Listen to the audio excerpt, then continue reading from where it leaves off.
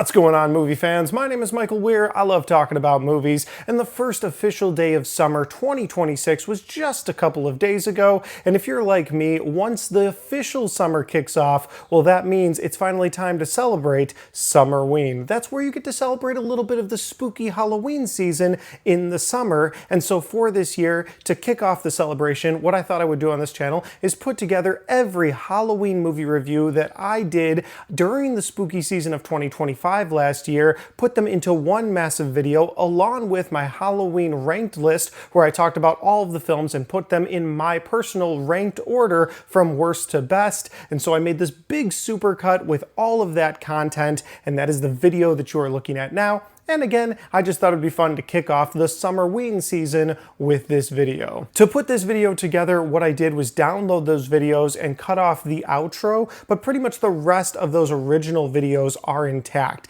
There were a couple of tweaks and edits I made along the way, but nothing crazy. So if you've already watched my entire Halloween movie review series and my ranked list last October, you might find that there's not too much new content in here. However, if you're looking for some spooky content that goes almost 4 hours long, or maybe even a little over 4 hours, well then I would definitely recommend putting this video on and starting Summerween the right way with me. All of that said, if this is the first time you found my channel and you've never seen any of my reviews, well I hope you enjoy these, and I also hope that you hit that subscribe button, check out all the different content that I have. Whether you like movie reviews, Blu-ray talk, or even ranked list videos, I've got a little bit of everything on my channel and I'd love for you guys to check it out. Alright, let's get into my entire Halloween movie review series and ranked list, Supercut.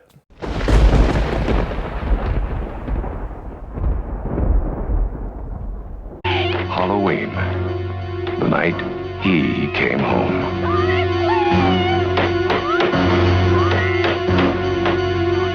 Halloween 1978 was directed by John Carpenter, and some people would say that this film was the greatest horror slasher film of all time. And while some may disagree with that statement, they at least have to acknowledge the significant cultural impact that this film had on the horror genre, while also defining the horror slasher genre going forward. And since today is October 1st, 2025, I thought it would be a great time to kick off my Halloween movie review series, where I will be watching and reviewing each and every one of the Halloween films in the Halloween franchise leading up to October 31st, 2025, where I will be dropping my full ranked list of the entire Halloween franchise from the worst to the best. So every Monday, Wednesday, and Friday right here on this channel, I will be dropping a movie review for a film in this franchise, and this is a franchise that I've been wanting to review for such a long time, but getting the timing right, making sure that this is in the scariest month of the year, leading up to the day that this whole franchise was named after,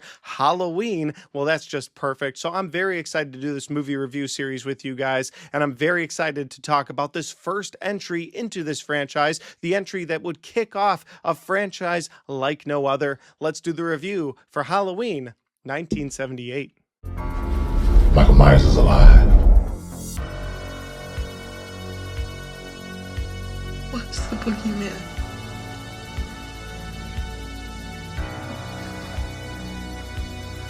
As a matter of fact, it was.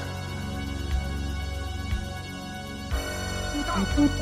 Stop it! Stop it! Stop it! Stop it!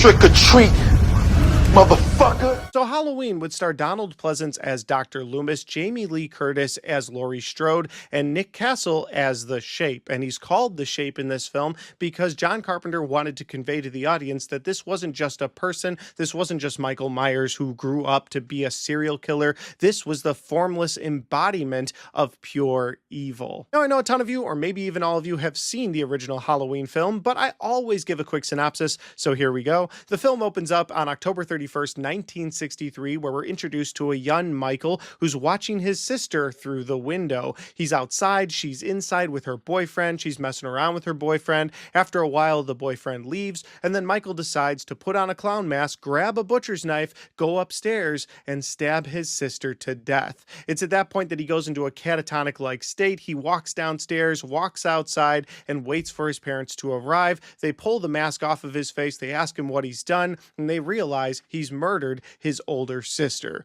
We're then transported 15 years later to Halloween 1978, where Michael is about to be transported from the sanitarium that he's been located in for the past 15 years. The scene opens with Dr. Loomis and his nurse driving up to the sanitarium. Loomis tells the nurse that he hasn't spoken in the last 15 years. He is just pure evil. There's nothing good about him, and transporting him is a terrible idea. And all of these fears of his are realized when he rolls up to the sanitarium and sees that a ton of inmates are just walking around. The gate is broken open, and Michael Myers seemingly has escaped. When Loomis gets out of his car to look around and try to figure out what's going on, Michael actually jumps in his car to head to Haddonfield, Illinois, so he can be there in time for Halloween.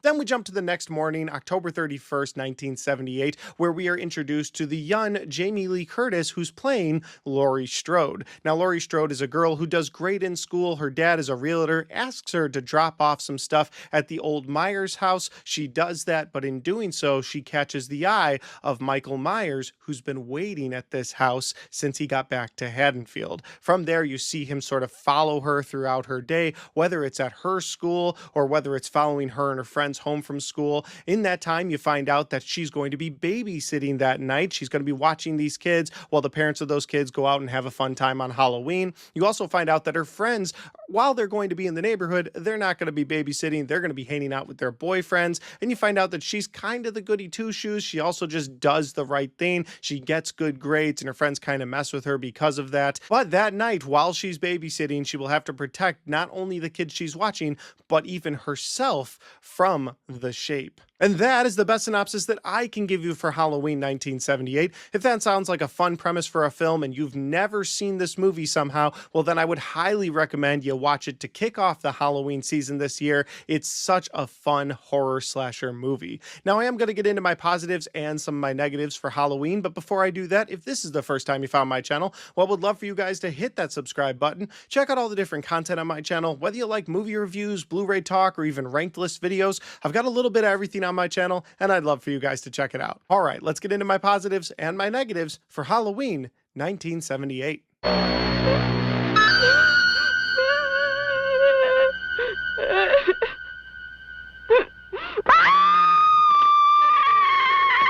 The first positive for this movie has to be the soundtrack for this film, that iconic Halloween theme song that we've all come to love over the years, all started off in this film, created by the great John Carpenter, putting together this soundtrack and getting a perfect theme song for The Shape that would be used for years to come. In fact, it's such a popular song that I can't play even a little bit of it in this video, or I will 100% get a copyright strike. That's how popular this song is. Obviously, the Halloween theme song is one of the greatest theme songs of all time, and so it has to be in my positives. My next positive for this movie has to be Jamie Lee Curtis as Laurie Strode. This was her feature film debut, and she did such a good job being that everyday girl that the audience could relate to, and not only relate to her, but they could also emotionally feel bad for her. Some of her friends, when they get killed in this movie, obviously you don't want anybody to die, but when they die in this movie, you're just kind of like, yeah, you weren't necessarily the best person.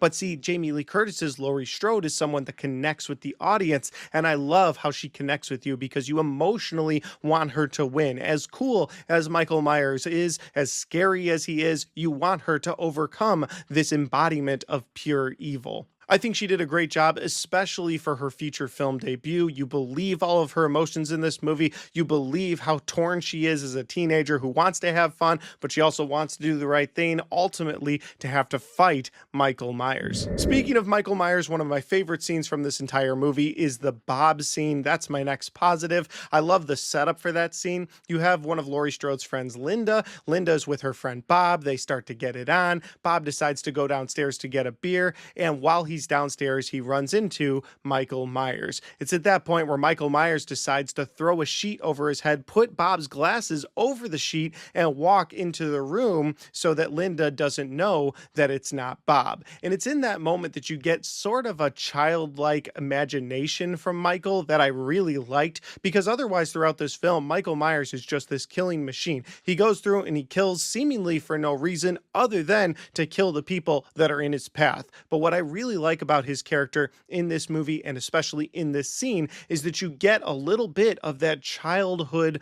Michael Myers, that little bit of having fun. You don't really see that from him the rest of the movie. My next positive, you get into something that Michael does in the final scene, which I really like, but that seems more on par with everything else he's been doing throughout this film. Whereas this scene gives you a little bit of levity and shows you that Michael Myers isn't just this killing machine, he's also this kid who never really grew up. He went to an insane asylum for the last 15 years. So the little boy Michael Myers that murdered his sister 15 years ago is still in there somewhere because he's wearing this ghost sheet with glasses as he walks into the room. There was absolutely no reason for him to do that other than to sort of mess with her. One of the few times you get a different side of Michael in this movie. And my final positive for this movie has to be the haunted house setting at the end of this film, where you get the first showdown between both Laurie and Michael Myers. What's cool about this scene is that Laurie is just hiding from him. She's trying to get away. And as she runs into this bedroom of this house, she sees one of her friends dead on a bed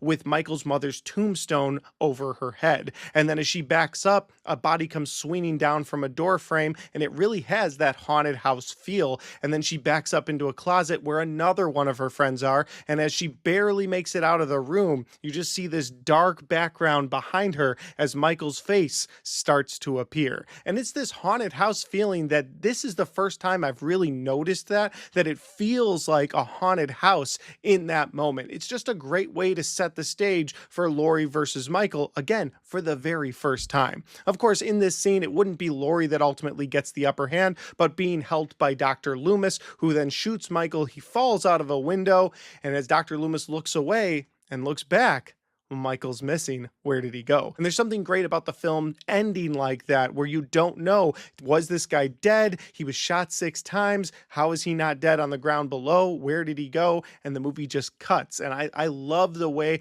that that whole scene plays out, again, like a haunted house, leading up to a mysterious ending of what happened to the shape. That'll do it for my positives. Now we have to move into my negatives, and I don't have too many negatives. I really do love this original Halloween film. I guess one gripe that I have for this movie is that Michael just knows how to drive. It's a weird thing, but Michael kind of has supernatural powers, so maybe you could just write it off as he can just do anything. But yeah, knowing how to drive is a weird thing that they do in this movie. He steals the car from Dr. Loomis at the beginning of the film, drives all the way to Haddonfield. Like, not only does he take the car, but this is 1978. There is no Apple Maps. So how's this guy driving to Haddonfield?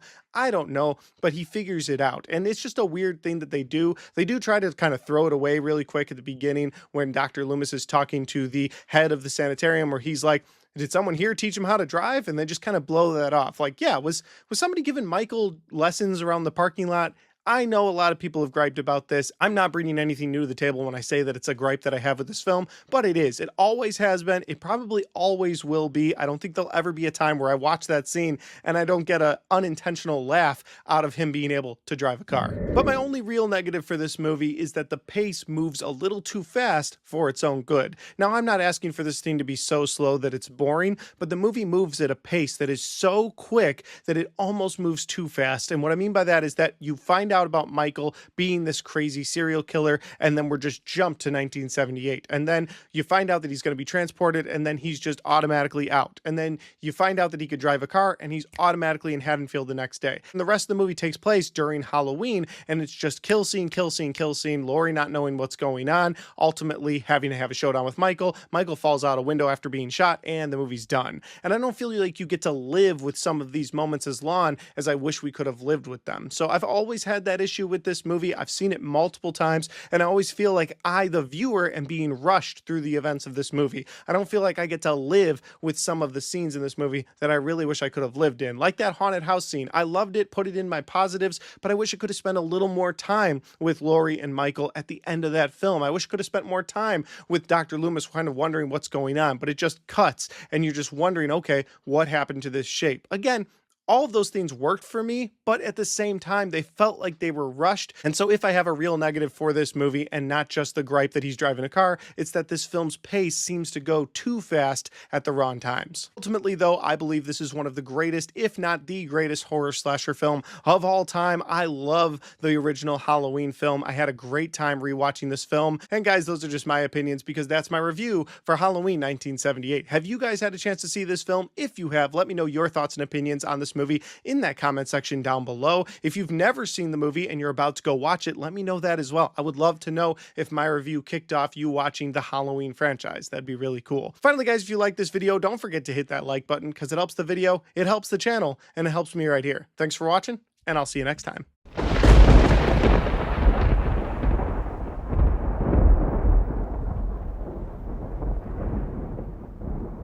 You don't know what death is.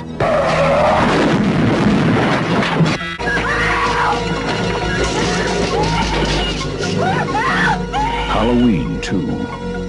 More of the night he came home. Halloween 2 came out in the year 1981 and was directed by Rick Rosenthal. This film would come out just 3 years after the original Halloween film in 1978. Now, the reason for the 3-year time gap between the two films was because the original producer of the first film, Deborah Hill, and the original director of the first film, John Carpenter, both decided that that film was perfect just the way it was, that it didn't need a sequel. However, that original film made $70 million on just a $300,000 budget, so of course the studio was going to pressure both of them into coming back, being the producers and writers for the second film. But if you're going to make a second film to that original Halloween 1978 film, well, then you have to go bigger, you have to go bolder, and you have to take some risks. And that's exactly what they did for Halloween 2. So let's do the review.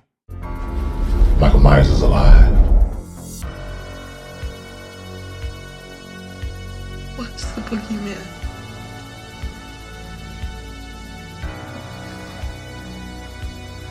As a matter of fact, it was. Stop it! Stop it! Stop it! Stop it! Stop it!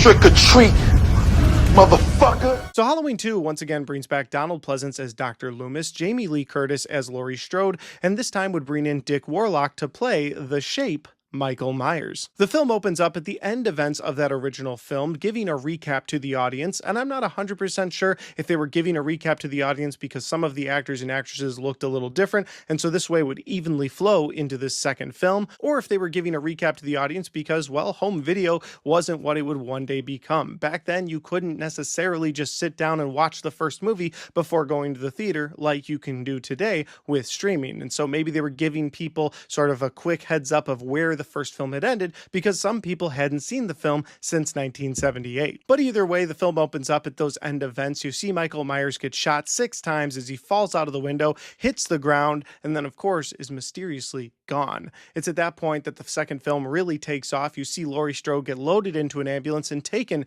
to a nearby hospital on Halloween night. There's an incident that happens where someone wearing the exact same outfit as Michael Myers, apparently a very hot Halloween outfit that year, is killed and he's burned alive, and so they're not sure if they've killed the real Michael Myers or not, so they take his body to a morgue to examine it. But while they're doing that, the real Michael Myers is not only on the loose still, but he's still killing his way to the hospital where Laurie Strode is. The majority of the rest of the events of this film take place inside that hospital, giving Michael a new playground, giving him new things to use as weapons throughout his killing spree in Halloween 2. And that is the best synopsis that that I can give you for Halloween 2. If that sounds like a fun time and for some reason you've never seen this film, well, I would highly recommend that you check it out. Now, I am going to get into my positives and my negatives for Halloween 2 here in a second, but before I do that, if this is the first time you found my channel, I would love for you guys to hit that subscribe button. Check out all the different content on my channel, whether you like movie reviews, Blu-ray talk,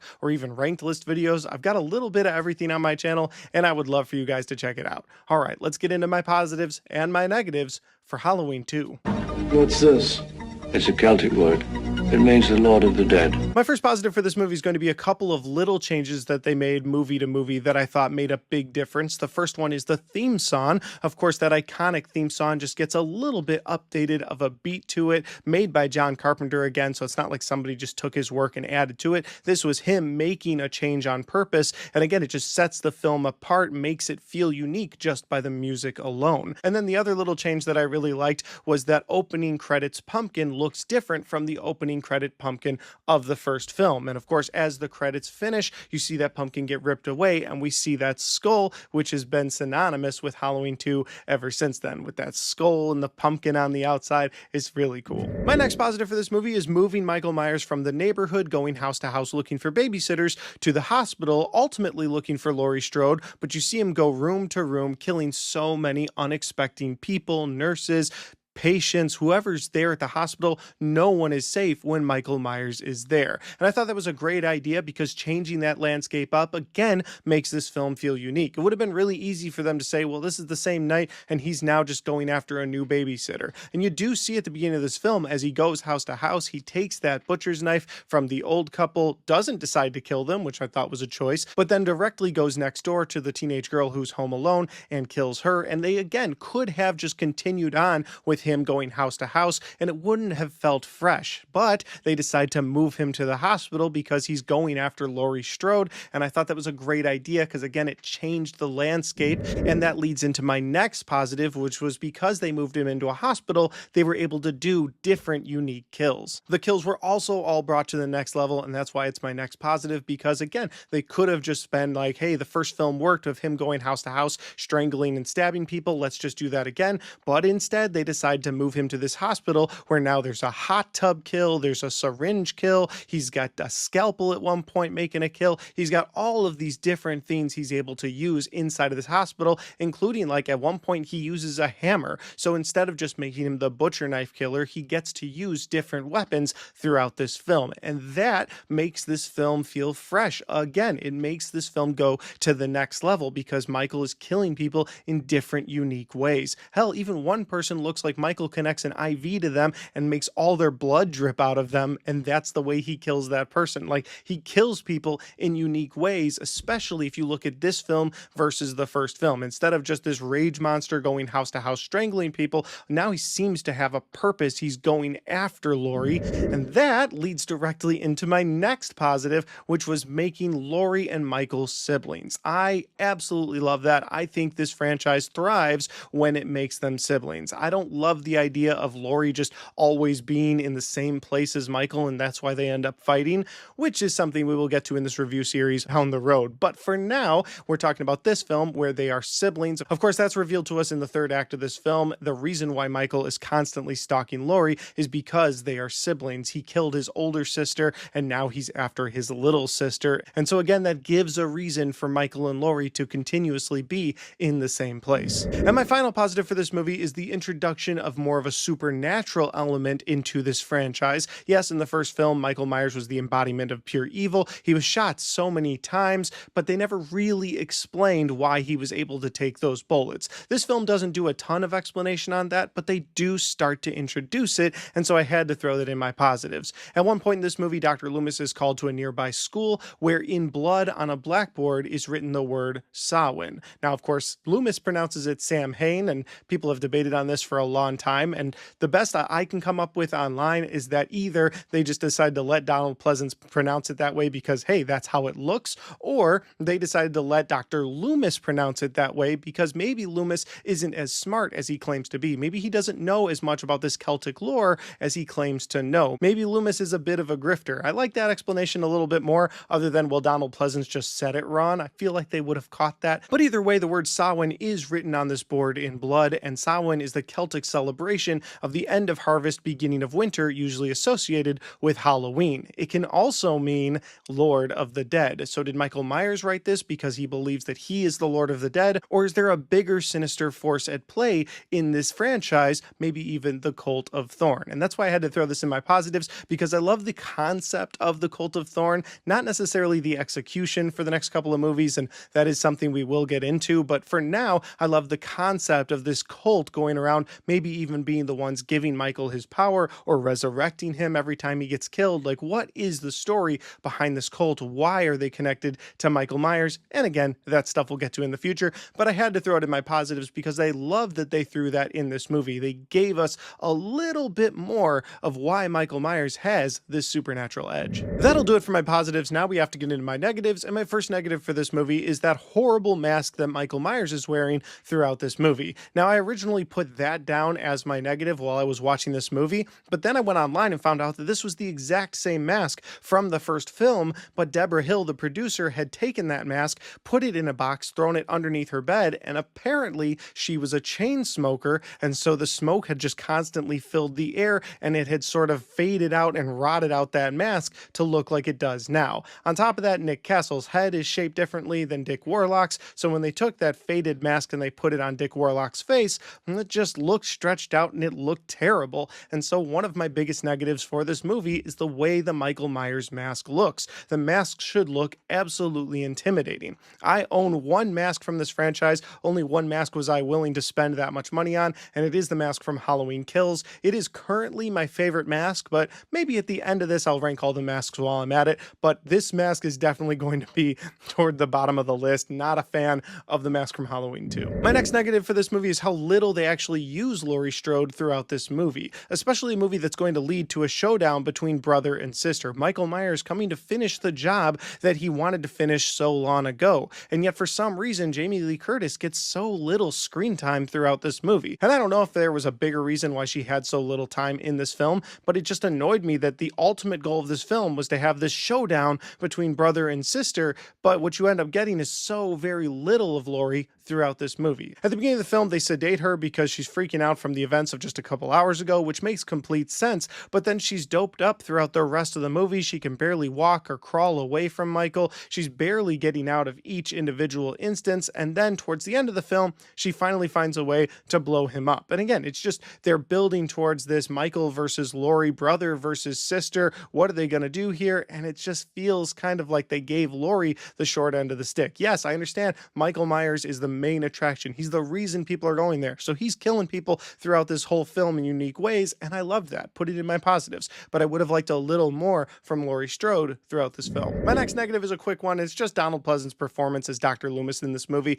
always makes me laugh, and I don't think it's supposed to, but he's so unhinged. You know, at the beginning of this film, he's talking about, I shot him 6 times, I shot him 6 times, and then later he's like, we have to take this so very serious. And then like a minute later, he's shooting out a police car window to get his way because he wants the cop to turn the car around and go the other way. So it's just funny watching his unhinged performance throughout this film. Maybe it's not a complete negative because I don't think I'd want this film any other way, but it always makes me laugh, and I don't think that's the goal of his character, and so I put it in my negatives. And my final negative for this movie is going to be the handling of the ending of this film. You get the big reveal in the third act that Michael is Laurie's brother, and that's why he's going after her. He wants to finish the job of killing his sisters, and so you come down to this final showdown between the two of them, and then he gets blown up along with Loomis. And I understand why they did that at the time. At the time, John Carpenter wanted to be done with Michael Myers. He didn't want to go past that first movie, so the second movie, he ended it definitively because then he wanted the Halloween franchise to go on and be something different. And that's why we got Halloween 3, Season of the Witch, which doesn't include Michael Myers at all. They tried something new. But of course, in the fourth movie, we're right back to bringing back Michael and Dr. Loomis, which means the end events of this film don't really matter. And so while there's an impact in the moment when I'm watching it, I know in the back of my head, this didn't really happen, or they're just going to retcon it when we get to part 4. Oh, the big explosion happened and they both got kind of messed up, but they're both back. And that was a huge explosion, like body parts. They should both be gone forever. Michael was blind. He got his eyes shot out at the end of this film, but he'll be back in part 4 and he'll be fine. And so that always bothers me as well. Just the handling of the end of this franchise, not having the ability to look forward and be like, this is going to be another hit. We're going to make another Michael Myers Halloween movie. But no, John Carpenter was adamant about wanting to end it. And so while I really enjoyed the majority of Halloween 2, I love the lore that was added to this film. I love the kills, but we get to the end, it just feels like they wanted to be final. They wanted to be done, and everybody knew it wasn't going to be done. But overall, even with those negatives, I still enjoy Halloween 2. I love the lore building in this film, making Michael and Laurie brother and sister. I love that the kills were brought to the next level because this was a sequel. They added in so much gore into this film, and I thought all of that worked for me. It's a film I would highly recommend to any Halloween fans. But guys, those are just my opinions because that's my review for Halloween 2. Have you guys seen this movie? If you have, let me know in the comment section down below. Let me know your favorite part of this movie, or is this one of your favorite entries into the entire franchise? Let me know in that comment section. And finally, guys, if you like this video, don't forget to hit the like button because it helps the video, it helps the channel, and it helps me right here. Thanks for watching, and I'll see you next time.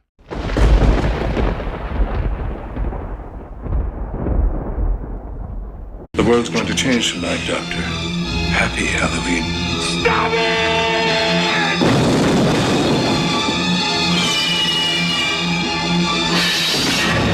Halloween 3, Season of the Witch, the night no one comes home.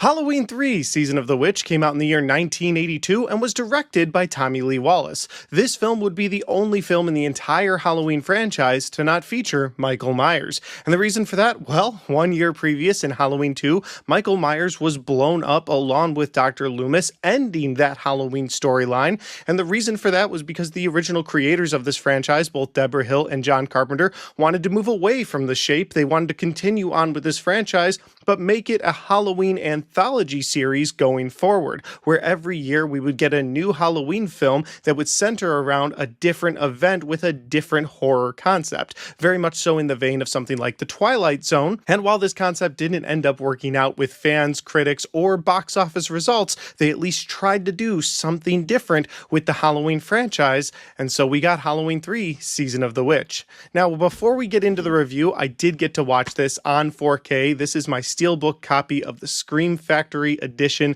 of Halloween 3 Season of the Witch. I think the artwork, this might be my favorite steelbook. I love the artwork on this thing, and the quality for the 4K upgrade is incredible. I've seen Season of the Witch a couple of times in the past, but this is the first time I've watched it on 4K, and it was incredible to look at. I love this transfer. If you get the chance to pick up a copy of this, I don't even know if they're still selling them, but if you get a chance, I highly recommend you watch it on this transfer to 4K. All right, let's do the review for Halloween 3, Season of the Witch. Michael Myers is alive.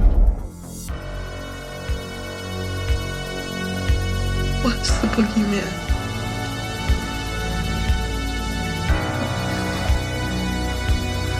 As a matter of fact, it was. Stop it! Stop it! Stop it! Stop it! Stop it!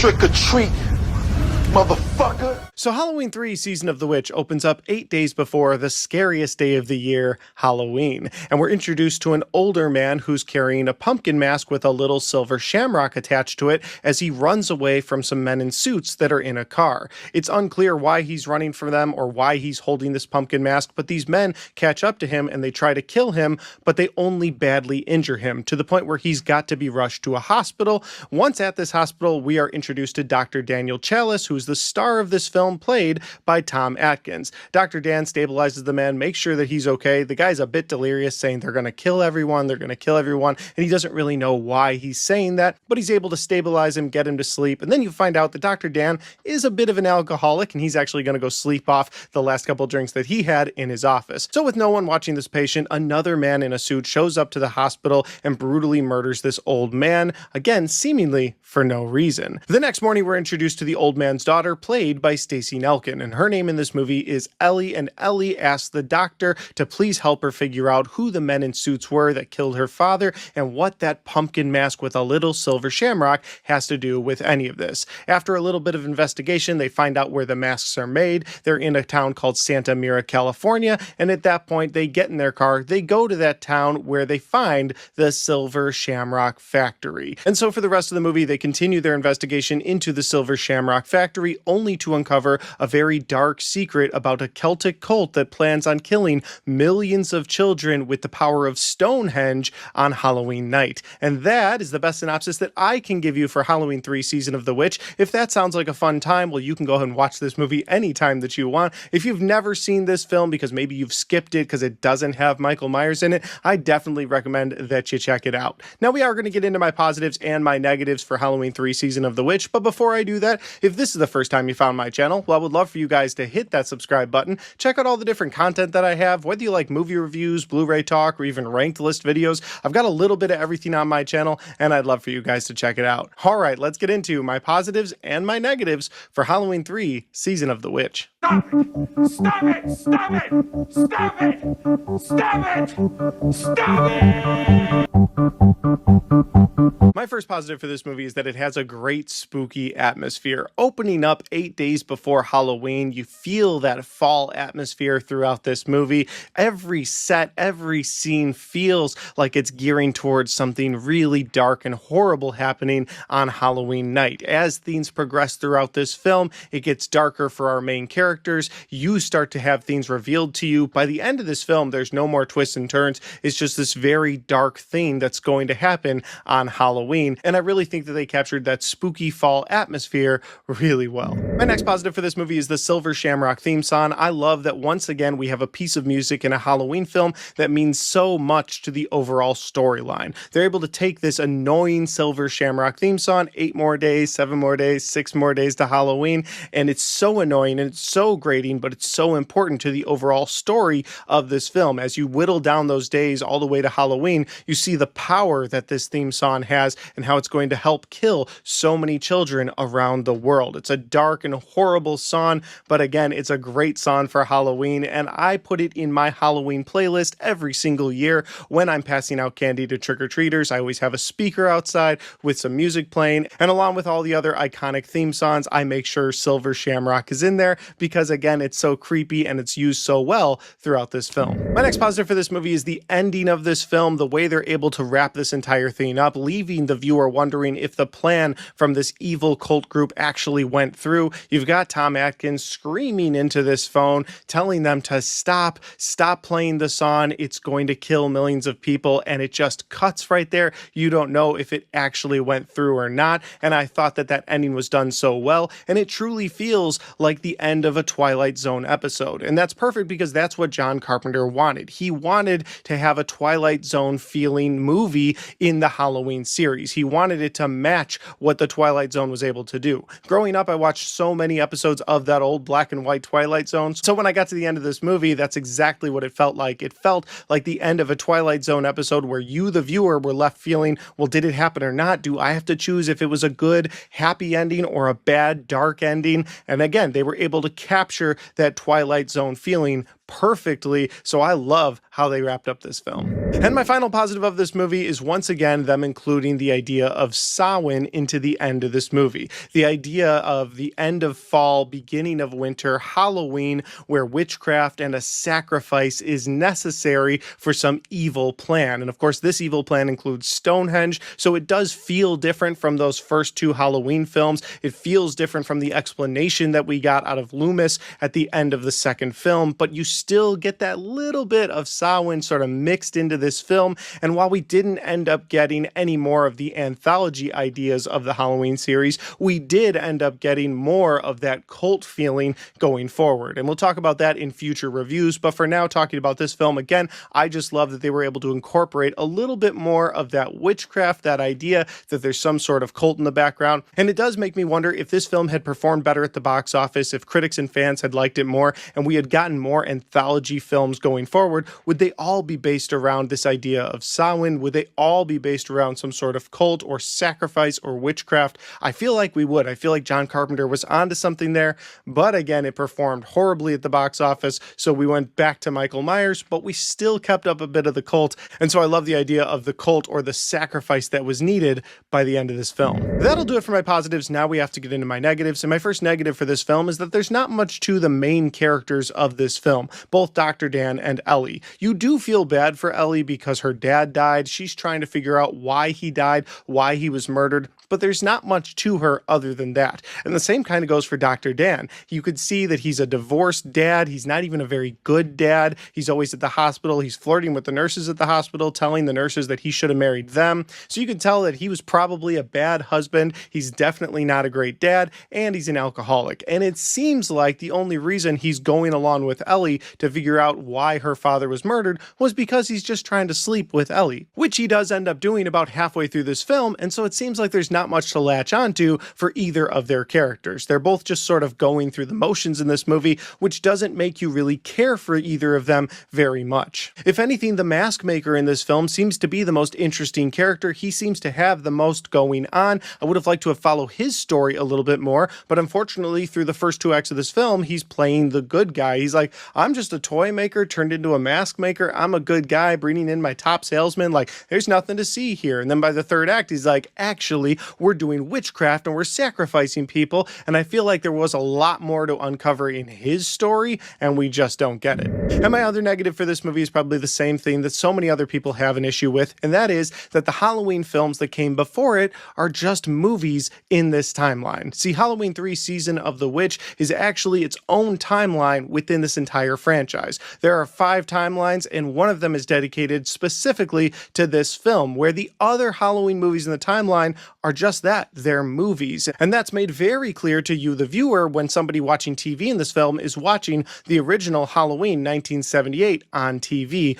right before another Silver Shamrock commercial. And so again, this is by itself completely. Everything that happened in the previous 2 movies, it's just that in this timeline. They're just movies. And I put in my negatives because that irritates me so much that we didn't find a way to make Michael Myers a thing in this universe or in this timeline. There's a way they could have done it. They could have had something happen where Michael Myers was at least talked about in a newspaper or something. Since this doesn't take place in Haddonfield, Illinois, it takes place in California. You could have had something, but instead they decided to cut it off completely, and it just feels wildly inconsiderate to my boy, Michael Myers. So I put this in my negative because I don't think this needed to be a complete standalone. I know they were trying to move on from Michael Myers. Clearly that didn't work, and so they should have found a way to incorporate him into this film. But even though this movie isn't connected to any of the main timelines, overall I still have fun anytime I sit down to watch this movie. It's a movie that they really swung for the fences on. They tried to do something new, and I respect them for that. Instead of just going back to the well, bringing back Michael Myers right away, they at least tried to do something different, and I can respect that. It's not my favorite movie in the Halloween franchise, but it's still a fun movie to watch, especially if you watch it as its own thing. Aside from all the Michael Myers stuff, you can have a fun time with Halloween 3 Season of the Witch. But guys, those are just my opinions because that's my review for Halloween 3 Season of the Witch. Have you guys had a chance to see this film? If you have, let me know in the comment section down below. Let me know where we agree or disagree. I always love hearing your thoughts on movies, and this one's been out for so long, so you've probably been able to see this multiple times. If there's something in it you love or don't love that I didn't talk about today, make sure you throw that in the comment section. Finally, guys, if you like this video, don't forget to hit that like button because it helps the video, it helps the channel, and it helps me right here. Thanks for watching, and I'll see you next time.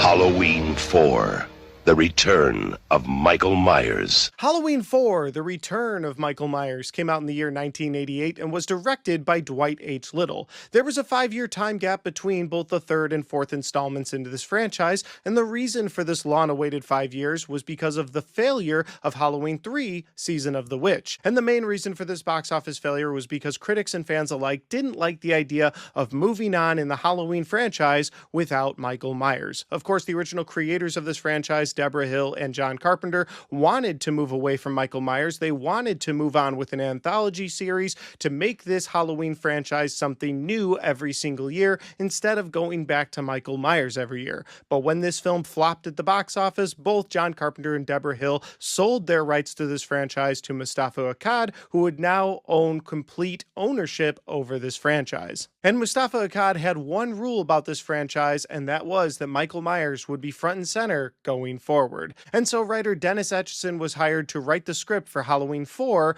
but when he turned it in, Mustafa Akkad said that the script was too cerebral. There's a lot of rumors and stories online of what that original script was, and what I was able to figure out was that they wanted to focus on some of the kids from the original first 2 Halloween films. Maybe now they were teenagers, and Michael Myers was more of an idea or the embodiment of evil, but he wasn't in human form. And again, Mustafa Akkad wasn't looking for that. He was looking for Michael Myers in the flesh to do some slashing. And so with that in mind, writer Alan B. McEver was hired to write the script for Halloween 4, but there was a catch. He only had 11 days to write this script and turn it in before a writer's strike was going to hit. So even though there was a 5-year time gap between both of these films, the final script for Halloween 4, The Return of Michael Myers, was written in only 11 days.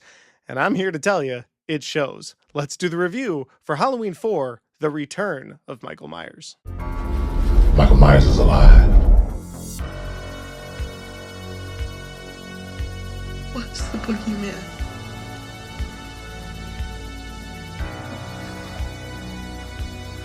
As a matter of fact, it was. Stop it! Stop it! Stop it! Stop it! Stop it!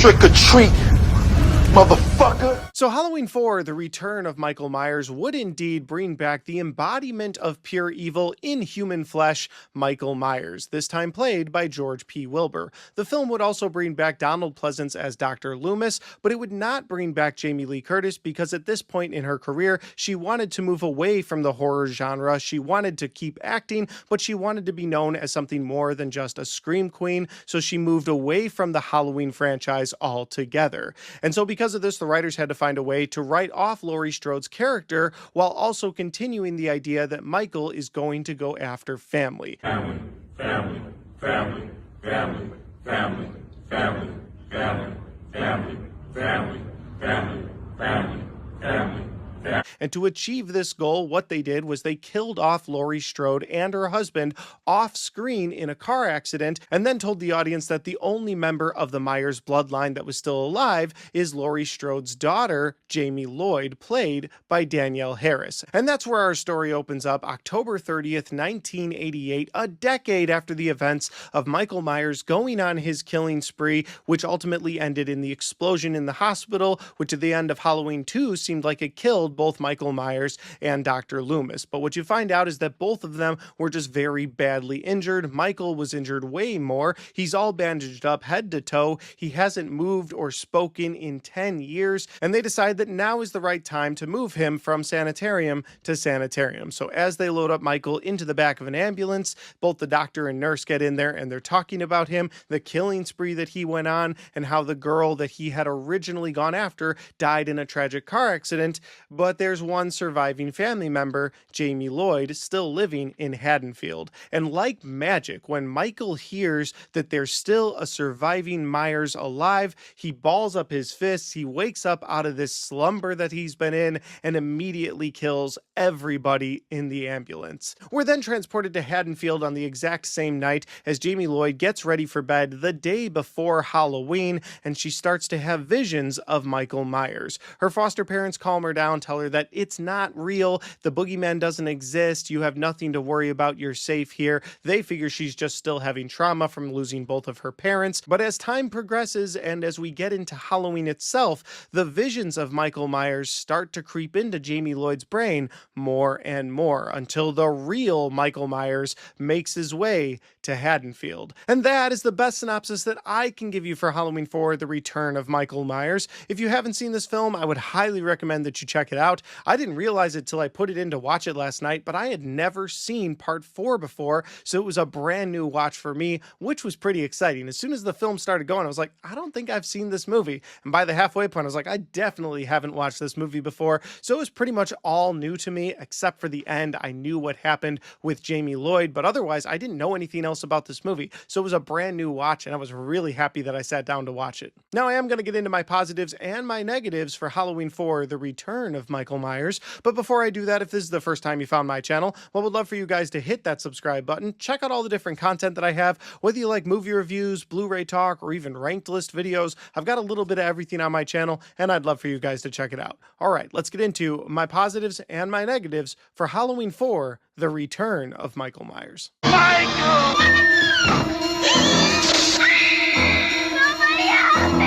He's here to kill that little girl and anybody who gets in his way. My first positive for this movie is going to be the opening credit sequence for this film, especially being my first time watching it. This is one of the reasons I knew I hadn't seen the film when it started, because I was like, I've never seen these shots before. And if you've seen the movie, you know what I'm talking about. The opening credit sequence of this film are these still shots of the Midwest Haddonfield, and it's beautiful to look at. It captures the fall spookiness so damn well. I loved the opening credits of this film. Not to take anything away from the original 2 films, I loved the opening credits of those movies with the pumpkin, and that was clearly missing in this film. But since they were sort of soft rebooting this franchise with this film, I was okay with the difference in opening credits. And again, they were really gorgeous to look at. Again, captured that fall Midwest atmosphere so damn well. My next positive for this film is Michael coming back to Haddonfield and cutting the power to the entire town before he looks for his niece. And I thought that was such an intelligent move that made him a bit more frightening than the original 2 films. Because in those original 2 films, he's kind of just killing at random. He kills people he comes across while he's ultimately looking for his sister, Laurie Strode. But in this film, he's looking for his niece, Jamie Lloyd, but in doing so, he knows he's gonna need to be tactical about it, and so he cuts the power to the entire town by throwing someone's body into the power lines. It's not like he got in there and started unplugging stuff. He did it the easy way. He picked a guy's body up and threw him into the electric field. That did cut the power for the whole town. But I guess the point I'm making here is that him doing that gives him an intelligence that we hadn't seen before, and that ultimately makes him that much more frightening. And my final and biggest positive in this movie is going to be what they did with the character of Jamie Lloyd at the end of this film. Now, it's hinted at pretty heavily throughout the film that Jamie Lloyd is not okay. She's going through the motions in this film, but she's clearly dealing with trauma of losing her parents. She's dealing with the trauma of kids at school consistently making fun of her, saying that the boogeyman is her uncle, laughing about her mom dying in a car accident. And then she's clearly dealing with trauma from Michael Myers himself as she's having visions of him. Michael Myers is trying to get to her. And because of that, at the end of this film, she breaks. She lets in pure evil. And it seems that Jamie Lloyd is now the embodiment of pure evil herself, as she picks up the knife and goes after her foster parents, only to have Dr. Loomis freak out at the fact that he believes now that evil has transferred itself from Michael Myers to Jamie Lloyd. And I think the reason that that's such a big positive for me is that it's such a huge swing for this franchise. You bring back the Halloween franchise that fans had just turned on in part 3 for getting rid of Michael Myers, and one of the biggest swings that they go for is making someone new become the embodiment of pure evil, taking that evil away from Michael Myers and giving it to someone new. Again, it didn't pay off 100%, and of course we were going to continue getting Michael Myers down the road, but just the idea of them saying, okay, the fans didn't like us taking away Michael Myers in part 3, what if we kind of do it in part 4? I thought it was a really ballsy move. Before moving on to my negatives, I just want to say I had no idea that Rob Zombie had taken so many elements from Halloween 4 for his Halloween 2 film. The end of this movie, especially with Michael going out in a hail of bullets and then then the younger Laurie Strode sort of becoming this new embodiment of pure evil is exactly what played out in Halloween 4. Again, I'd never seen Halloween 4 before, so when I saw it last night, I was like, hey, this is what Rob Zombie did. I'm like, wait a minute. He did that. He basically used the ideas from Halloween 4 into his own film. We will get to Halloween 2, the Rob Zombie version, down the line in this review series, but I just wanted to point that out. I had never realized that. But now we'll move on to my negatives, and my first couple negatives are more gripes than anything else. The first gripe that I have with this film is opening with Jamie Lloyd having that dream sequence of Michael Myers. All of a sudden, Michael Myers is in her bedroom. She has no idea why. She starts to run from him. It makes for a good moment if Michael Myers was actually there, but because this was more of a dream sequence or just all happening in her head, I thought it was a weak way to start off the Michael Myers versus his niece in this film, because again, this is a soft reboot of a movie, and so when you have it start with a dream sequence of a girl that's never actually seen Michael Myers, it didn't really work for me. So the dream sequence, I didn't like it. Again, it's more of a gripe. And my other gripe for this movie is something I'm probably going to gripe about in other reviews going forward in this franchise, but it's the mask. That mask is terrible. It loses all of the features or the scariness of those original first two Halloween films. And while I thought the second film, the mask was weaker, it was still way better than this mask. I don't know where they picked up this dollar store mask, and they kind of write that away by Michael literally pulling it out of a Halloween mask store, but it was a terrible mask. Again, it's more of a gripe. I know that over the years the mask changes, and so sometimes it's really good, sometimes it's really bad, but in my opinion, the mask for Halloween 4 is really bad. But let's move on to my real negatives, and my first real negative for Halloween 4 is Dr. Loomis not doing anything new. He comes into this film just like he did in the previous entries in this franchise. He tells somebody Michael Myers should not be transferred, he should not be moved, we shouldn't do anything with him, only to find out that Michael Myers has escaped, and then he goes to Haddonfield to warn the police. They don't believe him at first, but then he gets them to believe him, so then he and the police go after Michael Myers. And so Loomis doesn't do anything we haven't seen him already do in the past. It does nothing for the movie to make it feel fresh. It's just Dr. Loomis coming in and doing the exact same thing he's done in two other movies. This guy is an absolute fraud as a doctor, in my opinion. And that leads directly into my next negative, which is that this film is kind of boring while also making Michael Myers just as one note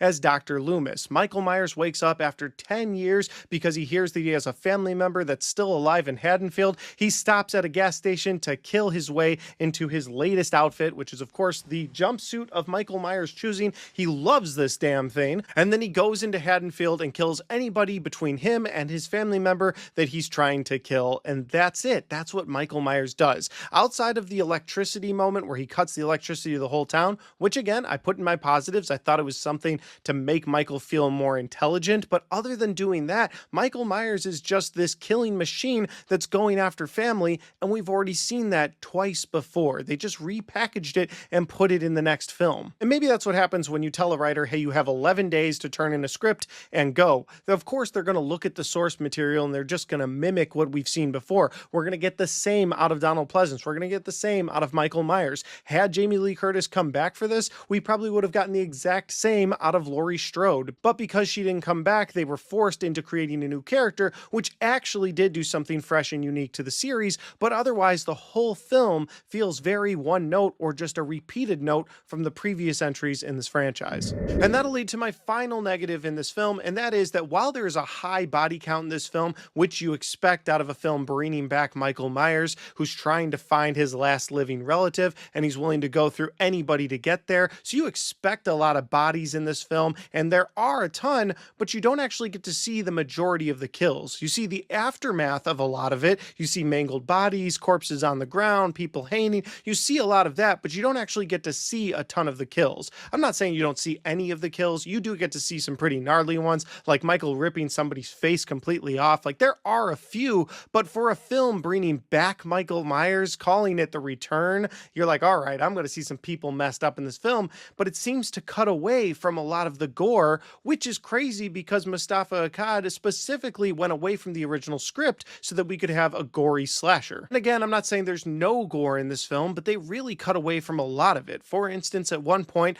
Michael Myers is holding a shotgun, and I was like, oh, is my boy going to use a gun? And he uses it, but not in the traditional way. He shoves the gun into someone, and at that point you'd figure, ooh, I'll see some guts, but no, it just kind of cuts away from that, and I don't know why. I don't know if there was a rating thing. I know a lot of the Friday the 13th films ran into rating problems, and they had to cut a lot of the gore out, so I don't know if that's what happened to Halloween 4, but it was kind of disappointing to have this return of Michael Myers and then cut away from the majority of the kills. Overall, I think this film had some nice positives in it, and I loved the swing that they took, making Jamie Lloyd the new embodiment of pure evil, but it felt very rushed and it felt very repackaged. It felt like they took the elements from the first two movies that worked the best and they just threw them into this film and they rushed it onto the screen, which is crazy to think about because they had 5 years to come up with a new idea, and the best they had was, let's take the greatest hits from the past with Loomis and Michael and just package them into this film. This isn't a terrible film, but outside of the twist ending at the very end,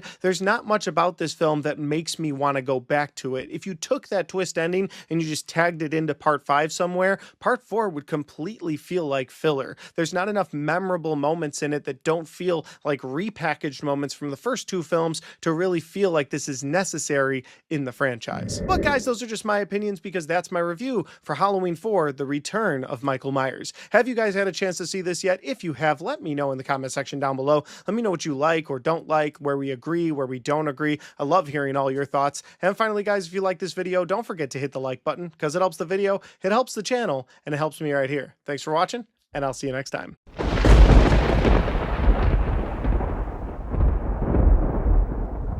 And this time, he's back with a vengeance. Halloween 5, The Revenge of Michael Myers. Halloween 5, The Revenge of Michael Myers is directed by Dominique Girard and would come out in the year 1989, just one short year after The Return of Michael Myers had hit theaters. This film would continue on the first timeline of the franchise, which would show Michael continuously going after members of the Myers family, trying to eradicate the Myers bloodline. And so today I'm continuing on with my Halloween movie review series, where I'm watching each and every one of the films in the Halloween franchise and releasing the reviews for those films every Monday, Wednesday, and Friday in October of 2025, leading up to the spookiest day of the year, Halloween, where I will then drop a full ranked list of the entire Halloween franchise from the worst to the best. So let's do the review for Halloween 5, The Revenge of Michael Myers. Michael Myers is alive. What's the boogeyman?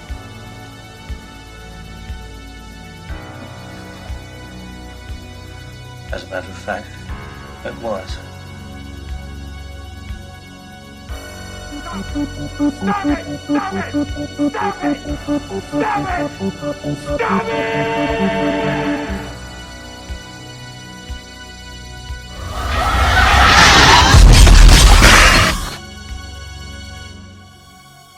Trick or treat, motherfucker. So Halloween 5, The Revenge of Michael Myers would continue on the story from part 4, which would mean bringing back Danielle Harris as the young Jamie Lloyd, the niece of Michael Myers. We would also get Donald Pleasance back as Dr. Loomis, and I think at this point he is the most reoccurring actor in this entire franchise. And for the 4th time in this franchise, which only has 5 movies so far, we would get a brand new person playing Michael Myers. This time around, Don Shanks would play The Shape. The film opens up with a recap of the end events of part 4. You see Michael once again go out in a hail of bullets as he falls into the cave below. Then the police take a couple sticks of dynamite, throw him down there to blow Michael up once and for all. But that's where our story opens, because Michael made his way to the bottom of that cave and then found a way to crawl out just as it was exploding. So Michael lands in the river right next to the base of the cave, and the river swiftly carries him away. And it carries him directly to a kind old fisherman because when he is found by this fisherman, the fisherman decides, you know what, I'm just going to take care of this guy until he's better for the next year. And that's when we do a time jump in this film of 1 year to October 30th of 1989. It's at this point where we start seeing Jamie Lloyd wake up in a hospital while Michael Myers wakes up from his coma that he's been in for over a year. And as Michael Myers' hands will move, you'll notice that Jamie's hands will move as well. And as Michael Myers gets up and starts to wreak havoc on this fisherman and anybody in his path on the way to Haddonfield, well, Jamie can sense that too. And you can see that there's some sort of link or some sort of connection between both Michael Myers and Jamie Lloyd. And so once again in this franchise, you have Michael Myers on his way back to Haddonfield to look for a member of his family, but this time Jamie seems to be more connected to Michael, while you also have Dr. Loomis in the mix trying to figure all of this out. And while all of that is going on, there's a mysterious man in black that has shown up in Haddonfield and seems to be tracking Michael Myers' every move. And that is the best synopsis that I can give you for Halloween 5, The Revenge of Michael Myers. If that sounds like a fun time, well, you should check this movie out. It is the spooky season, so I always recommend checking out a spooky movie or two. Now I am going to get into my positives and my negatives for Halloween 5, but before I do that, if this is the first time you found my channel, well, I would love for you guys to hit that subscribe button, check out all the different content that I have, whether you like movie reviews, Blu-ray talk, or even ranked list videos. I've got a little bit of everything on my channel, and I'd love for you to check it out. All right, let's get into my positives and my negatives for Halloween 5, The Revenge of Michael Myers. Halloween 5. This time, they're ready.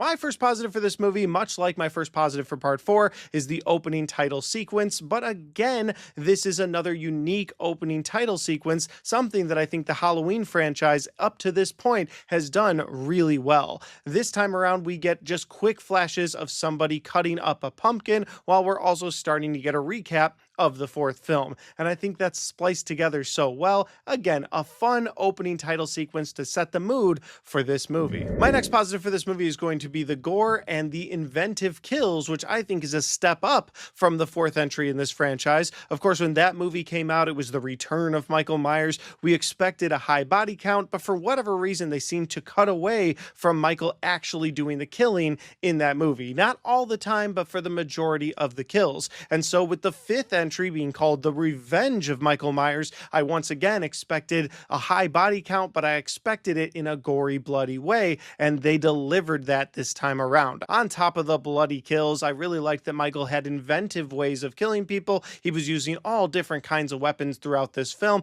Instead of just using a knife or just using his hands, again, he would find inventive ways. And I think that was one of my positives for part 2 in this franchise, because putting Michael in a hospital gave him access to all different kinds of things that you wouldn't necessarily consider to be weapons, but he would use them as weapons. And so I thought the fourth film was really lacking in the kills department or the inventive kills. And like I said, I think part 4 was really lacking in the kills department. So when you get into part 5, I think they did a great job with the gore, with the blood, but also the inventive kills for Michael Myers. And since that's half the reason that I'm watching a Halloween film, I was very happy with that. My next positive for this movie is Danielle Harris. I don't think I gave her enough credit in my review in part 4, so I wanted to give her the credit here. I thought she did a great job as the young Jamie Lloyd, being terrified of Michael Myers, but also being brave enough to sort of face those fears, and you bought into every emotional moment that she had, and she is extremely emotional throughout this entire film because she's connected to Michael Myers. Sometimes she's seen exactly what she's seen. She sees him tearing people apart before he even does it,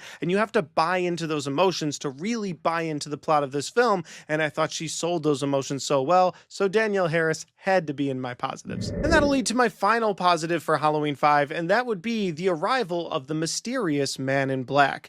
This guy shows up to the town. You don't get too many details about him. He does, oddly enough, have the same weird symbol on his wrist that Michael Myers has on his wrist, but you don't really get any more details about him. He just shows up one day completely dressed in black, carrying a black bag, and he slowly tracks Michael throughout the film until he makes his way towards Michael at the end, only to break him out of jail. And the last frame of this movie is Jamie Lloyd walking back into the police station where she thought she was safe, seeing that all of the police officers have been gunned down, the cell has been blown open, and the mysterious man in black, along with Michael Myers, are gone. And I just love that this franchise is trying to give us something new, something fresh, and something unique in every installment. You know, in the fourth installment, we found out that Jamie Lloyd was more connected to Michael than we realized, and now in this installment, there's this mysterious man in black that's helping Michael get out of jail. Why are they on the same side? Does this have anything to do with Samhain? Does this have anything to do with Michael's supernatural abilities? His arrival in this franchise made us ask a lot of questions, which again felt fresh and unique to this franchise that was kind of running stale on the idea of Michael just always going after family. That'll do it for my positives. Now we have to move over to my negatives, and once again, I am here to complain about the mask that Michael Myers is wearing. There is a dumbass expression on Michael Myers' mask for this entire film, and the mask itself doesn't look like it fits the actor's head for the majority of the film. It's like all fluffed out. Like the fourth film, you've got the guy with the collar, he flips it up and kind of tucks the mask away, and I was like, okay, I can buy that a little better. But then in this film, the mask is just hanging out and it doesn't look like it fits his head correctly. Once again, I think they botched the mask. Listen, I'm throwing these in my negatives because I know down the line when we get to the 2018 trilogy, I love those masks. So they eventually will perfect the mask, but for now, I'm still complaining about it. The mask is awful in this movie. My next negative for this movie is that the story itself is a bit messy. I know a lot of people complain about the mysterious man in black in this film, but for me, that's not the messy part. I liked that. That was fresh to the franchise. For me, the messy part was the story itself. The idea of Michael and Jamie being connected, I was looking for the end game to that. I was looking to the reason for that, and we never really seemed to get it. We get a couple of monologues from Dr. Loomis throughout this film because he's still going through this franchise, still tracing down Michael Myers, and maybe he even thinks there's still a part of Michael that wants to do the right thing. He thinks at one point that maybe Michael is tracking down his bloodline so he can end this curse, so he can end the idea of him having to be this supernatural entity. But again, that's just Dr. Loomis's opinion, and you never get anything clear. So because that's not clear, the whole storyline of Michael and Jamie being connected to each other mentally doesn't really make a lot of sense, and they don't take the time to really explain it any further than they already have. My next negative for this movie is going to be the slapstick style humor that they try to inject into this film. Listen, I'll be the first one to say I don't mind a moment of levity in a serious horror movie. If you've got a serious horror movie, people getting sliced and diced, and you want to inject a little bit of humor so that you give me, the viewer, a little bit of breathing room, the ability to sit back and be like, okay, that was kind of funny. If you want to do that to a horror movie, I'm fine with that. But the idea that they were like, how about some slapstick humor where we have these cops make these really dumbass jokes, and every time they do it, we'll have horns and boom noises go off in the background, and not in the background of the movie, just for you, the viewer, so you know that it's time to laugh. That'll be funny, right? That'll work. And it doesn't. It's horrible. Took me completely out of the movie. The first time it actually happened in the movie, I had the surround sound on and the horn came from the back, and I thought somebody had a horn outside my basement window. I was like, that was a weirdly placed horn. What was going on with that? And then when it happens again in the movie, I was like, wait, that's coming from the movie? They actually thought that the way to inject humor into a Halloween film was with slapstick style comedy. That's awful. I have one more big negative to get to for this film, but before getting there, I will talk about a couple of things that annoyed me. The first thing that annoyed me is Michael's precision driving. It wasn't bad enough that they had him driving a car again, something that's always irritated me in the Halloween franchise. This guy was locked up for more than 20 years and he can just drive a car, no problem. Fine. But now they've got him precision driving a muscle car. He's able to stop it on a dime. He's able to make turns. He's able to speed up, and it's ridiculous. I don't know why they decided Michael Myers would look cool in a muscle car, but he does not. And the other annoyance that I had in this movie was them changing the original look of the Myers house. You know, you went from having this two-story sort of Midwest looking home to a big Gothic mansion with all these rooms. It's ridiculous to think that this is the same Myers home in the same timeline as that original Michael Myers house, and now it's this big Gothic mansion. Again, two things that just annoyed me. They're negatives, so I put them in my negative column, but they weren't enough to make me go on and on about them. And my final negative for this movie is going to be the annoying side characters that we get throughout the entire film. And these are the characters that are pretty much all going to meet their end at the hands of Michael Myers, but they're so unlikable. They're so ridiculously over the top. Characters like Tina. Why did a character like that get written into a Halloween movie? This was an awful character, probably the worst character in the entire franchise so far, and yet we had to deal with Tina the entire time. The first time she came on screen, I was like, okay, Michael needs to kill her first. Nope, they kill off the girl from the fourth movie who actually had a storyline going into part 5. But instead, they're just like, nah, we're going to give it to Tina. We'll see how she does throughout this film. And she makes it all the way to damn near the end of the film before she finally meets up with Michael Myers. Like, there was no reason for this film to have her in this film that long. But that's what this movie does with the side characters. They're just annoying to the point of you wanting Michael to take them all out. And maybe that's the point. Maybe the film doesn't want you to feel bad about liking the kills in this film, so it wants to throw in side characters that sort of annoy you, or maybe you got a guy who's a dick to people, and so you're like, yeah, get him. And so while I can understand that, it still annoys me that every side character in this movie was somebody that I wasn't rooting for. I was rooting for Michael the entire time. Overall, this film had some good kills to it, and I did appreciate the Man in Black portion of the storyline because it at least tried to do something new. But this film, much like part 4, is another film that I don't think I'm going to go back to in this Halloween franchise anytime soon. I think if I want to watch a Halloween movie, I'm going to watch one of the other films in the franchise way before I ever watch part 5. But guys, those are just my opinions because that's my review for Halloween 5, The Revenge of Michael Myers. Guys, if you had a chance to see this film yet, if you have, let me know in the comment section down below. Let me know where we agree or disagree. Tell me some of the things you like or don't like about this movie. Maybe there's some things that I didn't mention that you want to talk about. Throw all that in the comment section. And finally, guys, if you like this video, don't forget to hit the like button because it helps the video, it helps the channel, and it helps me right here. Thanks for watching, and I'll see you next time.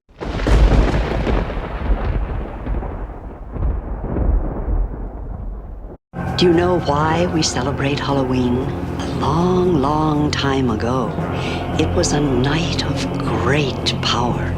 Oh, there was a marvelous celebration, and they dressed up in costumes, hoping to ward off the evil spirits, especially the boogeyman.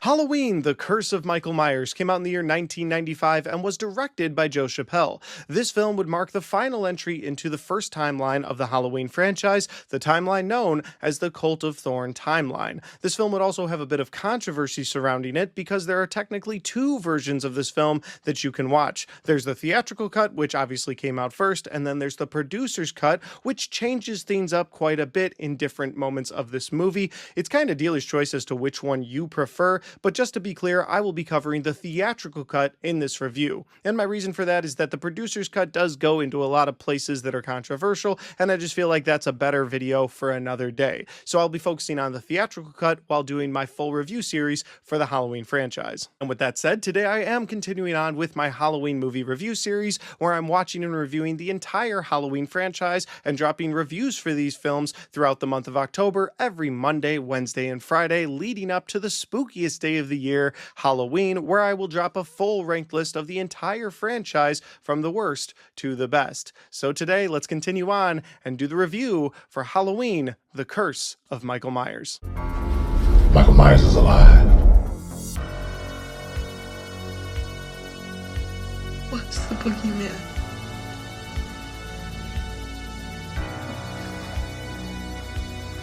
As a matter of fact, it was. Stop it! Stop it! Stop it! Stop it! Stop it!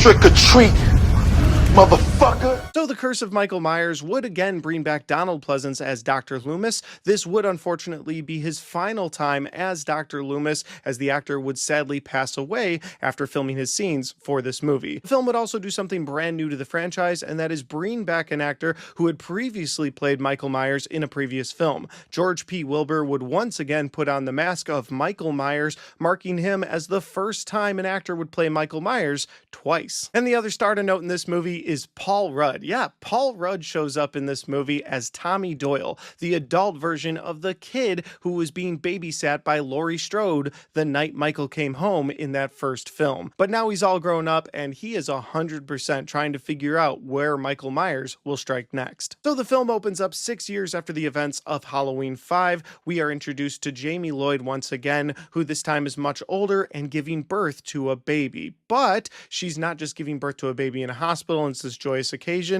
No, she has been kidnapped by the Cult of Thorn and she is giving birth to the next Myers bloodline baby. We find out that the Cult of Thorn genetically found a way to make her have this baby. Again, we're talking about the theatrical cut. We're not talking about the producer's cut, which we won't even get into, but she gives birth to this baby while they're doing a cult-like ceremony around her, and then one of the nurses that helped deliver this baby has a change of heart, and she's like, hey, here's your baby, get the hell out of here, I don't want to see you go through this. So Jamie starts to leave, and that's when Michael Myers comes out, because for the last 6 years, remember, he was broken out of jail by the Man in Black, who apparently took him back to where the Cult of Thorn was at, and now Michael Myers is there. He kills the nurse that helped her, and then goes after Jamie. Jamie's able to not only call into a radio station, which Tommy Doyle had been listening to, and tell everybody that Michael Myers was back, but she was able to stash the baby before Michael is able to take her out once and for all. The film then jumps to October 31st, 1995.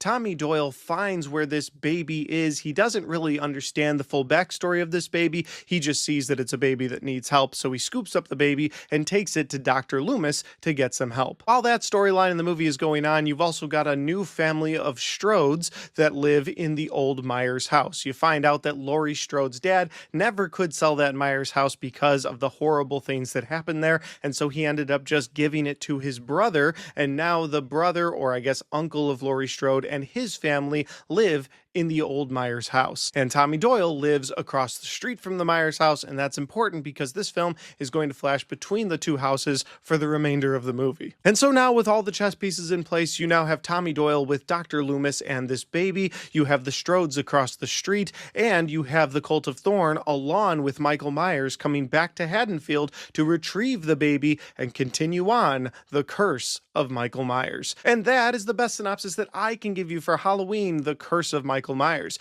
If that sounds like a fun time, well, you should go check this movie out, whether you prefer the theatrical cut or the producer's cut. Now I am going to get into my positives for Halloween 6 here in a second, but before I do that, if this is the first time you found my channel, well, I would love for you guys to hit that subscribe button, check out all the different content on my channel, whether you like movie reviews, Blu-ray talk, or even ranked list videos. I've got a little bit of everything on my channel, and I'd love for you guys to check it out. All right, let's get into my positives and my negatives for Halloween, The Curse of Michael Myers. Now, everyone will know the truth. I knew what he was, but I never knew why.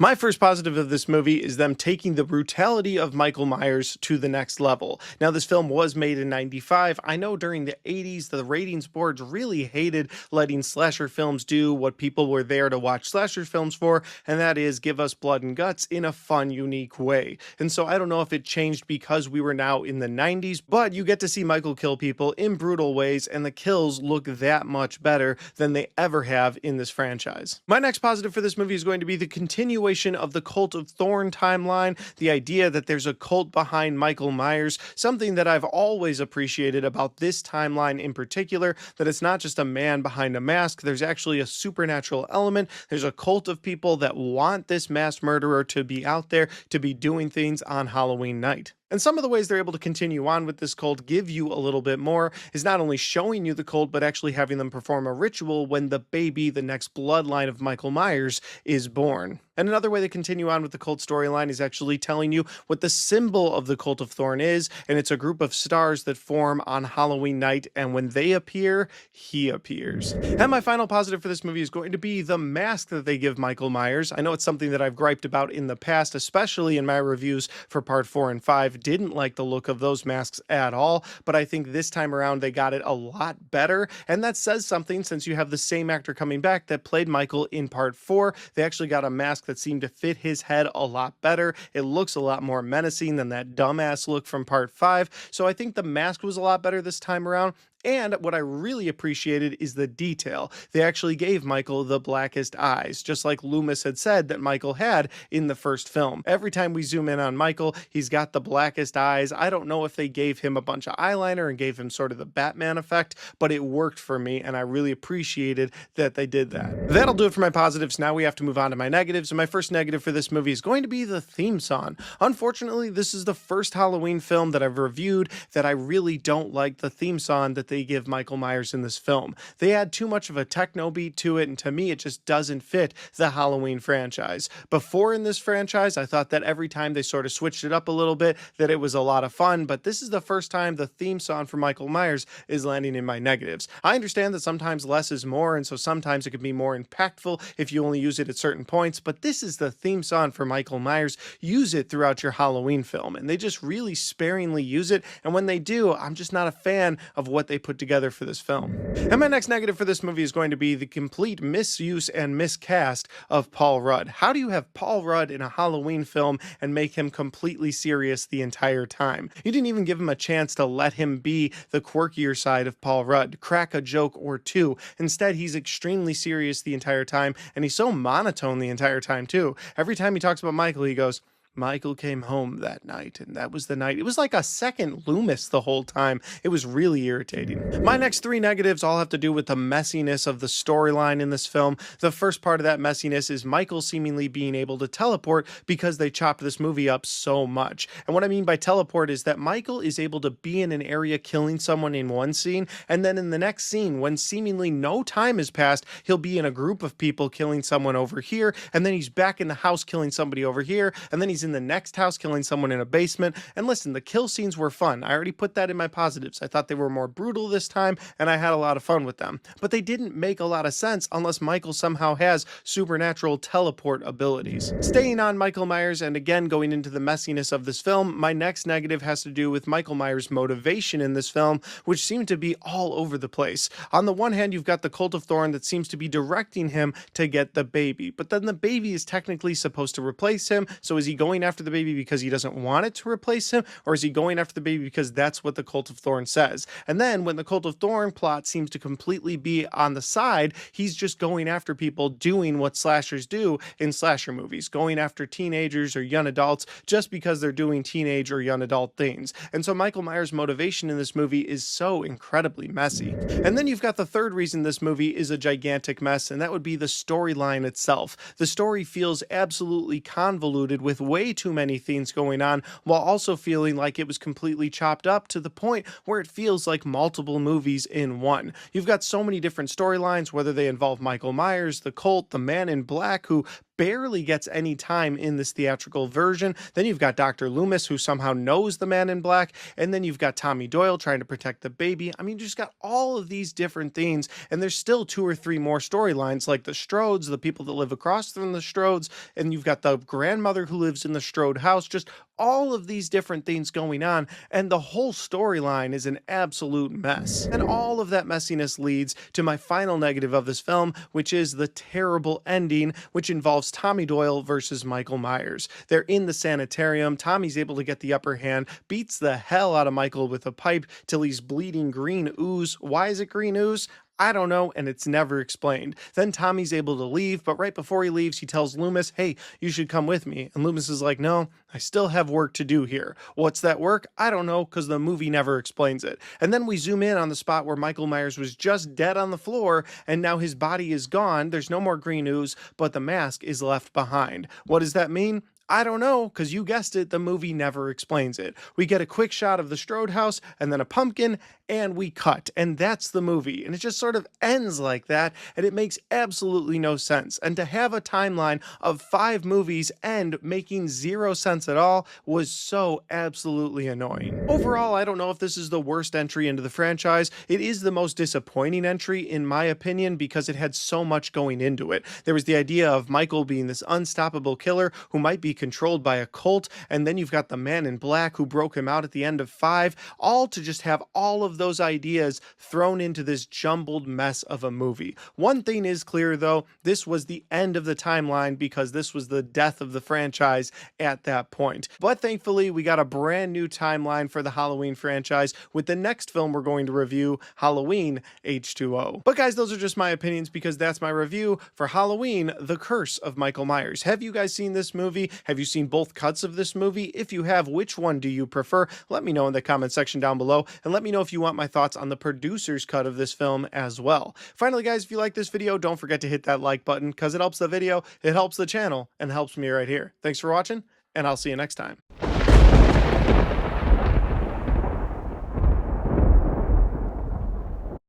It's going to be a fight to the finish.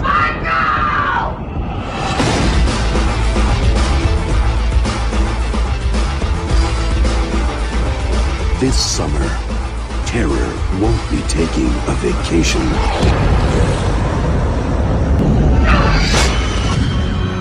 Halloween H2O. Halloween H2O was directed by Steve Miner and came out in the year 1998. This film would come out 20 years after the events of the original 2 films in the franchise, and the reason for that being significant is that this film would serve not only as a soft reboot to the Halloween franchise, but it would also create a brand new timeline in the Halloween series. We had the Cult of Thorn timeline before this, we also had the one-off Season of the Witch timeline before this, but now we had a brand new timeline that would only recognize the events of the first 2 films in the franchise and then jump all the way to Halloween 20 years later. So let's do the review for Halloween H2O. Michael Myers is alive. What's the boogeyman?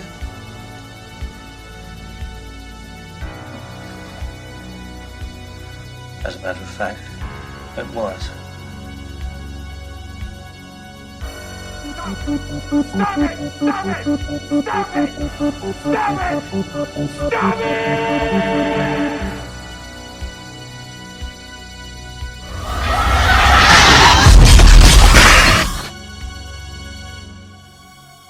Trick or treat, motherfucker. So Halloween H2O would finally bring back Jamie Lee Curtis as Laurie Strode, the sister of Michael Myers. Of course, in the Cult of Thorn timeline, she was killed off-screen in a car accident, and then her surviving daughter would go on to take her role in the franchise, the person that Michael Myers would be going after. But in this new timeline, Laurie Strode never died off-screen in a car accident. She continued living. She even changed her name to Carrie Tate to avoid Michael Myers. The film would also introduce to us the actor Josh Hartnett, and it was really cool seeing that he got his start in this film when he would then go on to be in a bunch of early 2000s horror flicks, and then he would take a break for a little while, but most recently he's come back in the M. Night Shyamalan film Trap, and this year in 2025 he was in a fun action film called Fight or Flight. I'm so happy that he's back to making big movies. But again, this was our introduction to Josh Hartnett, and in this film he would play the son of Laurie Strode, or Carrie Tate,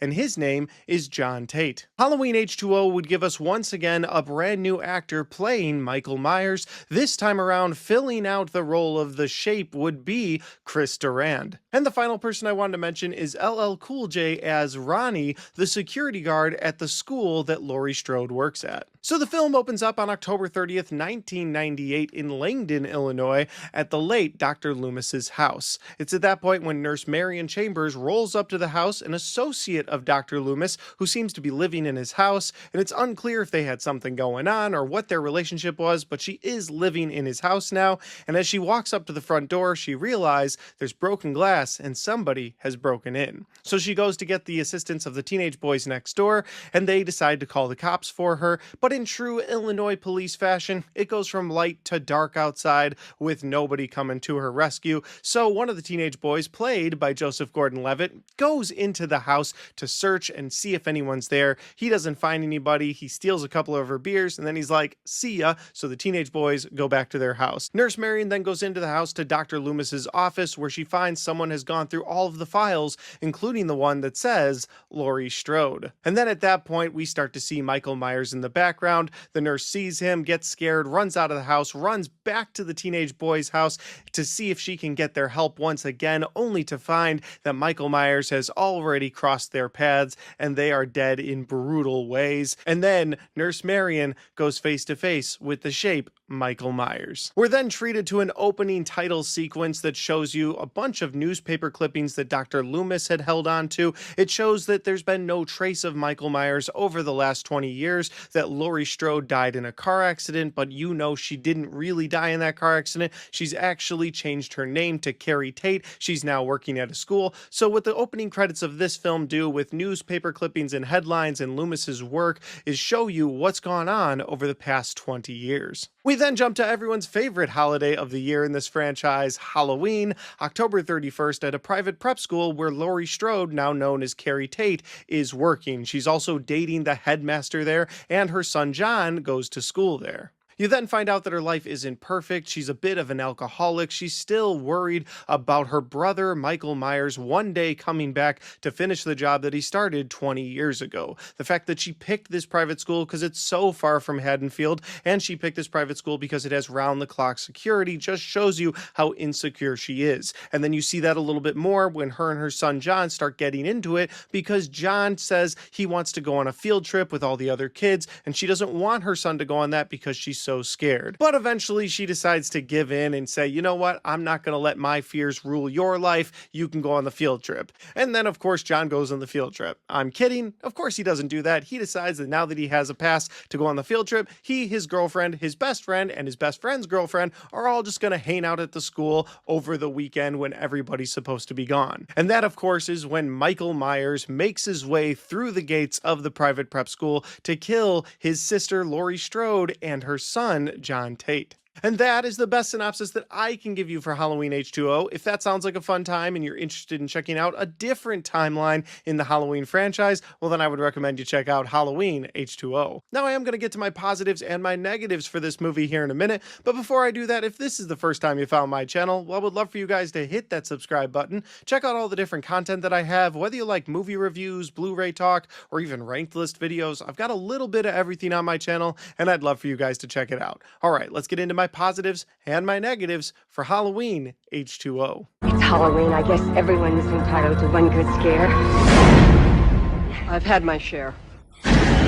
My first positive for this movie is going to be Jamie Lee Curtis and the performance that she gives throughout this film. I think it's such a different performance, turning her character of Laurie Strode from this girl that was a schoolgirl, had her whole life in front of her, she was babysitting, she was talking to her friends about boys, and now we jump 20 years in the future and she's this alcoholic recluse, scared to let her own son out of her sight because of what her brother might come back and do. And I felt like Jamie Lee Curtis had a lot of work to do to convince us that she had changed as a person over those 20 years, and she really had, and she had done such a great job changing that character of Laurie Strode from that young innocent girl to someone who's terrified of what's really out there in the world. You see that throughout the movie so many times when she's vulnerable, telling her boyfriend her backstory, something that she normally keeps very guarded, and then you see another side of her come out towards the end of this movie when she decides enough is enough, she's done running, she sends her son to safety and then turns around and goes back into the school to face Michael Myers head to head. And again, she just portrays all of these emotions so damn well. I love her portrayal as Laurie Strode in this film. My next positive for this movie is something that I really appreciate out of this timeline in particular, and that is leaving Michael and Laurie brother and sister. It's a big gripe I have about the 2018 timeline, and of course we'll get to those movies down the road, but for now we're talking about the H2O timeline, and I appreciate that they leave it as Michael and Laurie are brother and sister, because it gives Michael and Laurie the reason to go at each other one-on-one, because it's not just an aimless serial killer. If Michael had gotten out and Laurie had moved all the way across the country to a private prep school, he had no reason to go after her. It's not like she necessarily stopped him. It was more Loomis than anybody else in those first two films, and Loomis is dead now, so if Michael was back, he would just start going after other random people or other babysitters. But again, in this movie, they are still brother and sister, and I appreciate that because it shows that bond that's between the two of them, the reason that Michael has to go after his sister, and I love that they kept that intact in this timeline. My next positive is going to be another theme between Michael and Laurie, and that is the final showdown that they have in this film. I think it's one of the best back and forths that Michael has with any character in this franchise. He doesn't automatically get the upper hand, but he never looks weak against her. She is able to outmaneuver him at different points, but through most of this final showdown, he's throwing her around the room, throwing her through tables, trying to stab her, stabbing her. She's crawling under tables trying to get away from him. It's a great edge of your seat moment between the two of them, and it goes on for a good amount of time. I really appreciated the effort they put into that final showdown between the two of them. And my final positive for this movie is Michael only using a knife throughout the majority of this film. I decided to put this last in my positives because it's also kind of a negative. In the past, Michael's been really creative with some of his kills. He's been able to kill people with unique things that are around him, and since he was in a school, it would have been cool to see him maybe kill some people with some school items, but you don't really get that. There is a skate that's used at the beginning of the film, but I don't think you get to see Michael use that, and then there is a cork used at another time of the film, but again, you don't really get to see it being used very much. Pretty much throughout this film, you just see Michael wielding a knife to do his killing. And so the reason that's kind of a negative is because, again, in the past, you've been able to see him do cool stuff with other things, but why it's overall in my positives is because anytime Michael pulls that knife out in this film, you know he means business. In the past, he might miss you with a knife, or the knife may not kill you, it may be something else he uses to kill you, but again, in this movie, it really establishes Michael and the knife. And you may be able to say, well, he established himself in the first film when he sticks somebody to the wall with a knife, and I agree, but in that film, he was using his hands, he was using a knife, but in this film, if he pulls that knife out, it's go time, and your ass is next. So like I said, that can be a positive and a negative. If you're somebody who prefers Michael with a knife, then you'll really love the kills in this movie, and if you're someone who prefers that Michael use all the different weapons to his advantage that he finds around him, well then you'll be a little irritated that you don't really get that in H2O. That'll do it for my positives, and now we get into my negatives, and my first negative for this movie is that I understand Michael has this bond between himself and Laurie, and so once he comes back 20 years later, the first thing he does is seek out Laurie Strode and her son to take both of them out, to kill the Myers bloodline, something that he started in Halloween 1 and 2. And while I don't really have a problem with that, and I appreciate that they're still family, where I do have a negative is Michael's motivation in this movie, or the reason that he came back 20 years later, is pretty weak. It doesn't really explain to you why he's been missing for 20 years. He's just been missing for 20 years. And when he does finally decide to come out and go after Laurie, the only thing that the movie gives you is that the first time he attacked Laurie was when she was 17, and now her son just turned 17, and so now her son is 17, she was 17, so that's why Michael came back. The number 17. Why? The movie doesn't really explain it, they just hope you go along with it. So that's why it's a negative, because it's kind of a shallow reason for Michael to come out 20 years later. At least in the 2018 film, he breaks out of prison 40 years later, and so that makes a little more sense.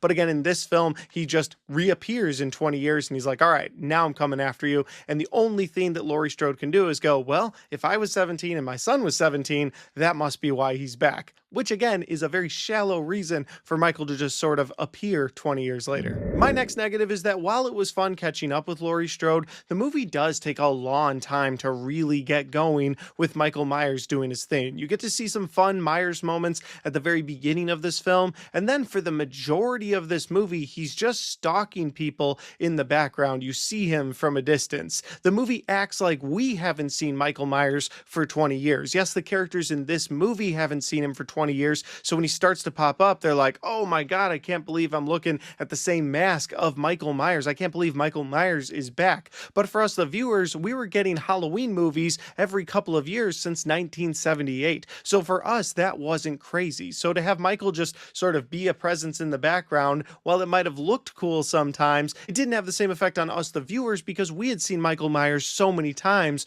over the years. So I understand it was big for these characters, but because they make it this big reveal moment for these characters, it really slows down the pace of the movie. Now again, you get into that final act or maybe halfway through the second act and you are going with this film. I mean, it is at a great pace. Michael going after John, Michael going after Laurie, Michael going after anybody in his way, and it has a satisfying ending. But until you get to that moment, it really takes its time because Michael Myers is in the background. But again, he hasn't been in the background for us, so it really slows down the first half of this film. And my final negative of this film is that it is a bit predictable. There's nothing groundbreaking in this film. There's some good performances from people, all the positives I already gave you, but the film opens with Michael Myers is back, and then Michael Myers is going after Laurie, and then Laurie fights Michael Myers, and then Laurie beats Michael Myers. I mean, it's the same beats that we've had in previous Halloween films, especially the ones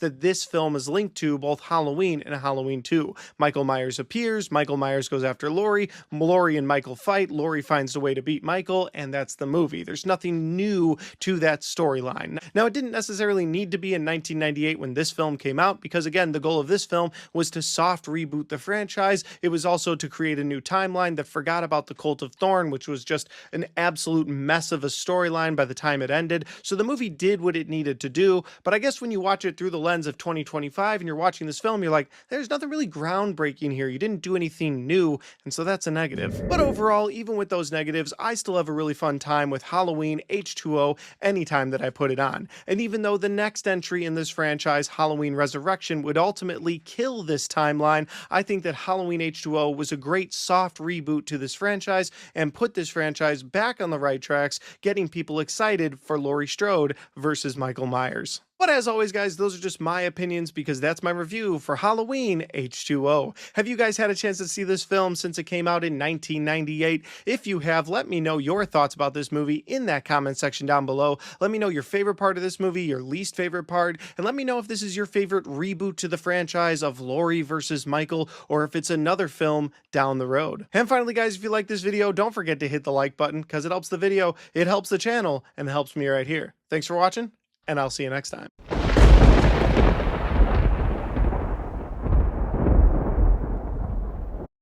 Somebody please help us. Hello, Michael. I knew you'd come sooner or later. What took you so long? Trick or treat, mother.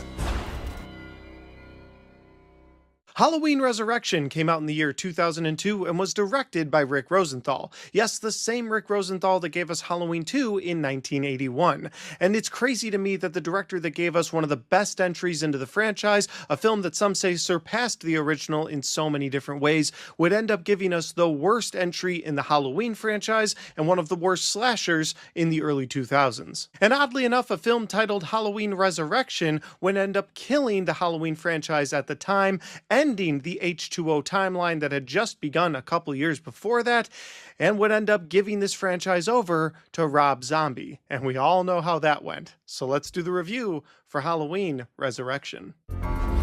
Michael Myers is alive. What's the boogeyman?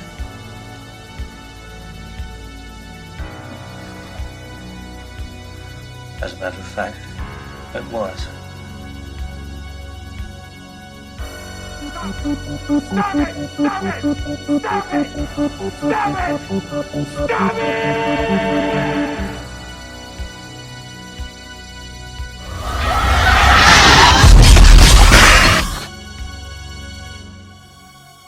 Trick or treat, mother. motherfucker! So I've been going over in my head how to tell you guys who stars in this film. I mean, typically I tell you who stars in the movie, what their role is, and then I jump into a brief synopsis, and I'm pretty much going to do that here. It's a pretty simple process, but I'm still trying to wrap my head around who the main stars of this Halloween film are. For instance, Jamie Lee Curtis is in this film, reprising her role as Laurie Strode once again. However, she's only in this movie for a couple of minutes.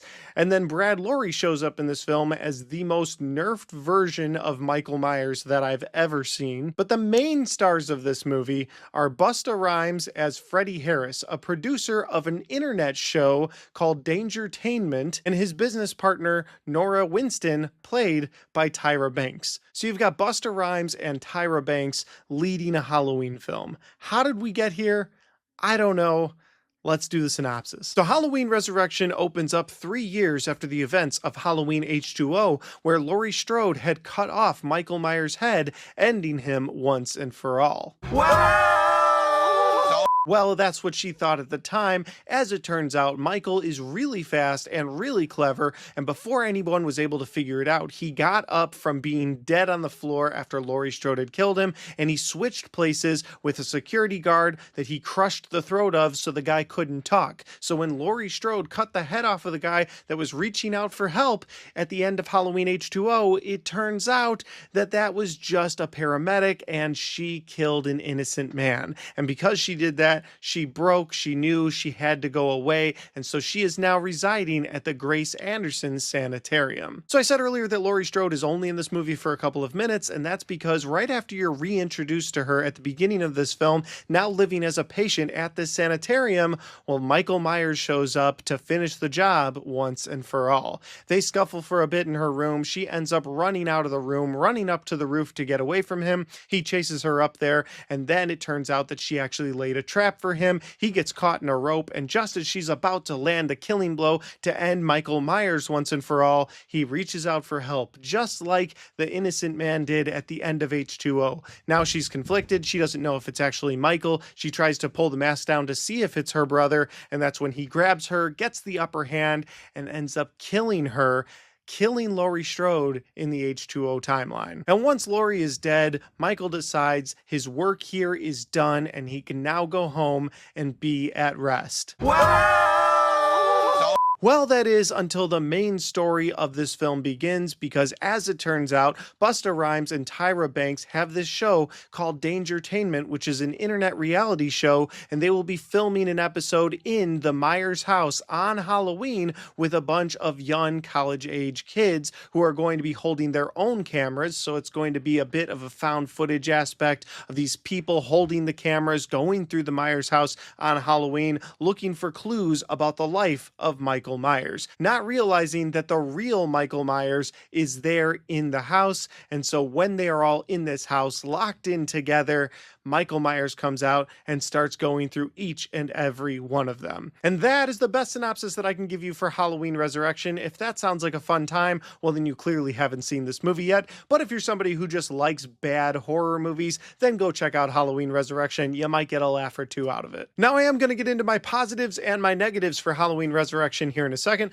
But before I do that, if this is the first time you found my channel, well, I would love for you guys to hit that subscribe button. Check out all the different content that I have, whether you like movie reviews, Blu-ray talk, or even ranked list videos. I've got a little bit of everything on my channel, and I'd love for you guys to check it out. All right, let's do my positives and my negatives for Halloween Resurrection. Are you sure they're not just putting us in some house with hidden cameras in the shower? This is gonna be fun. The windows will be boarded up and all the doors will be locked shut behind them. No one will be allowed to leave until the show is over. Let the Dangertainment begin. So my first, and for the record, only positive of Halloween Resurrection, I actually like some of the stuff they do with the cameras that the college-age kids are holding in the Myers house. It gives it a little bit of a found footage edge to the film. These people are filming things live in the moment, and so it's kind of gritty, it's kind of dirty, and I'm a sucker for found footage, and so that aspect of this movie has always appealed to me, but that aspect alone, just to be clear. Something about the found footage aspect, or the idea idea of these kids holding these cameras in real time. It was before the days of YouTube, so it was kind of ahead of its time too. I mean, now you'll see people go into haunted houses on TikTok all the time, and they'll be reaching out to spirits, and spirits will supposedly be reaching out back to them. So I guess the point I'm making here is that this was a little bit ahead of its time, but it's something that down the road would be something that was really done in the future. So there's something there. Something. But that's it. That's my only positive. Now we got to get into my negatives. Before jumping into my negatives, there's a couple of irritations I have with this film that I want to talk about first. The first one is a character named Sarah Moyers. She gets cast in this reality show because anytime she screams, she breaks glass. I'm not kidding. That's a real trait of a real human inside of a real Halloween movie. That's how far away from the Halloween franchise we've gone with this film. There's a character that breaks glass with her scream. Weird side fact about that actress that played that character of Sarah Moyers, she actually couldn't scream on set, and so they just added in the screams in post-production. I thought that was really weird, like really weird. And my other irritation for this film is the opening title screen is lazy and soulless, something you really can't say about the majority of the films in the Halloween franchise. The majority of the films in this franchise try. They seem to have a life of their own. They add a little unique flavor to each movie, and you get into this movie, which is a pretty soulless and lazy film as it is, and it's kicked off with a very lazy and soulless title screen. Again, it's not the end of the world. I don't have to have something crazy and unique, but all of the films previous to this had something that made it stand out, and this one just opens with a black screen and orange letters showing you the title, showing you the names of people, and that's that. But getting into my main negatives, the things that I think killed this timeline altogether. First of all, killing Laurie Strode.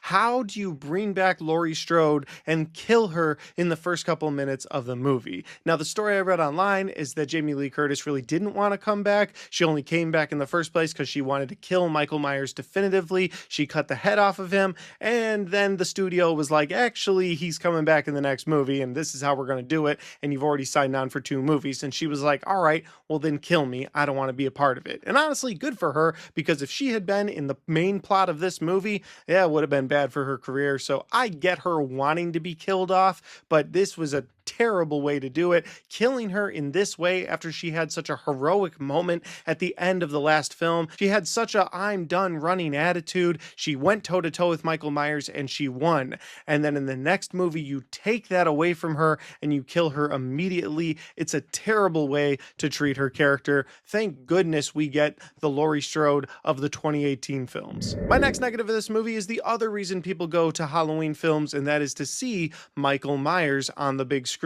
And the way they treat Michael Myers in this movie is actually worse than the way they treated Laurie Strode's character, because at least Laurie Strode got a quick death at the beginning of the film. Yes, they ruined what she did in H2O, but at least they were like, all right, we're going to disrespect you, but we're going to do it quickly. No, with this movie, they disrespect Michael Myers the entire time. They disrespect him in that scene with Laurie because he's not smart enough to see a rope on the ground that catches him like a Looney Tunes trap, and then when he gets out of that, he goes back home, and then they treat him like an absolute joke during this Dangertainment filming. There's one moment in this movie where he walks into a room that Busta Rhymes is in. Busta Rhymes is also dressed like Michael Myers, has a mask on, has the getup on, looks just like him, and Busta Rhymes is pissed because somebody is also dressed up like Michael Myers. Now in this moment, when he starts yelling at Michael Myers, hey, what are you doing here? I'm the guy dressing up like Michael Myers. Get out of my set. Get out of my house. He starts talking to Michael Myers like that. Any Michael Myers from a previous installment in this film or a future installment would have gutted him on the spot. But instead, no, this Michael Myers just puts his head down and walks out of the room, because that's how they treat Michael Myers, like an absolute joke in this film. And don't even get me started with the fight at the end of this film between Busta Rhymes and Michael Myers, but that's actually a negative I'm going to save till the very end. We'll get there. My next negative is the lazy slap together story that is this film. It was the early 2000s, B-slashers were kind of a thing. Hey, reality TV show is kind of a thing. What if we just combine the two and we say it's an internet show so we can do reality TV show stuff in a Halloween film? If you told me that the story of this film was actually another film entirely and they just took that story, planted it in the Halloween franchise, took out the random serial killer and added Michael Myers, I would would completely believe you, because that's what this feels like. Just like the opening credits of this film, it's lazy and it's soulless. There's nothing about this film that screams Halloween franchise. There's a reason this is usually the worst film in the franchise on everybody's list, and that's because they don't take anything in this film serious. They don't respect Michael Myers, they don't respect Laurie Strode, they don't respect the legacy of Halloween. They just slap a story together and say, go. You stood on the shoulders of geniuses to accomplish something as fast as you could, and before you even knew what you had, you patented it and packaged it and slapped it on a plastic lunchbox, and now you're selling it. You want to sell it. Well, and that leads me to my final negative of this Halloween film, and that is the final showdown between Michael Myers and Busta Rhymes. After Michael has gone through almost all of the young college-age kids, it comes down to him versus Busta Rhymes. But what Michael doesn't know, and what you, the viewer, know, is that Busta Rhymes has been watching kung fu videos in his room throughout the movie. And when he watches those videos, he mimics those videos, so when he gets to the end fight with Michael Myers, it's Busta Rhymes using kung fu and the power of electricity versus Michael Myers. And when I say the power of electricity, I mean that Michael Myers gets electricity to the balls as Busta Rhymes kung fu's him to death and says, "Trick or treat, motherfucker."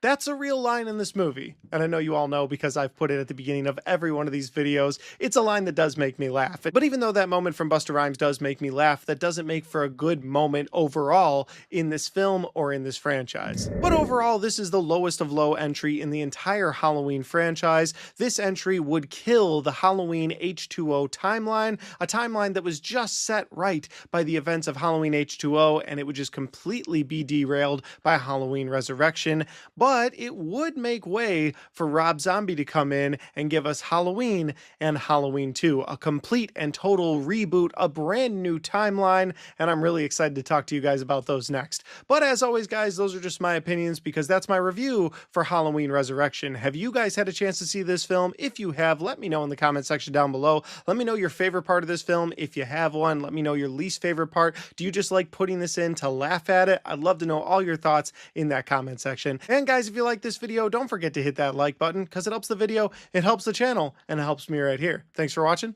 and I'll see you next time.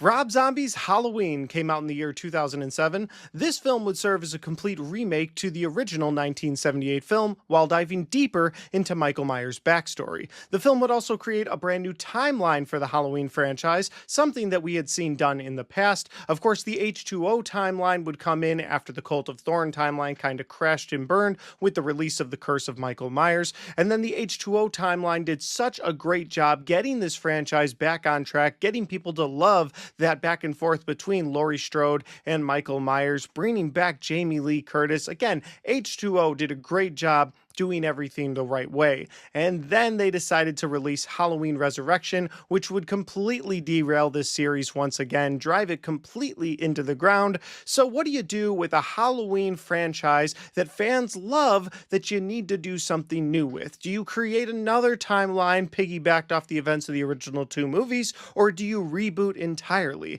And that's what they decided to do. They ended up turning to the House of a Thousand Corpses director Rob Zombie to completely reboot this entire franchise.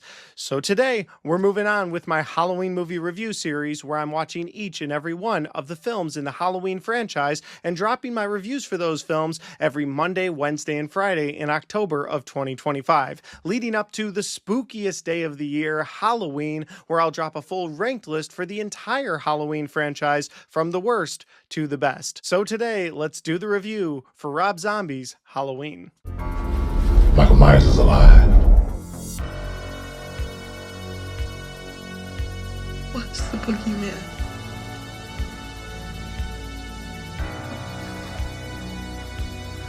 As a matter of fact, it was. Stop it! Stop it! Stop it! Stop it! Stop it!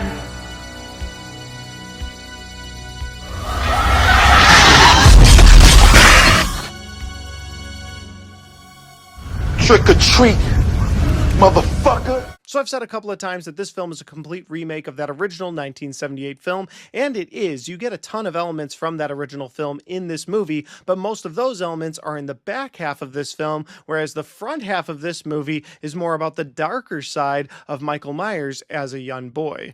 This film doesn't open with Michael Myers killing his sister on Halloween. It opens a couple days before that as you see Michael Myers in his room torturing a little animal. He then goes to the breakfast table and you see that he has a horrible home life. His stepdad is terrible to him, abuses him both physically and mentally. You see that his older sister is horrible to him, and while his mom tries to be sweet to him, she also has his little baby sister Lori to look after, and she is a full-time stripper, so she's not home very much. You just get the sense that Michael's home life is terrible. And to make things worse, he then goes to school a little bit later and he's bullied by kids who make fun of his mom and his older sister. They're physically mean to him. Again, every aspect of Michael's life is terrible at this point in the movie. You even get a quick scene where Michael's mom is called to the school to sit down with the principal because they find a dead animal in his backpack. And she says, well, it could be roadkill, doesn't really prove anything. But then they show her pictures that they found, pictures Michael had taken of animals alive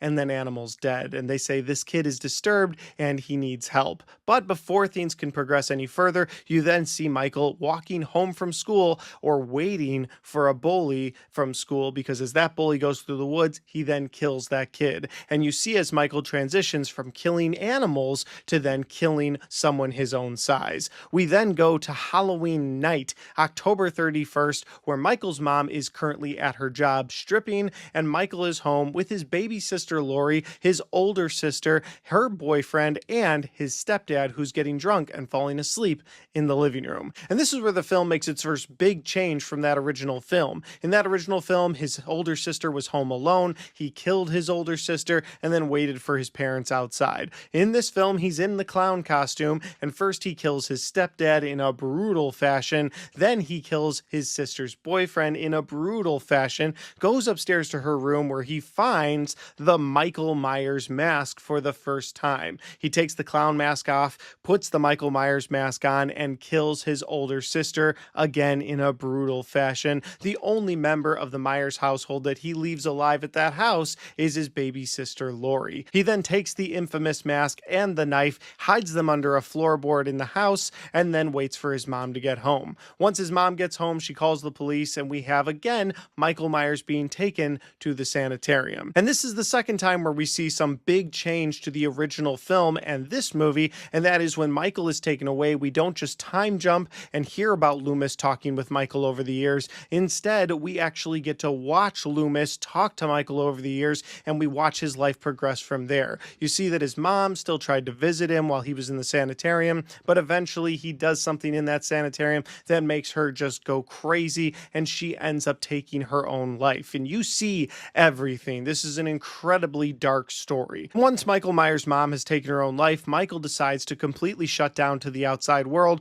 refusing to talk. We even see a couple of scenes of Loomis trying to contact Michael, trying to go back and forth with him, and having absolutely no luck. It's at that point where we have our third big change in the story, because instead of the events of that original 1978 film where Loomis rolls up to the sanitarium and there's already been an outbreak of patients and Michael Myers is one of them, instead of that, we actually see Michael Myers break out. Again, we are treated to the biggest, monstrous looking Michael Myers of all time. This guy is massive, and you see as they're going to transport him from one place to the other, and right as the transfer is about to happen, Michael decides to break free, kills everybody involved with the transport, kills anybody in his path, and ends up getting out of the sanitarium. From that point on, you really get into the events of that 1978 film. You have the introduction to the new Laurie Strode and her friends. It's Halloween. They're all talking about their plans for Halloween night. Laurie is going to babysit, just like in that original 1978 film. You have Loomis chasing down Michael. You have Michael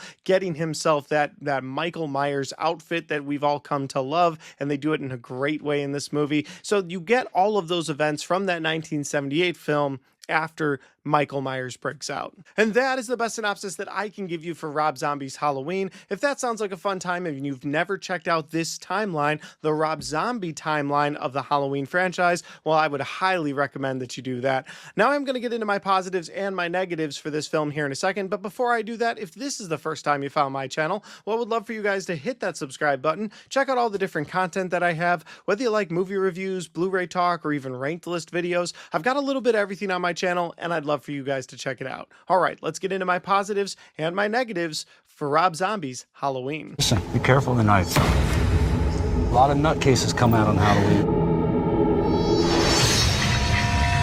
My first couple of positives for this film are going to be how Rob Zombie handles the adult version of Michael Myers. I do have some issues with the child version of Michael Myers. We'll get to that in my negatives later, but for now we're talking about my positives. And so my first couple of positives, the first one out the gate is the imposing Michael Myers. This is by far and away the terrifying version of Michael Myers. If this Michael Myers is in front of you, you know you stand absolutely no chance. This guy is a Hulk of a human being. And that comes out even more when you get the brutal scenes from Michael Myers taking on the people that he kills in this film. For instance, one of the first people that the adult version of Michael Myers goes after is a guy named Joe Grizzly. And really the only reason he goes after that guy is because he wants his clothes. He sees that that guy is about the same size as him and he wants his clothes. And when he steps up to that guy, Joe Grizzly gets up and he tells him, hey, I'm going to take this knife and Michael Myers doesn't wait because he takes that guy and slams him into the bathroom stall wall.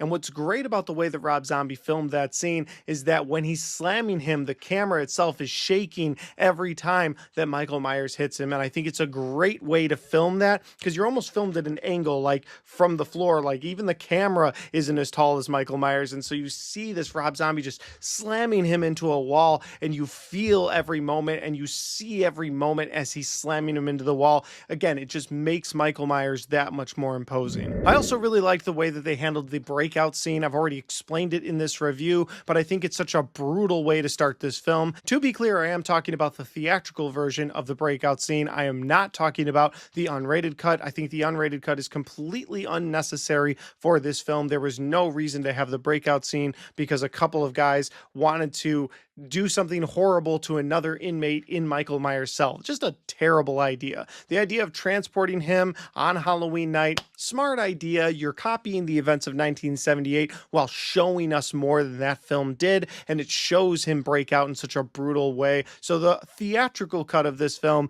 that's what I'm talking about when I say that the brutal breakout scene is so good. My next positive about Michael is the mask in this film because it's already dirty and gross for this film. Much like the rest of the film, it's a very gritty movie, and so the mask matches that grittiness because, of course, at the beginning of the film, it was a very clean mask, but he took that mask, he put it in a floorboard, and so when he returns as an adult and he rips that floorboard up to pull out that mask and put it on his face once again, this time it's had all that build up, all that dirt, all that mold that's just been sitting on that mask, and so it's a dirty, gritty mask. And again, it just goes with that imposing Michael Myers this time around. Moving away from Michael Myers, talking about other elements of this film, I actually really like Loomis in this movie. I love that he seems to care so much. Listen, I know that this is sacrilegious to say, but I was never the biggest fan of Donald Pleasance as Dr. Loomis. Yes, he's an iconic character, but he was kind of a one-note character that always did the same thing. I shot him 6 times. He's evil.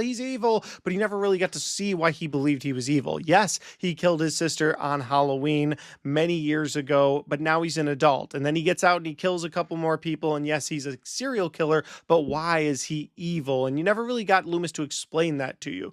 Because this film takes so much time with the front half of Michael Myers and his child backstory, you actually get to deep dive with Loomis, and you understand why Loomis is terrified of Michael Myers, why he writes a whole book about the evil eyes of Michael Myers. I think they do such a good job at portraying Loomis in this film. My next positive is them bringing back Danielle Harris into a role for a Halloween film. Of course, she plays a completely different character this time around, and because the last time we saw her, she was a little girl, you can completely distinguish the two characters from themselves. It doesn't really hurt anything. But the way that she was cut out of The Curse of Michael Myers, I'm pretty sure they didn't even tell her she wasn't in the film until they started filming it without her. Just very very dirty, and I don't know why they did that. But with that said, it was nice seeing her back in this film as a new character for the Halloween franchise. While I'm not the biggest fan of Scout Taylor Compton's portrayal of Laurie Strode, although those were the biggest boots to fill in this movie. Playing the character of Laurie Strode that Jamie Lee Curtis had made iconic over the years was going to be big shoes to fill, but I do think that Scout Taylor Compton and Danielle Harris have a great back and forth with each other. They have great chemistry with each other within this film, but all of that to say, I think they had that chemistry because they were able to bring back Danielle Harris, and I think she does a great job. And my final positive of this film is how mean-spirited this movie really is. And it's a film about a serial killer who murdered a bunch of his family members so long ago on Halloween night, who then comes back on Halloween to go after his sister, maybe kill her, but definitely kill everybody that's around her or anybody in his path. So it should feel like a mean-spirited movie, and that's what we get. You can have your gripes with the front half of this film. I have them. They will be in my negatives. We will talk about them soon, but the idea of this film being too mean-spirited, that Michael is too mean-spirited throughout the back half of this film, I disagree with entirely. I love that Michael is at 100 the whole time. I love how dark he is. I love how anytime he's on the screen, you don't feel like the characters can get away from him. They do such a great job handling Michael while not telling you to root for him. And that's very important because so many people love Michael Myers. Hell, I love Michael Myers, but in a real life situation, you wouldn't want to root for him. And that's what this movie does. It shows you how dark and horrible he is as a kid. It shows you how dark and horrible he is as an adult. You want to root for the other people, but it's such a horrible situation for all of these characters, you might not be able to root for them. And I think that's something Rob Zombie does so damn well in this film. That'll do it for my positives. If you thought I was being too kind to this movie, I am going to get into my negatives now. And my first negative is something that I think most people that watch this film universally agree on, and that's the gross dialogue that Rob Zombie feels the need to put into every movie that he writes. Whether it's at the beginning of this film, between the bullies at school and Michael Myers, or Michael with his stepdad in this film, just the horrible way people talk to him, or it's towards the back half of this film with the way Laurie and her friends talk to each other, or the way Laurie talks to her step-parents. It's just nasty dialogue put into this film, and I'm not a prude. I don't really care if you have this kind of dialogue in your movie, but it's just gross, and it's so much of it. If it was one character that talked that way, Michael Myers killed and be like, all right, he was building up a disgusting character for Michael to kill for us to not feel bad. But it's literally every character has this gross dialogue throughout the film. And that leads me directly into my second negative of this film, which is that this Laurie is not as innocent as the original Laurie Strode. And that's something I really liked about that original Laurie Strode. Jamie Lee Curtis's portrayal of Laurie Strode in that original film was a very innocent teenage girl, somebody who didn't fool around with the boys like all of her friends, somebody who tried to get good grades, somebody who was willing to babysit kids on Halloween night so that the parents of those kids could go out and have a good time. And then, of course, she's forced to have to face Michael Myers, and you don't really see a character change from her until Halloween H2O when she's fighting back, when she's trying to take control of her life. But Rob Zombie's version of Laurie Strode seems to strip all that innocence away and make her just like all of her friends in the film. The way she talks, again, you have that dialogue from Rob Zombie,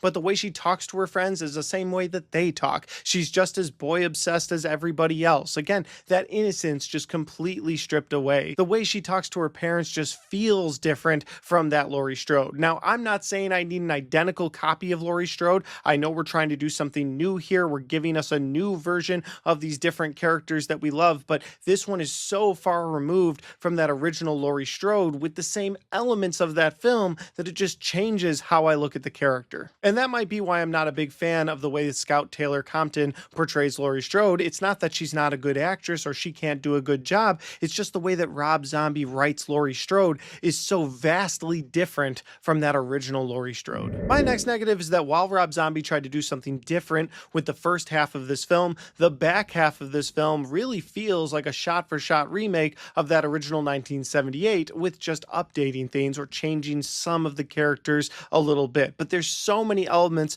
from that original film that are in this movie that it just feels very repetitive. For instance, at the beginning of the second half of this film, you have Laurie Strode having to drop off paperwork at the old Myers house, just like the original film. You have Dr. Loomis coming back to Haddonfield, checking on Michael's mother's grave, only to find that it's been desecrated, just like the original film. You then have Michael Myers stalking Laurie Strode and her friends, just like in the first movie as they're walking home from school. Or then you have the ghost sheet scene, just like the first movie where Bob goes to get beer, Bob gets killed by Michael Myers, and then Michael Myers comes back into the room. And that was a positive in my first review because it showed that sort of childlike innocence of Michael Myers, even though he's this mass serial killer. But because the childlike innocence is stripped away completely in this film, when you get the Bob scene, it's like, well, you're just doing this scene to remake the original film. You're not taking into account that you basically stripped away all of Michael Myers' childlike innocence, and he shouldn't be this playful version of himself. This is so out of character for this Michael. It worked in the original version of this franchise because we didn't know a ton about Michael Myers, but we know so much about him now that that shot-for-shot remake just doesn't really work in the Bob ghost sheet scene. And the final comparison from the original film to this film is Michael Myers getting shot by Dr. Loomis to have Laurie Strode ask, is that the boogeyman? And of course they do something different with that scene at that point, but the point I'm making is it just felt like they included it because they had to include it. I don't know if the studio went to Rob Zombie and said, here's the things you have to include. The 1978 film, you can do a little bit different things to the characters, you can change things up a little, but we want all of these elements, make sure they're all in there. And if they did, and he did what he was told, then I guess it is what it is. But the fact that this film feels like such a shot-for-shot remake while also trying to be so different kind of makes the first half of this film and the back half of this film feel like two very different movies. And my final negative for this movie is that while I enjoyed the dark grittiness of this film, I truly did, I find most of the first half of this film unwatchable. Yes, I've seen it before. Yes, I watched it again for this review, but it's such an unnecessary element to Michael Myers. It almost reveals too much about him, it reveals too much of his past. There are elements of things that I like. Like I do like Dr. Loomis going back and forth with Michael, sort of building that fear of Michael Myers inside of Loomis. It does help in that regard, but there's so much of this movie, especially towards the beginning with the bullies in school or his family home life, that's just too much. You didn't need all of that in this film. You could have trimmed that out completely, just given us a little bit, had him kill his family on Halloween, and then had him go to the sanitarium, given us the Loomis stuff. But those early scenes in this film are just unwatchable. Between the dialogue that Rob Zombie gives us, along with the atmosphere of those first couple of scenes in this movie, it's almost too much, and I almost always skip them on a rewatch. And that's not good. I shouldn't want to skip opening moments of a film, but it's just too much. Like, it's too much Rob Zombie in a Halloween film. Overall, there's a lot to really enjoy about the second half of this film. Hell, there's a lot to enjoy about the Loomis interaction with Michael in the first half of this film. But those scenes that were part of my final negative dragged this film down so badly at the start of this film, it's not a movie I end up going back to very often. It's not the worst in the series by far. I really do enjoy some elements of this film. Some of the remake portions of the back half are done even better than the original film in my opinion, and of course I love this version of Michael Myers. So for that reason, I have a bit of a love-hate with this film. I can really sit down and watch the back half of this film and enjoy it, but sitting down and watching the entire thing or that first half, it is a struggle. And so for that reason, again, I don't go back to Halloween 2007 very often. But as always, guys, those are just my opinions because that's my review for Rob Zombie's Halloween. Have you guys seen this film? If you have, let me know in that comment section down below. Let me know your favorite part of this movie, your least favorite part. Do you like this movie as a remake over the original film, or are you still a bigger fan of that original 1978 film? Again, I'd love to know all that in the comment section. And finally, guys, if you like this video, don't forget to hit that like button because it helps the video, it helps the channel, and it helps me right here. Thanks for watching, and I'll see you next time.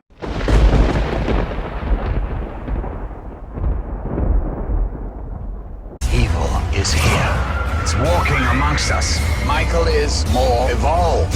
Rob Zombie completes his extreme vision of a terrifying legend. Kill her, baby.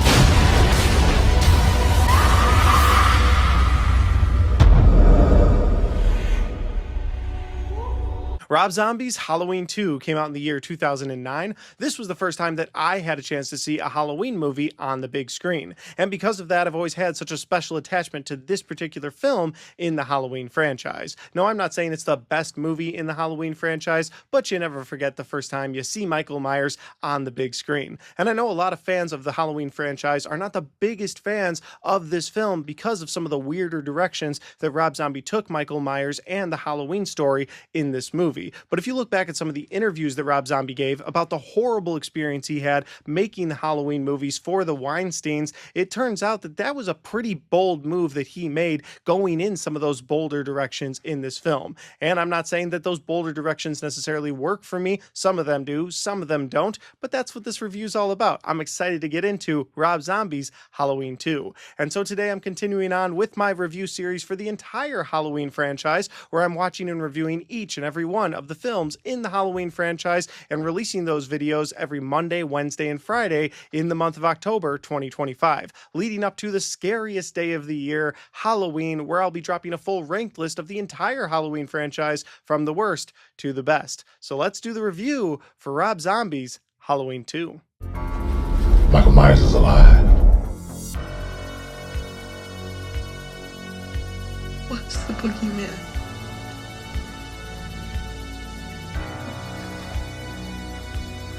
As a matter of fact, it was. Stop it! Stop it! Stop it! Stop it! Stop it!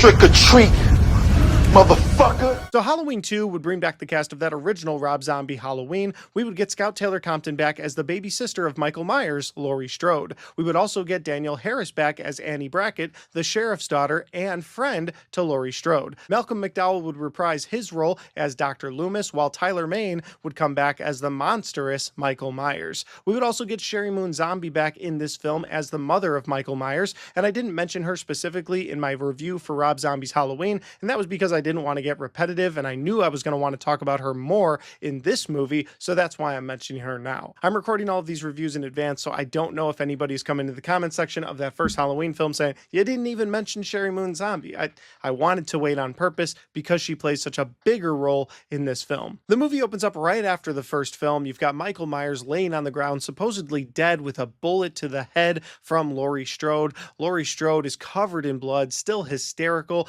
The police and paramedics show up. They run inside, get Loomis, load him into an ambulance. They take Laurie Strode, load her into an ambulance, and then a bunch of paramedics get together. They lift up Michael Myers on a stretcher, put him in the back of the ambulance to be taken to the morgue. And on the way to the morgue, the paramedics in the ambulance are having the exact conversation you would expect them to be having in a Rob Zombie film. It's a pretty filthy conversation, and because they're distracted and laughing with each other, they don't see a cow that's in a road. They hit the cow head on. It totals the ambulance, and that jolt apparently brings Michael Myers back, because the next thing that happens is he gets out of the ambulance, walks around to the paramedic that's still alive, and then proceeds to cut his head off with a piece of glass that he picked up off the ground. It's a pretty nasty opening to this movie, and then Michael Myers sets his sights on the hospital and starts making his way there. And it's at this point that I assumed when I was first watching it that they were redoing the events of that original Halloween 2. Laurie's been taken to the hospital, they're treating her there, and you've got Michael Myers on his way to the hospital, and eventually he gets there and he just brutally makes his way through the nursing staff, through security, trying to get to Laurie Strode. And the scene is one of my favorite scenes in the entire franchise. I love the setting, the rain outside. It was actually raining and they just used that to their advantage. It was downpouring and you just feel so uncomfortable while you're watching Laurie try to get away from Michael Myers. She eventually hauls up in a guard shack and he breaks through the wall to get to her, and just as he's about to grab her, she snaps out of a nightmare that she's having, and you find out that we're actually 1 year removed from the events of that first Halloween film. Yes, Laurie Strode was taken to a hospital. Yes, Michael Myers was loaded into that ambulance, but after it crashed, he just sort of vanished into the night. He never actually attacked her at the hospital. We then catch up with the main characters of this film. It's October 30th. Laurie Strode is now living with the Bracketts. Of course, her step-parents were killed in that first movie, so now she's living with her best friend Annie and her father father, the sheriff, and maybe she feels safer there because the sheriff is there. Either way, we've now caught up with Laurie, and Laurie herself is dealing with a ton of trauma from the events of that first film. She's seeing a therapist, but she's still having these reoccurring nightmares of Michael Myers coming after her, and throughout the film, she starts to have these visions of Michael Myers' mother, Michael Myers as a young boy, and a white horse. And while all of that is going on, you've got Dr. Loomis, who's now sold a book revealing to the world that Laurie Strode is Michael Myers' little sister, something that Laurie Strode was not aware of until this book came out. And Dr. Loomis himself has really taken on a new persona in this film, something that a lot of fans don't like because he is totally different this time around than he was in the first movie. I chalk that up to how he deals with his own personal trauma from that first movie. Remember, Michael Myers tried to kill him as well, and he was trying to help Michael for so long, and he ended up having to take a gun to Michael Myers because Michael Myers was so out of control. So maybe because of not wanting to blame himself, he's now changed his persona to just a complete and total dick. That's the only way I can really understand why Loomis had such a change of pace from the first movie to the second. But again, now he's on this book tour and he's just relentless about being in the right. And from there, we get to the main event, Michael Myers, who's now making his way back to Haddonfield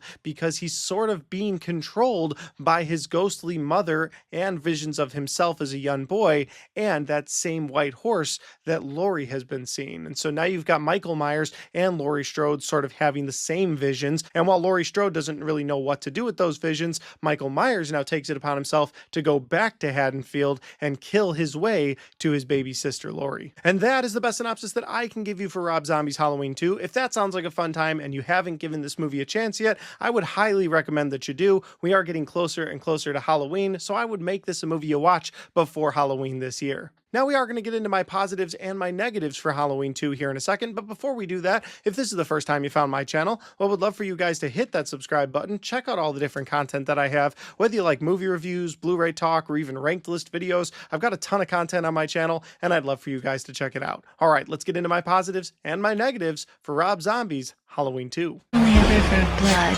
can bring us together again.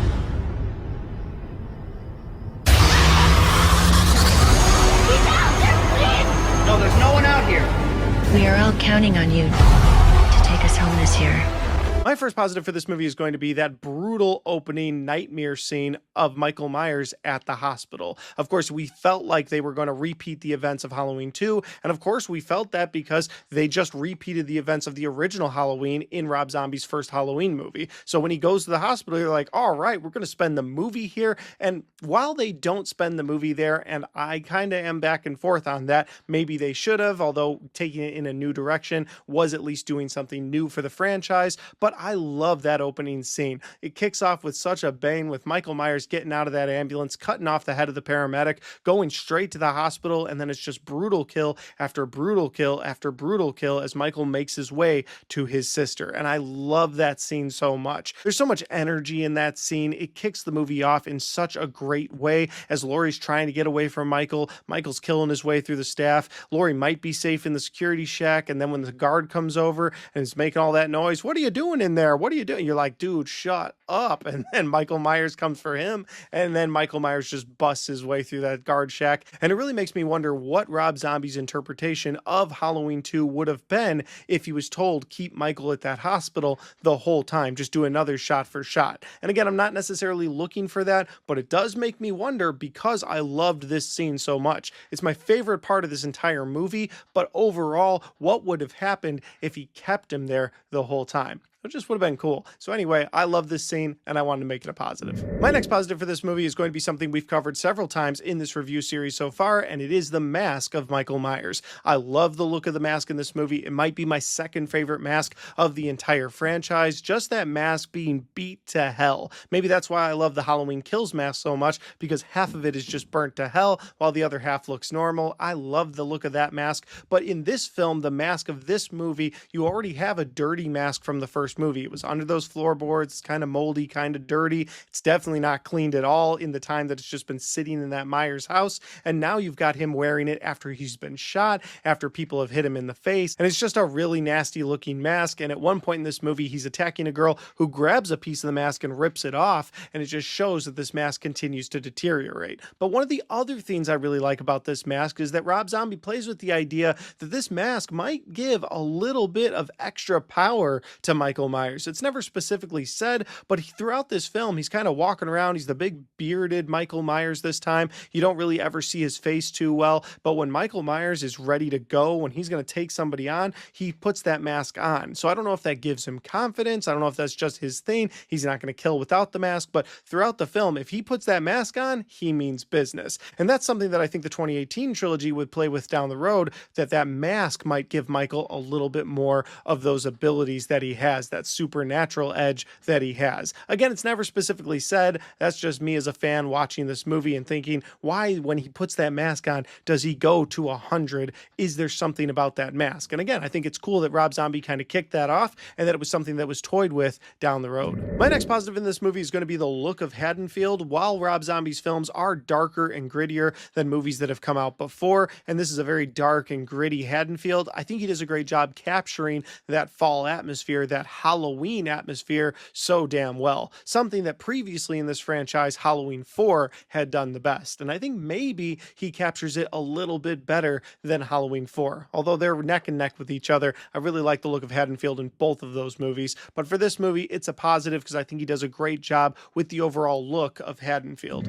Now, this is a Halloween film. We're talking about Michael Myers, and you know, it's going to get brutal and it's going to get bloody. And that's my next positive. Michael Myers is such an imposing force once again, but he's also so incredibly brutal. Like, as brutal as Michael Myers was in Rob Zombie's first Halloween, they take it to the next level in this film. And that's the job of a sequel. Take things that people liked and bring them to the next level. So if you liked the way that Michael Myers acted in the first movie, you're going to get so much more of that in this second movie. He's even grunting his way through this film, something that I don't think we've heard Michael Myers do before. We've heard him breathe. We've never heard him talk, but in this film, he's grunting. Now, I know in the unrated director's cut of this film, Michael actually says a word. That's not what I'm talking about at all. I disagree with that. I agree with all of you guys that that should never have happened. It should never have been a thing, and that director's cut should never be watched. But if you just take the theatrical cut of this film, where we do hear Michael grunt throughout those kills, it just adds to the brutality. Like, as he's killing people, he's so angry about it, and you hear that from him,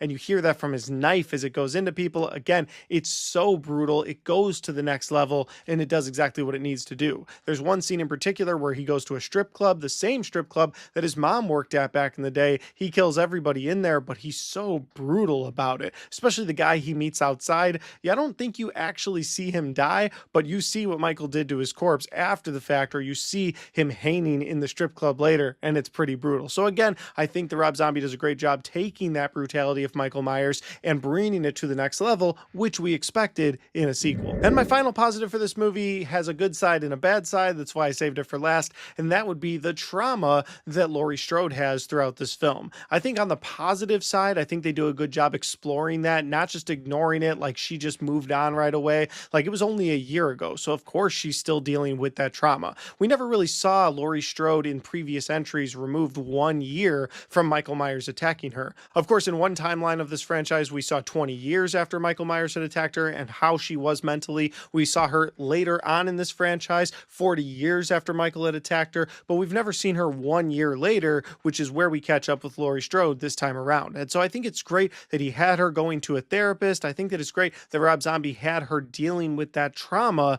and he did a great job having her express that trauma throughout this film. But why it's a positive and a negative is because on the negative side of this, she is very back and forth throughout this movie, and I don't love how back and forth she is. For instance, at one point in this movie, she's freaking out because she finds out that Michael Myers is her brother. She reads an excerpt from the book that Dr. Loomis wrote, and she realizes she is the baby sister of Michael Myers. She had no idea in the events of the first film that she was being attacked by her brother, and now it's just really weighing on her, and it's almost a really impactful scene if it wasn't for the next scene where we catch up with her and her friends, where she's like standing up on a table wanting to go drinking and dancing and just not worry about life. And she's just like, we have to go celebrate life. And it's like, You were just horrified at the information you found out, and then you just immediately flipped around and you're just happy and ready to go out on Halloween night. You could say, okay, she's trying to put that behind her, but that happens so many times in this film where she's one way and then in the very next scene, maybe they didn't even leave that scene, they just have her transition to just absolutely being a completely different way. And I don't love the way that that's written. And it's possible that she's written like that because she's starting to break, because the evil of Michael Myers or the curse of Michael Myers is starting to creep inside of her. And so that's why they have her act that way. I guess there's all kinds of ways you can look at that. So again, that's why I made the trauma of Laurie Strode in this film a positive and a negative, because I think it's handled really well in some moments and then really horribly in others. And that'll lead directly into my first negative, and that is, again, the way that Rob Zombie writes Laurie Strode throughout this film. That was a gripe I had for the first movie, and here we are yet again in my negatives talking about the way that he writes Laurie Strode. She's just written so differently than we've ever seen Laurie written before, and it doesn't always work. Again, I gave it a positive for how they handled her trauma 1 year later, how she's dealing with the aftermath of having to deal with Michael Myers, but just the way she's written, the way she talks with her friends, it's so Rob Zombie style disgusting, and that's such a breakaway from that original Laurie Strode character that yet again, it doesn't work for me, so it had to be a negative. And my other negative for this movie is going to be the overall story of why Michael Myers is going back to Haddonfield, and that includes something that I think most Halloween fans can agree on, and that's the inclusion of the ghost Michael Myers' mother and the white horse, something that I think was completely unnecessary in this movie and takes me out of the film every single time that I watch it. As much praise as I give this movie, as much fun as I have with the kills in this film, every single time I have to stop and watch Michael Myers stare at his mom or stare at the white horse, or I have to wait and watch Laurie have another dream vision of the mother or the horse. Like, it's just like, it's too much in the film, and I think most people agree that that's completely unnecessary. But then you get into the real heart of this negative, and that is that Michael Myers is doing all of this because his mom is telling him to do it. She's telling him, hey, we need to get the family together. Go get Laurie. You know what to do. It's Halloween night. Go do it. And you just didn't need that. Like, you already have something set up here. Michael Myers wants to go get his sister. Whether he wants to kill her or just be with her, it's never very clear, but that's what this movie does once again, is they just kind of muddy the waters. They say Michael Myers has to return on Halloween, and he has to do it because his ghost mom is doing it. Why is his ghost mom doing it? Maybe she's evil, although she was never evil in that first movie. If anything, she was probably the best person in Michael's life, and then eventually took her own life in that first movie because she couldn't deal with the trauma anymore. And so in this film, she's kind of egging Michael on the entire time, or she's showing up in Laurie's dream talking about we're all going to be together soon. And it's like, why? Why do you need to include that? Listen, I respect the absolute hell out of Rob Zombie for putting his wife in all of his movies. I do. I don't have a problem with that. I think it's kind of beautiful that Rob Zombie includes his wife. Find a different way. Make her a different character. What are you doing? In the first movie, she's quite possibly one of the only redeeming characters in Michael Myers' life, and she even can't deal with that trauma. But the fact that he killed her, I thought it was bold. And then you get into the second movie and it's like, oh no, my wife has to be in this. We're going to make her the ghost, and there's going to be a white horse because there's going to be a white horse. We're never really going to explain it. And I know there's symbolism there. It's talking about the innocence of Michael Myers and how he sees his mom, but Laurie can see that too. And so clearly this is like an actual character within the film, sort of egging all of this chaos and killing on, when her character in the first movie was never like that, so it doesn't make any sense. And that's something that's always irritated me about this movie. Again, it just takes me out of the movie every time that she comes on the screen with that white horse. But even with the story being a bit convoluted, overall, every time I watch this, I have a great time with the movie, and maybe it is a bit of that nostalgia of this being the first Halloween film I saw on the big screen, but I think the movie is brutal as hell. If you're looking for a brutal Michael Myers movie, this one is right at the top. There's a lot to love about the atmosphere and the characters in this movie as well. But guys, those are just my opinions because that's my review for Halloween 2. Have you guys had a chance to see this film? If you have, let me know about it in the comment section down below. Let me know if you agree or disagree with me. I always love hearing all your comments. And finally, guys, if you like this video, don't forget to hit that like button because it helps the video, it helps the channel, and it helps me right here. Thanks for watching, and I'll see you next time.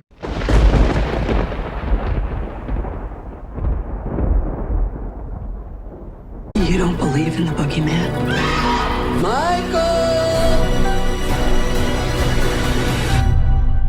You should. Halloween came out in the year 2018 and was directed by David Gordon Green. This film would mark the beginning of a brand new timeline within the Halloween franchise, a timeline that would only recognize the events of that original 1978 Halloween film and then skip every entry, skip all of the lore that had been built, all the way to Halloween of 2018, 40 years after Michael Myers had come home. And so today I'm continuing on with my Halloween movie review series where I'm watching each and every one of the films in the Halloween franchise and then reviewing those movies every Monday, Wednesday, and Friday of October 2025, leading up to the spookiest day of the year, Halloween of 2025, where I will be dropping a full rank list for the entire franchise from the worst to the best. So today, let's do the review for Halloween 2018. Michael Myers is alive. What's the boogeyman?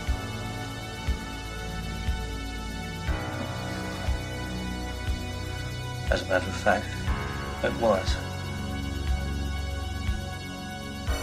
Stop it! Stop it! Stop it! Stop it! Stop it!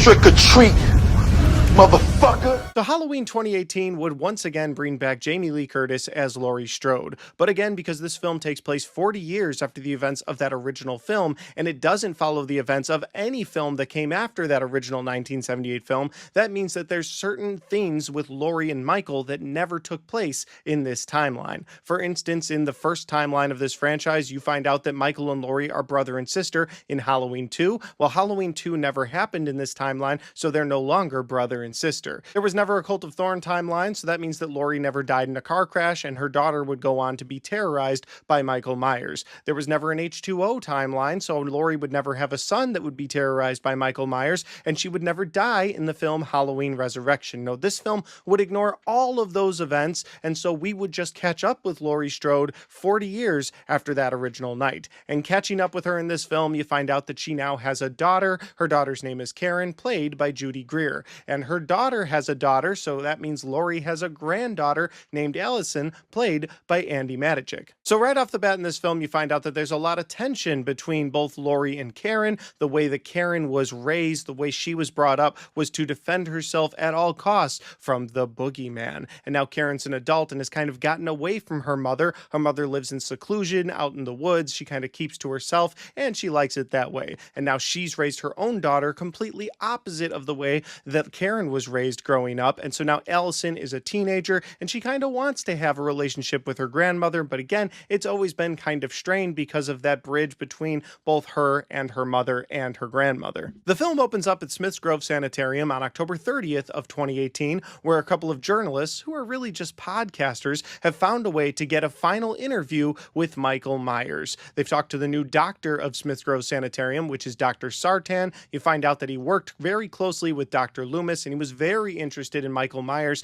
and what made Michael Myers tick, what made him go off that night in 1978 before he was shot out of a window and brought back to Smith's Grove Sanitarium, where he would continue to be silent for 40 years. But the podcasters feel like they have a little bit of a trick up their sleeve. They feel like they have something that might get Michael Myers to give them some sort of a reaction, and that is the original Michael Myers mask, the one that he wore in 1978. They say they've got a friend that was in the Attorney General's office, and they were able to get this mask for this interview. And so as they walk up to Michael in this yard where he's chained to the ground, they try to talk to him. He won't answer. They pull out the mask. They show it to Michael. Michael has his back to them, but he clearly notices the mask is there. All of the other inmates in the yard start to go kind of crazy. And then we cut to a new intro for Halloween. After the podcasters don't get the exact reaction that they're hoping out of Michael Myers, they have one more stop on their trip, and that is the home of Laurie Strode. When they get there, it's completely guarded with a gate, barbed wire. You find out Laurie Strode has many locks on the door and many guns in the house,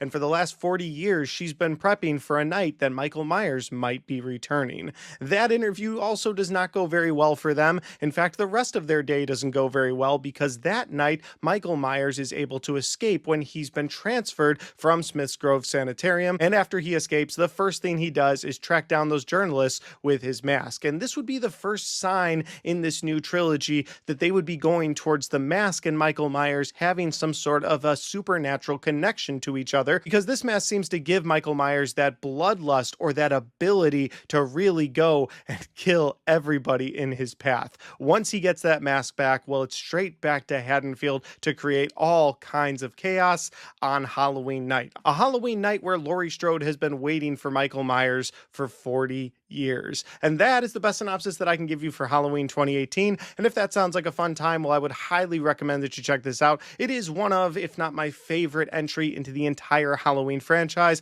I love this film for so many different reasons, and we're going to get into my positives and negatives for Halloween 2018 here in a second. But before I do that, if this is the first time you found my channel, well, I would love for you guys to hit that subscribe button, check out all the different content that I have. Whether you like movie reviews, Blu-ray talk, or even ranked list videos, I've got a little bit of everything on my channel, and I'd love for you guys to check it out. All right, let's get into my positives and my negatives for Halloween 2018. Yeah, I mean, your grandmother is Laurie Strode.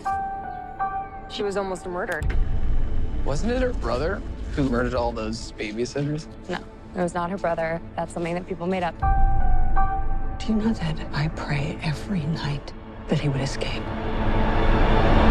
What the hell did you do that for?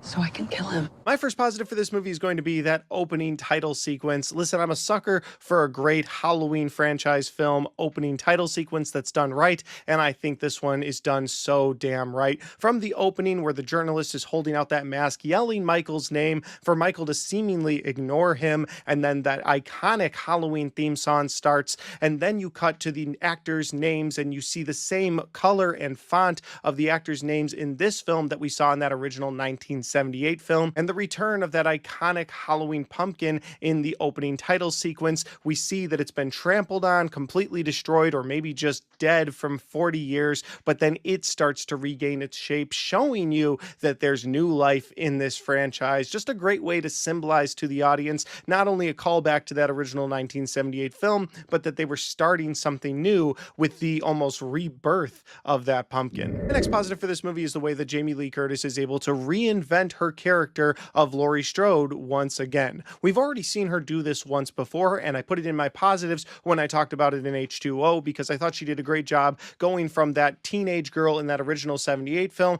to H2O, where she was now a grown woman who was trying to take control of her life. And I really liked that she battled with fear of that night still, wondering if her brother Michael Myers was still out there. And so they do something again unique with her character in this film, where she's not the sibling to Michael Myers, but because of that horrific night in 1978, she still fears the shape, she still fears the boogeyman Michael Myers. You see how that fear has not only wrecked her own life 40 years later, but it's wrecked any relationship that she's ever had with anyone, including her daughter and her granddaughter. And just the way that Jamie Lee Curtis is able to reinvent that character and portray this character that's so terrified of Michael Myers, but also just wants this to be over. There's also a bit of regret mixed in with this character that I really love, because she spent her whole life and sacrificed all of these relationships waiting for Michael Myers to come back. There's a moment at the beginning of the film where she is given this money by reporters that she then takes and gives to her granddaughter as a gift, and she says, here's this money, go do something fun with it. And she's like, I can't take this money from you, Grandma. And she's like, listen,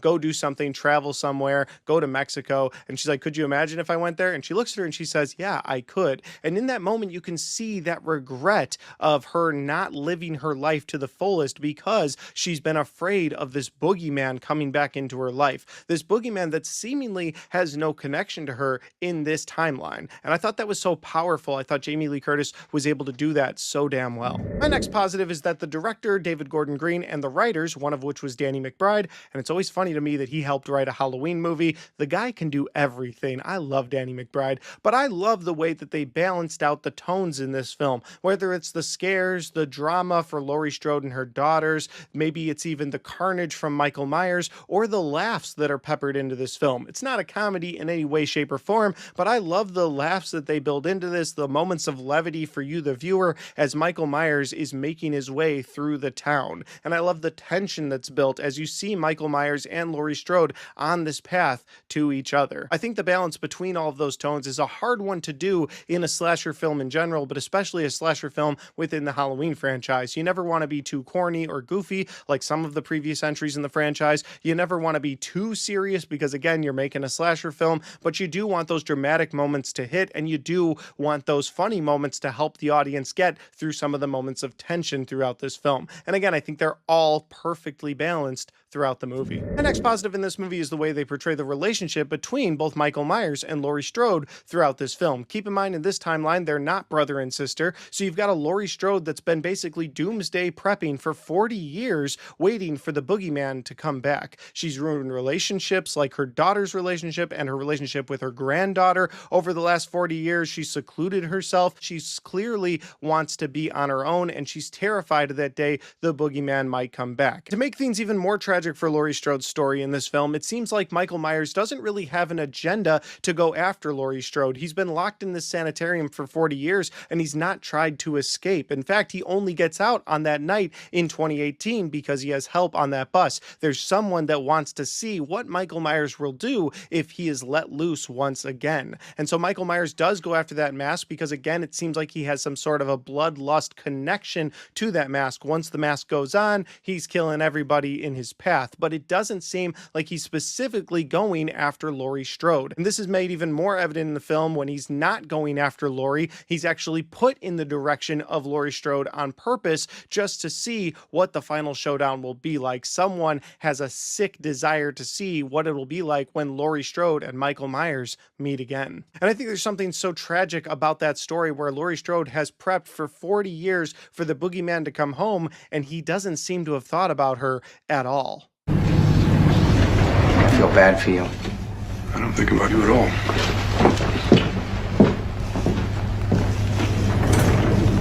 And that'll eventually lead to my next positive in this film, and that is the final showdown between Laurie and Michael in this movie. I absolutely love it. You've got Michael and Laurie fighting at the front door. She's able to shoot a couple of his fingers off. He does manage to get in the house and go after Laurie, but now she is playing cat and mouse games with him like he was with her in 1978. In fact, at one point, he even throws her out of a window, and she's missing from the ground below because that's the way things went in 1978 in reverse. And so there's a lot of callbacks to that original film, but of course all of that culminates with Michael Myers confronting all three of the girls in the Strode family as they're able to shoot him in the neck, knock him into the basement, and then show that the basement was never a hiding place. It was a trap for Michael Myers because they turn the gas on, they light the fire, the flames start to engulf Michael Myers. You see the girls get out of the house, you see Michael Myers just completely engulfed in flames, and the movie ends, seemingly ending the fight between both Laurie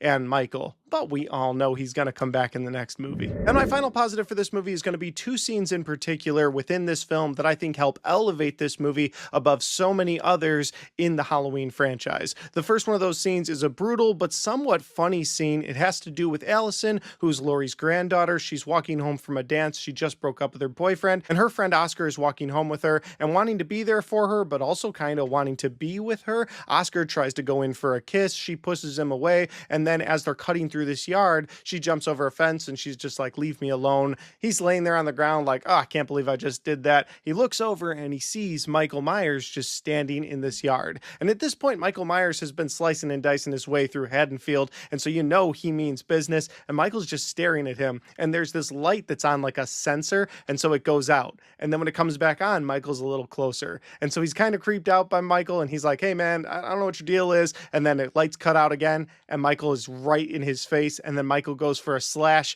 He gets cut. Oscar tries to run away from him, makes it to the gate, but can't climb over it due to getting his cape stuck on something, and then Michael Myers just stabs him to death, and it is a great scene. Again, it makes me laugh every time I watch it, but also it's a brutal scene. I love that scene in this movie. And the other scene that I absolutely love in this film is the one-shot scene when Michael Myers returns from Haddonfield. Now, I don't think it's a true one-shot scene. I think there are some cuts that they're able to hide, but essentially in this scene, you have Michael Myers return. He grabs a hammer, kills someone, grabs a knife, and the camera follows him as he goes house to house, killing people, leading up to a woman who's being called about, hey, there's some strange stuff going on. And you see her through the window as Michael sees her, and then you stay on that window as Michael Myers goes to the back of the house, and then you see him come in the house, and he's behind the girl. Now she's up against the window getting ready to close the shades, and right as she's going to close the shades, Michael Myers gets her, and it's just this great couple moments of Michael Myers Myers going house to house in Haddonfield,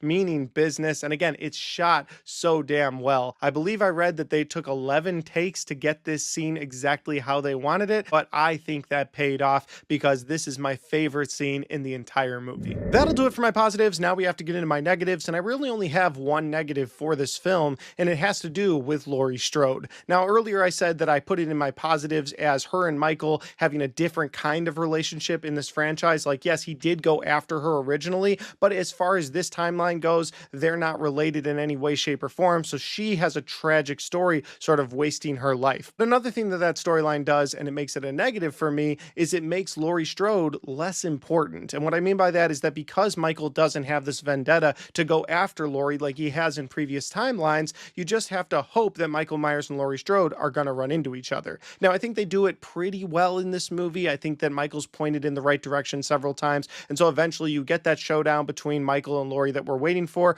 but it would hurt this timeline going forward, and so I put it as a negative in this film because this film decided to do that. They decided to say, hey, these two aren't related at all. There's really no connection between them. Michael is just killing at random as he goes, and Laurie does have a bit of a vengeance from that 1978 night, or wants to see Michael in the ground, but Michael doesn't really have a purpose to go after Laurie, and I think that would end up hurting her character even more as this timeline continues. But overall, I absolutely love this film. It's one of my favorite entries into the entire franchise, and it's a film that I think perfectly does what so many other entries into this franchise failed to do, and that is give you great connective tissue between these two films. They feel so cohesive with each other. You can watch 1978's Halloween and 2018's Halloween back to back and truly feel like you stepped into a story that was planned that way the entire time. But guys, those are just my opinions because that's my review for Halloween 2018. Have you guys had a chance to see this film? If you have, let me know in the comment section down below. Let me know your favorite part, your least favorite part. Let me know the things that you're not a fan of in this timeline in general. And as always, guys, if you like this video, don't forget to hit that like button because it helps the video, it helps the channel, and it helps me right here. Thanks for watching,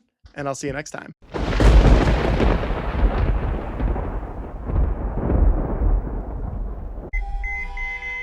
No one told you. Told me what? Michael Myers is alive.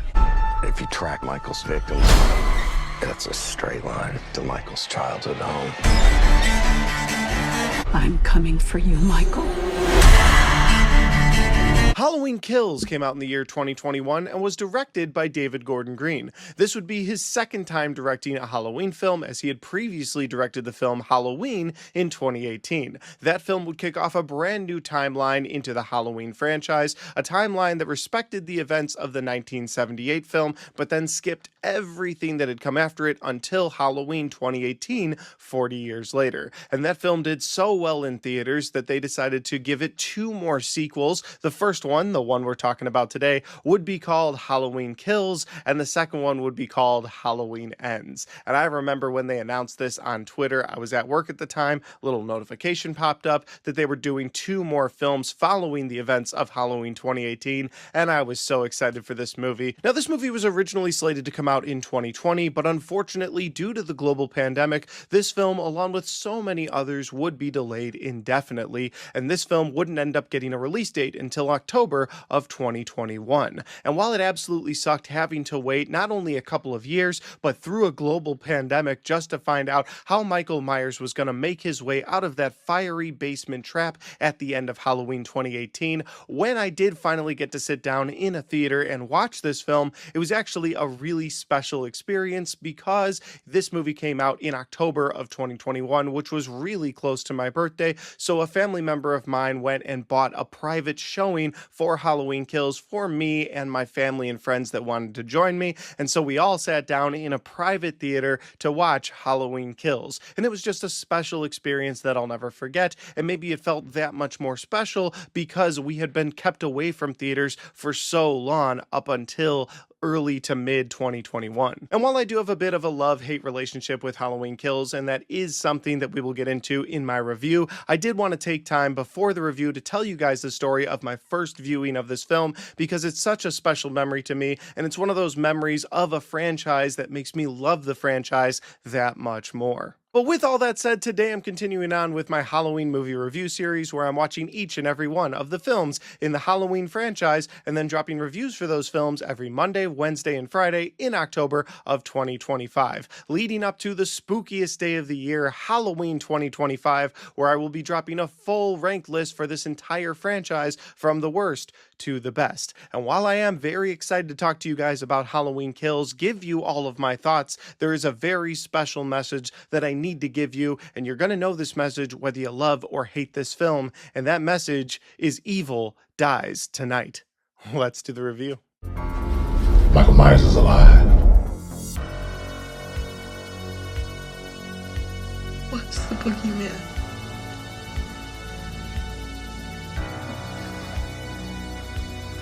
As a matter of fact, it was. Stop it! Stop it! Stop it! Stop it! Stop it!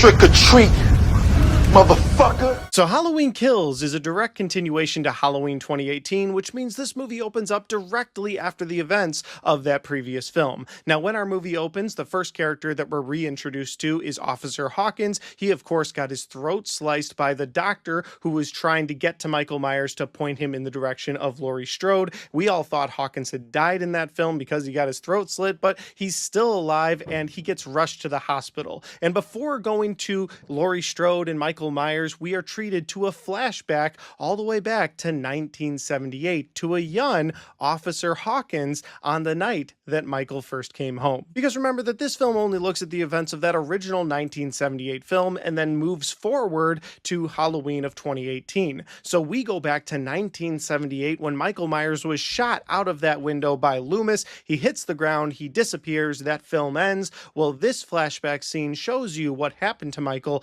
on that night, how he was captured by the police and brought to justice, because Haddonfield PD is on the case. They're looking to kill Michael Myers, and we see that a young Officer Hawkins was actually there that night. He was one of the ones trying to get to Michael. And when Officer Hawkins, along with another officer, are able to track Michael to the old Myers house, they go inside, they try to stop Michael. The other officer ends up getting killed by Hawkins accidentally, and then Michael Myers makes his way out of the house and stands still like he did when he was a child. That's when the police are able to arrest him. And it's just a really cool throwback scene to 1978. It will be in my positives because there's so many things about that scene that I absolutely love. We then flash forward back to 2018 where we see Laurie Strode once again played by Jamie Lee Curtis in the back of that pickup truck where we last left her. She's not alone though, because of course in the back of that pickup truck with her is her daughter Karen, played once again by Judy Greer, and her granddaughter Allison, played by Andy Matichik. And they are barreling down the road in the back of that pickup truck, getting away from Laurie Strode's home, which is currently on fire. Because remember, at the end of the last film, they had locked Michael Myers in the basement. They shot him, they stabbed him, pushed him down the stairs. They locked it because that whole house was actually a trap in waiting for the boogeyman. And once he was locked down there, they lit the house on fire, and now the house is going down in flames, hoping to exterminate the boogeyman once and for all.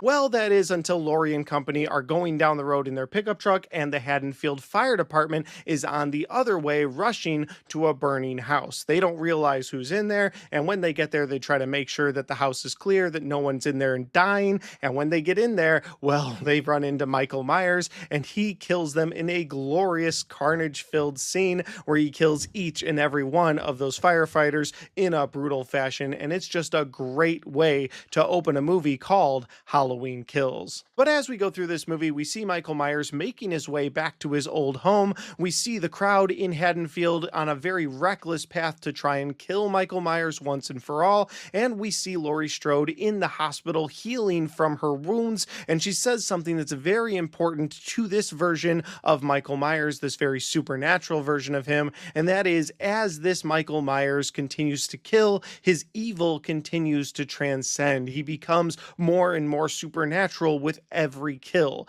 And since this film is called Halloween Kills, well, he's going to be doing a lot of that, which means his evil is just going to grow and get worse and worse for the town of Haddonfield. And that is the best synopsis that I can give you for Halloween Kills. If that sounds like a fun time, well, this movie is currently streaming on several different platforms. You can check it out there, or you can pick up the physical copy. That's my personal favorite way to watch any movie. But guys, we are going to get into my positives and my negatives for Halloween Kills here in a second. But before we do that, if this is the first time you found my channel, well, I would love for you guys to hit that subscribe button. Check out all the different content that I have. Whether you like movie reviews, Blu-ray talk, or even ranked list videos, I've got a little bit of everything on my channel, and I'd love for you guys to check it out. All right, let's get into my positives and my negatives for Halloween Kills.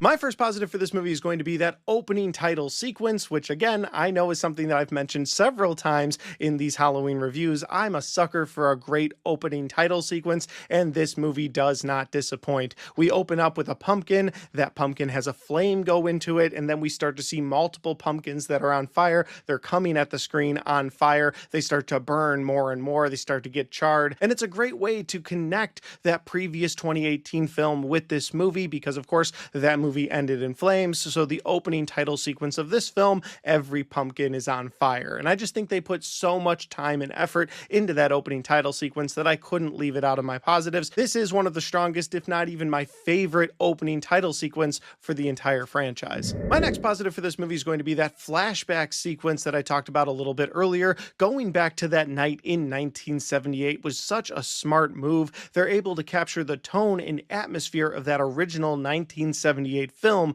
perfectly. They're also able to recreate that original Michael Myers mask so damn well. I don't think any of the sequels after that original 1978 film even came close to what they were able to recreate in this film. That mask looks great. It looks so much like that original mask. Again, the tone, the atmosphere, the mask that Myers is wearing, all while trying to build another story for another character in this franchise. I think they did all of that perfectly. And since we're still on the topic of masks, well, let's move on to my next positive, which is the inclusion of the 3 iconic masks from Halloween 3 Season of the Witch. We get the Silver Shamrock mask back in a Halloween film. This time they're just on 3 random kids that are running around the neighborhood going trick-or-treating. You see the skull mask, the witch mask, the pumpkin mask. It's so cool seeing those masks on those kids on Halloween night. Now, those masks have nothing to do with Halloween 3. Remember, that film is a completely separate timeline from all of the other timelines within this franchise, but it was just a great, respectful way to add in something from the past into this film. And then, of course, we see one of those masks a little bit later as we see Michael Myers walk out of the bushes holding that skull mask as it's all bloody, insinuating that he killed that kid. The other kids drop their masks, they run away. Michael then kills all of the adults in the area and takes time putting those masks on those adults that he just killed and tying them up to a swing set. It's one of the coolest scenes in this entire movie. I love the inclusion of those masks, and I love that this Michael Myers also took time to sort of set up his victims like the Michael Myers from the 1978 film. And my final positive for this movie is living up to the name Halloween Kills. If you're gonna name your movie Halloween Kills, you're gonna have Michael Myers in a slasher film with the title of Kills, well then those kills have to live up to that name, and I am so very happy that they do. Like I said earlier, the movie opens with Michael killing the entire department of firefighters trying to put out that house fire, and then Michael Myers making his way through the town, killing people in a brutal fashion, killing so many people on the way back to his house. But when he gets to his house, he finds that it's been restored, and there's a very happy married couple living in that house named Big John and Little John. But Michael Myers doesn't care about any of that. He kills both of them, and again, just continues continues to go through this movie killing so many people. But while he's killing people, you also have this outraged mob that is now formed in Haddonfield trying to get to Michael Myers, and so many of them meet Michael Myers and die throughout this film, including a scene at the end where they've got Michael Myers dead to rights. They shoot him, they hit him, they stab him, and Michael Myers just gets up and kills each and every one of them. So again, if you're going to name your movie Halloween Kills, it needs to live up to that name, and I think this movie does. I love the kills in this film, so it had to be a positive. But that'll do it for my positives. Now we have to move into my negatives, and I said at the beginning of this video that I have a bit of a love-hate relationship with this film, because all of the things I just talked about I think are some of the best things within the entire Halloween franchise. The look of Michael Myers' mask, the kills in this film,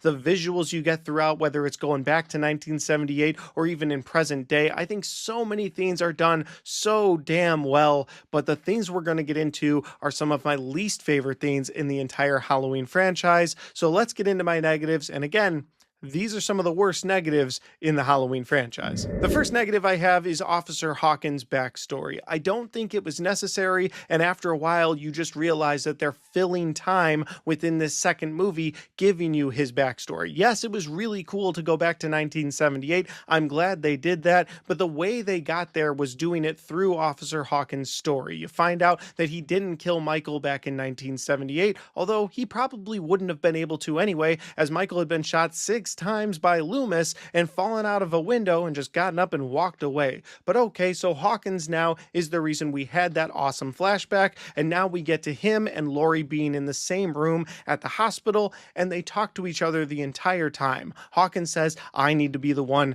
to kill Michael Myers," and literally nothing comes of that. And nothing even comes of that in Halloween Ends, which is a movie we'll talk about next, but nothing comes of that at all. Hawkins is not the person to kill Michael Myers, yet he spends the entire movie wasting so much runtime talking to Laurie, talking to you, the viewers, about how he has to be the one to kill Michael Myers. But Laurie spends the entire movie doing the exact same thing. So I absolutely despise the Hawkins side plot in this film because it ultimately goes nowhere at all. And that leads to my next big irritation in this film, which is the character of Laurie Strode doing absolutely nothing but giving monologues for the entire movie. Laurie is just another character in this movie that seems to be filler to get you to the next film. She's in this hospital talking to Hawkins for almost the entire runtime of the movie. There are a couple of times where she's like, "I'm going to join the mob. I'm going to take the fight to Michael. I need to be the one to kill him." But then she's stopped for one reason or another, and she's put back in her hospital bed each time. And while I guess you could say, well, she was in the hospital for the majority of Halloween 2,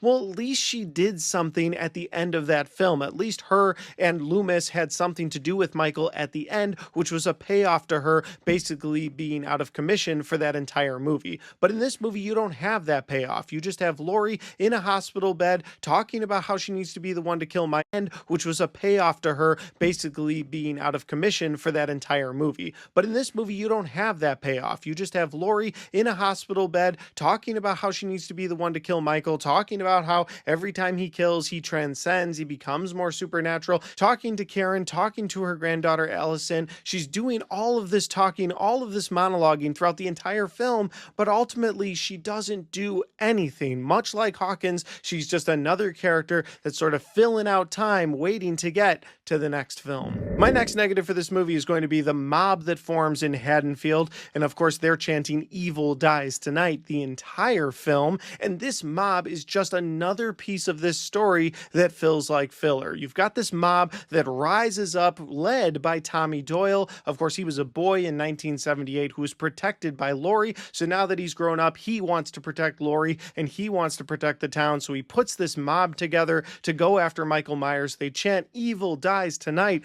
over and over and over, and ultimately end up going after a Danny DeVito look-alike who they think is Michael Myers, but of course that's not Michael Myers. It's just another mental patient who escaped on the same night as Michael Myers. They chase this person to their death. And I think the movie is trying to talk about mob mentality and how horrible it can end up being, even if you're doing something in the name of justice. So while I understand that the movie was trying to say something with this mob, again, it just feels like filler. You've got Michael Myers clearly on the other side of town, so you, the viewer, know, hey, this mob is literally chasing the wrong person the whole movie. That'll lead to my final and biggest negative for this film. One of the reasons I put this movie in the hate category when I said earlier that it was a love-hate, because I think they absolutely fumble the ending of this movie. You've got this scene where Michael has Allison cornered in his old home, and then Karen comes to her rescue. She takes the mask from Michael, and she sort of runs away, but also taunts him at the same time. Michael takes the bait. He follows her about a block into the middle of the street where she drops the mask. As he picks it up, he realizes that he's fallen into another trap. That angry crowd, that mob that's led by Tommy Doyle, has surrounded him with knives, bats, guns, all kinds of weapons. And in that moment, Michael bends down to put on the mask. I'm just going to show you the scene.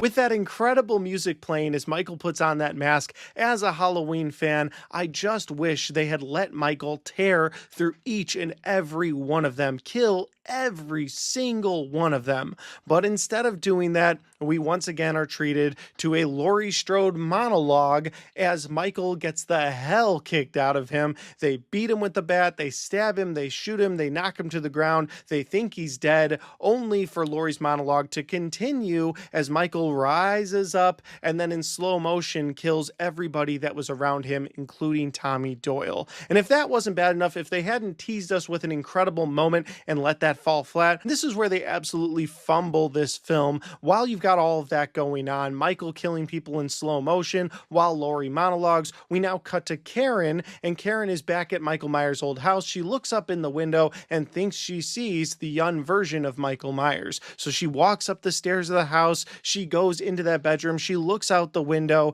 and then Michael Myers kills her. Seemingly, he teleported into that room and kills her. He sneaks up behind her, kills Karen, and the movie ends. And that's what we're treated to at the end of Halloween Kills. It is by far one of my least favorite entries in this franchise, and it's one of the worst movie endings that I can think of. It really is such a tease. In that moment, you're like, oh, Michael's gonna kill everybody. And you know what? If Michael had just cut his way through that entire crowd, they hadn't wasted any time with him going down and then getting back up. And in that moment, if he had also killed Karen, someone who means a lot to Laurie, it would have worked, but they didn't do that. Instead, he has this whole moment where he's down. You think, oh wow, maybe they've killed Michael, when all of us know you're not going to kill Michael. And then he gets up, kills the crowd, teleports back to his home, and kills Karen. And there you go. You now have set up Laurie versus Michael again. And that is the biggest fumble in this movie and one of the biggest fumbles of this entire franchise. Overall, like I said at the beginning of this video, I have a very love-hate relationship with this film. I feel like I've given you all of my thoughts on those reasons. I hope those reasons make sense. Would I recommend this movie to people? I would say this: if you've never seen this franchise before, or you've never seen this timeline, then definitely check out Halloween Kills. I think it is important to watch this before getting to Halloween Ends, but I'll admit it to you guys, I've only checked this movie out a small handful of times because it's just not a movie I want to go back to very often. And every time that I do, I'm reminded of the things that I love and the things that I hate. But as always, guys, those are just my opinions because that's my review for Halloween Kills. Have you guys had a chance to see this film? If you have, let me know in the comment section down below. And finally, guys, if you like this video, don't forget to hit that like button because it helps the video, it helps the channel, and it helps me right here. And don't forget, evil dies tonight. Say that again.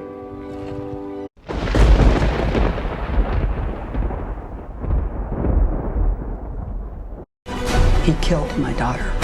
But tonight, I will kill him. Come and get me.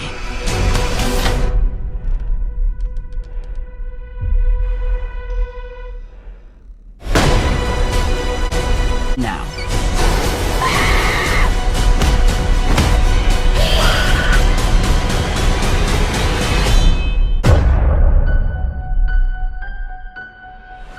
Halloween Ends came out in the year 2022 and was directed by David Gordon Green. This would be the third time that he would return to the director's chair for a Halloween film, while also marking him as the only director within this franchise to direct 3 films.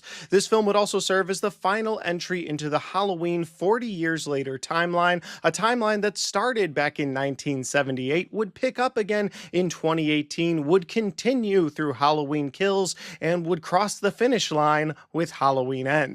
This film is also, as of this date in 2025, the last entry into the entire Halloween franchise, and at this point in 2025, I don't know when we're going to get another entry into this franchise. They haven't talked about creating a brand new movie, a brand new trilogy. There has been a little bit of buzz online about maybe going the TV show path, something that the Friday the 13th series is currently working on. Maybe they're waiting to see if that's a hit, and then they will go with something like a Haddonfield TV show. I don't know exactly what they're planning, but as of 2022, not only did the timeline end, but the entire franchise ended. And I remember when this film was about to release, the buzz surrounding this film, people being so absolutely hyped to see the final showdown between Laurie and Michael. Something that we had seen a couple of times in this franchise, but never in this timeline, and all of the trailers geared you up for one final battle between Laurie and Michael. So the question is, was all the hype worth it? Were fans happy with the way that this timeline ended?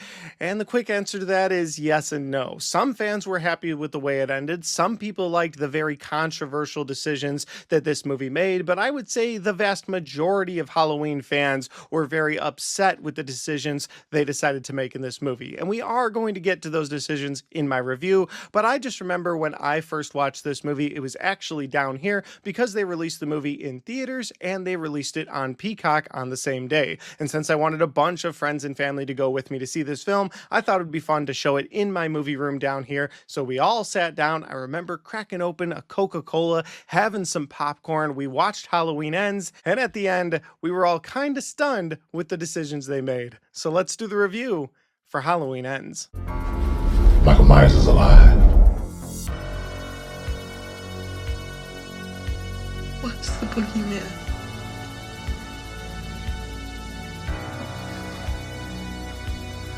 As a matter of fact, it was. Stop it! Stop it! Stop it! Stop it!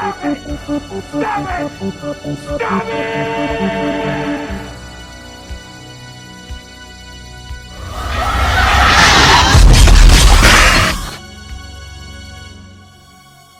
Trick or treat, motherfucker. So Halloween Ends would be the final time we would see Jamie Lee Curtis as Laurie Strode. The film would also bring back Andy Matichik as Laurie's granddaughter Allison, and filling out the role of Michael Myers would once again be James Jude Courtney. There would be a controversial character thrown into the mix this time around, and that character's name is Corey Cunningham, and Corey would be played by Rohan Campbell. The film actually opens up with Corey. Corey is babysitting a little boy on Halloween night, and as the parents are out having a good time, Corey and the kid decide to play hide and seek in the house. The kid ends up locking Corey in a closet as a prank. Corey starts to freak out, try to kick the door open, and as he's kicking the door, he screams, "I'll kill you." He kicks the door open. The door slams into the boy accidentally. The boy falls over the banister to his death down below, right as his parents are returning home from their date night. It's a very dark and grim way to open this film, but then we find out that Haddonfield has not been the same since that night in 2018. Remember, Halloween 2018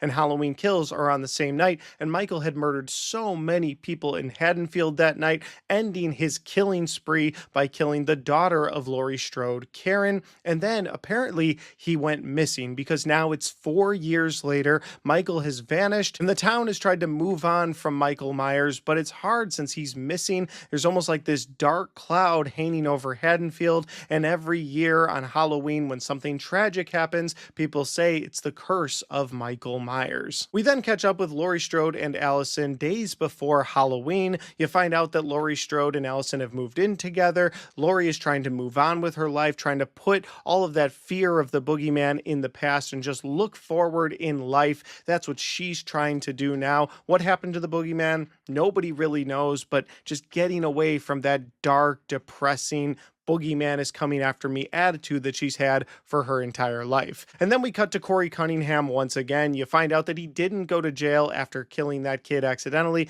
It was ruled an accident, but while he didn't go to jail, the people of Haddonfield really don't like him. In fact, when we catch up with him, he's being bullied by a bunch of high school band members, and the person who intervenes to stop them from bullying him is Laurie Strode herself. Laurie and Corey talk to each other, they sort of hit it off, and she decides, hey, he's my granddaughter's age, maybe I'll introduce them, and she does, and Allison and Corey hit it off almost immediately. But then after a couple of things happen in the movie, Corey runs into those high school bullies again. They throw him over a bridge. He lands next to a sewer, and he's dragged into that sewer by none other than Michael Myers. You find out for the past 4 years, Michael's been hiding out in these sewers, eating rats or whatever comes into the sewers, and as he's staring into the eyes of Corey, instead of killing Corey, it seems like the evil that's inside of Michael has started to transfer itself into Corey. Corey then leaves the sewer a different kind of person, someone filled with rage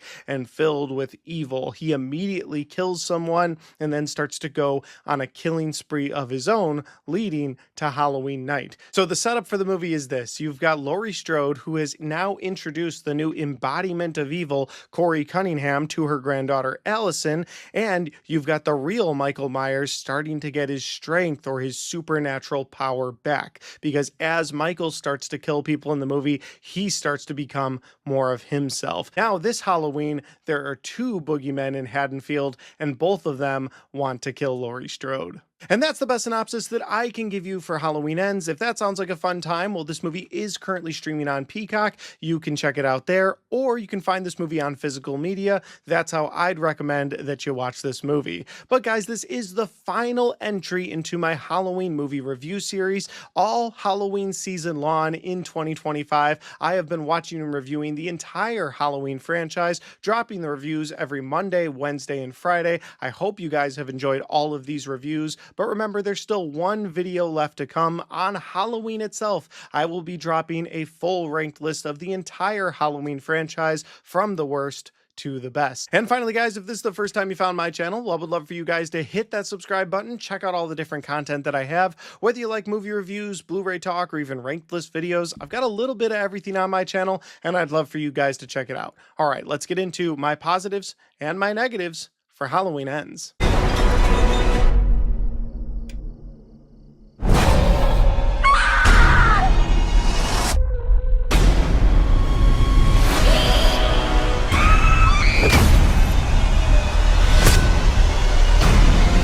Alright guys, so it wouldn't be a Halloween movie review from Michael Weer if I wasn't talking about the opening title sequence. I feel like I've talked about it in almost all of these reviews, and this movie is no different. I love the opening title sequence. You see a pumpkin once again, but this time it's changing shapes, sort of letting you, the audience, know what to expect throughout this film, because evil, while it's been in Michael Myers for so long, is starting to change shapes. It's starting to move to a different person, something that this franchise has teased us with over the years, but this movie would really commit to it. And so the opening title sequences of those pumpkins is really fun, just sort of giving you a clue as to what you're going to see throughout this film, with all of those different pumpkins changing shapes throughout this title sequence. Also, fun side note to the opening title sequence, all of the orange font is the same font as Season of the Witch. I think they just did that for fun, but it's still pretty cool.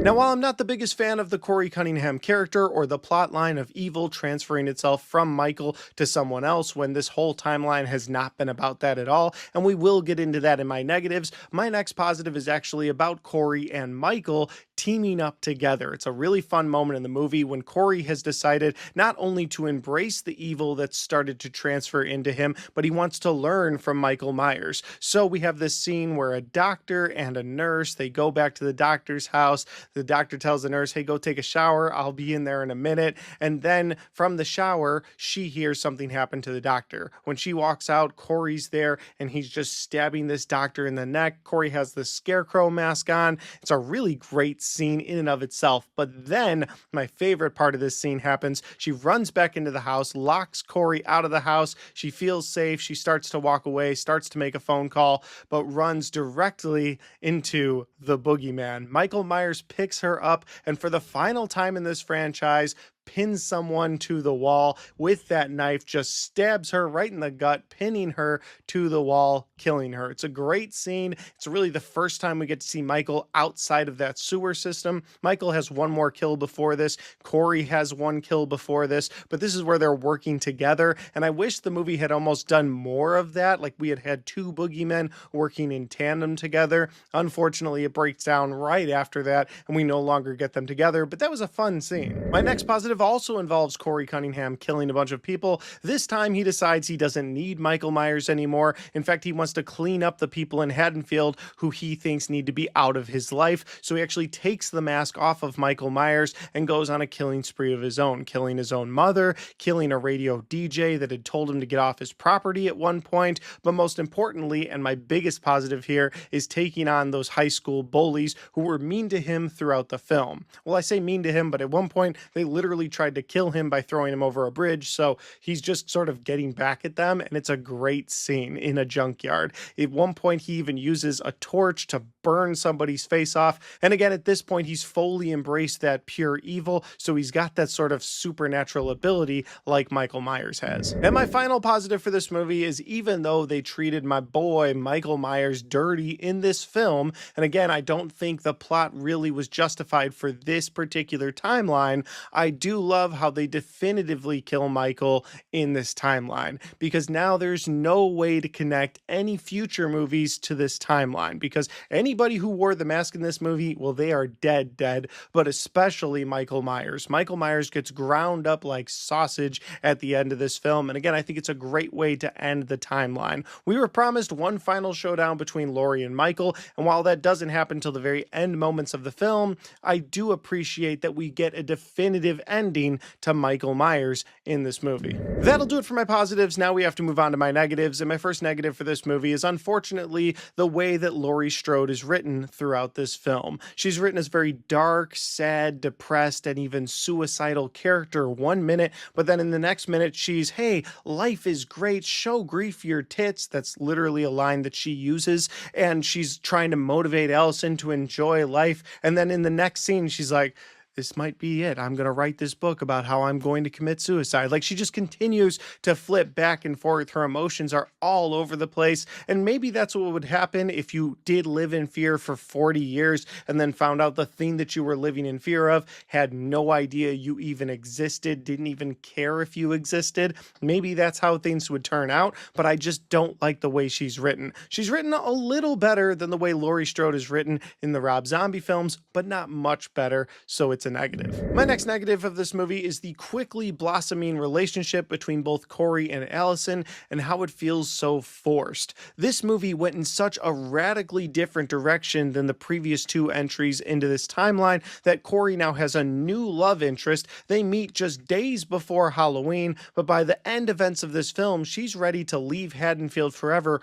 with Corey because they realize they want to be together forever. And the movie tries to give you some time with them so that you buy into their relationship, but it all happens so fast, and because the timeline hasn't been about their relationship at all, it just feels so forced. My next negative in this movie is going to be the character of Corey Cunningham. It's not that his story doesn't have a place within the Halloween franchise, because like I said before, the idea of evil transferring itself into someone else is something that the Halloween franchise has played with in the past. They teased it with Jamie Lloyd in parts 4 and 5. They even teased it at the very end of Rob Zombie's Halloween 2 when Laurie herself took on the evil of Michael Myers. So it's not something we haven't seen before. It's something that could work in this timeline if it's something that they had paid any attention to in the previous entries of this timeline. But instead, they made it all about Michael versus Laurie in Halloween 2018, Michael going through Haddonfield killing people, evil transcending every time that he gets a kill.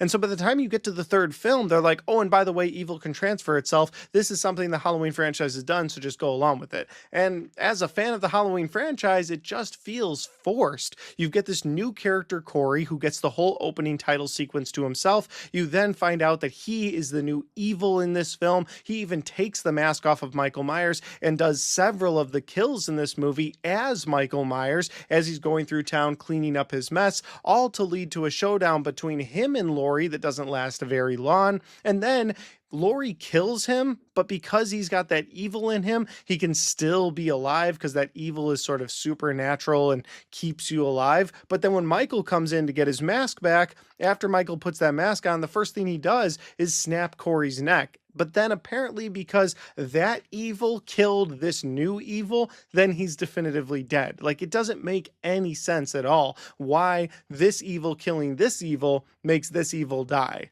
I don't get it. And again, Corey's character just feels very shoehorned into this film. Like, they didn't have enough content to give us Laurie versus Michael for an entire movie, so they threw Corey into this film to have another antagonist that Laurie can go back and forth with till the very end of the movie when we can finally get the showdown of Laurie versus Michael. Now, I know so far that my negatives for this movie have been very character-based. I didn't like the character of Allison and Corey getting together. Don't like the character of Corey in this film or just placing him in this timeline at this point. And I really don't like what they did with Laurie's character, and that's because all of these characters hold some of the same traits that I talked about earlier, and that is the trait of just switching up their motivation throughout this film.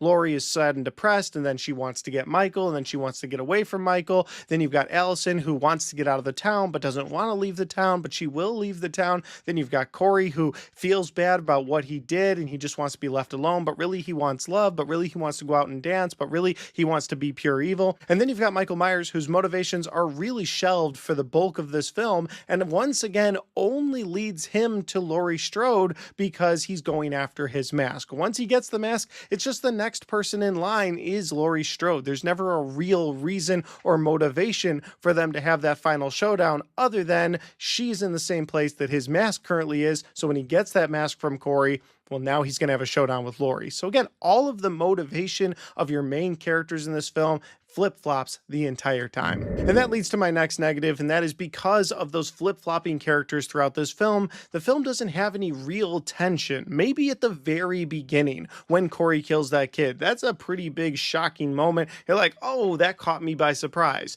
There's nothing else in this movie that will catch you by surprise. There's nothing else in this movie that leaves you at the edge of your seat. You're just watching Corey Cunningham go from this kid who you want to like, who you feel bad for, to being pure evil, to embracing that pure evil, to then getting killed by Michael. And oh yeah, by the way, this is Michael versus Laurie again. Didn't you know that? Didn't we say that in the trailer? It's going to be Michael versus Laurie. We told you about this already. Like, that's what it feels like. There's no tension throughout this movie. I never felt for any of these characters, not even Laurie Strode, a character I've loved for so long throughout all of these Halloween films. Like, I don't care for any of these characters throughout the film. None of them bring those moments of tension where I want one of them to live or I want one of them to die. You just get these stale characters of Michael, Laurie, and Allison, and you get this brand new character of Corey who doesn't feel like he's in the right film, which leads to zero tension throughout the movie. And all of that leads to my final negative in this film, one of the biggest mistakes of this movie and this franchise, and that is making Michael Myers the background character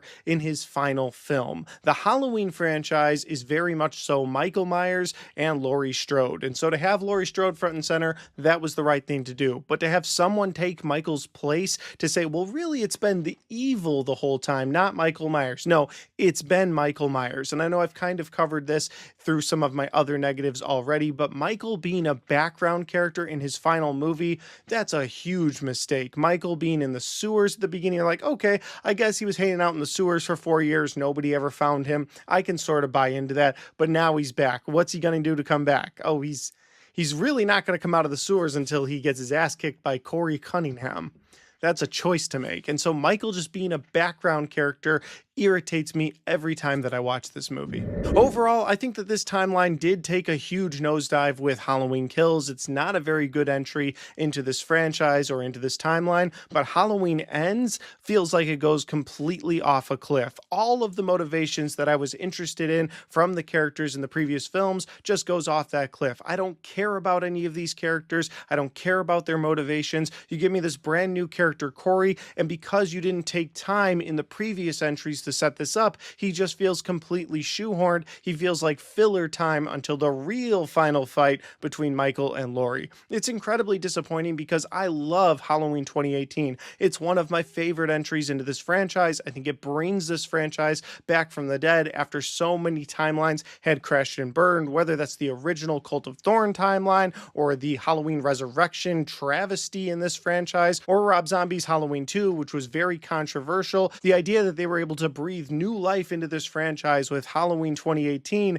and then to see the sequels of Halloween 2018 just continuously get worse and finally again just go off a cliff with Halloween Ends. So would I recommend Halloween Ends to people? Well, that's a hard question for me to answer. On the one hand, no, I personally wouldn't, because it really disappoints me. From where the franchise was in Halloween 2018 to the absolute cliff that it goes off of in Halloween Ends for me, I wouldn't recommend it. But there's a lot of people out there that like that controversial decision to make Corey front and center. There's a lot of people that like the idea of evil transferring itself from someone other than Michael Myers. And so if you have not seen Halloween Ends yet, then I would recommend checking it out for yourself. But guys, like always, those are just my opinions because that's my review for Halloween Ends. Have you guys had a chance to see this film yet? If you have, let me know in the comment section down below. Let me know where we agree or disagree. Maybe you really like this movie. Maybe you hate this movie more than I do. I'm somewhere in the middle because there's some fun things to enjoy about Halloween Ends, but the majority of it is disappointing. And finally, guys, if you like this video, don't forget to hit the like button because it helps the video, it helps the channel, and it helps me right here. Thanks for watching, and I'll see you next time.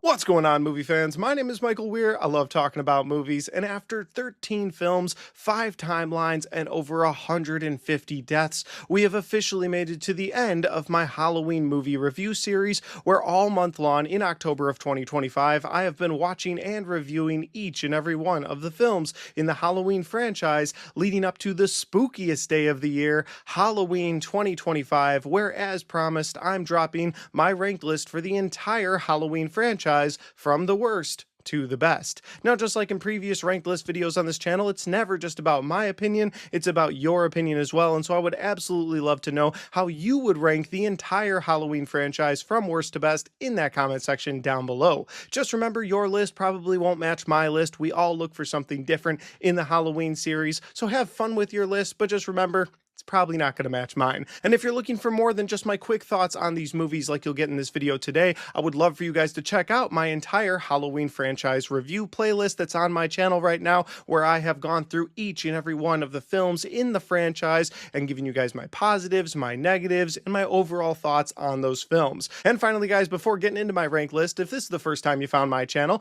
well, I would love for you guys to hit that subscribe button, check out all the different content on my channel, whether you like movie reviews, Blu-ray talk, or even ranked list videos. I've got a little bit of everything on my channel, and I'd love for you guys to check it out. All right, guys, let's get into my Halloween franchise ranked list from the worst to the best. Michael Myers is alive. What's the boogeyman?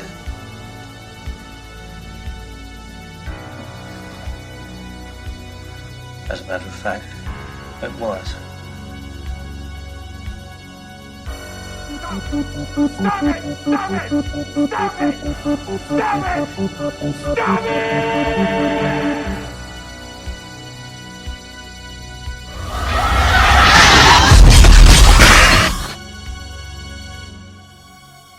Trick or treat, motherfucker. Coming in at number 13, the worst movie in the Halloween franchise is Halloween Resurrection. Now, the reason this is the worst movie in the franchise for me is that it completely undid everything good that Halloween H2O had done, and it completely made a joke out of the characters of both Laurie Strode and Michael Myers. See, Halloween H2O had created a brand new timeline, something that didn't have anything to do with the previous Cult of Thorn timeline. It just looked at the events of Halloween 1, Halloween 2, and then Halloween 20 years years later, Michael Myers coming back to finish the job to kill his sister, but in the end of that movie, Laurie Strode cut off Michael Myers' head. It was a definitive ending to the battle between both Laurie and Michael, but then Halloween Resurrection completely undid the end of that film, and then at the very beginning moments of this movie, Michael kills Laurie Strode. And with Laurie Strode dead, Michael Myers goes back, I guess, to just live in his old house, but that's when we get Dangertainment, because both Busta Rhymes and Tyra Banks are running an internet webcam show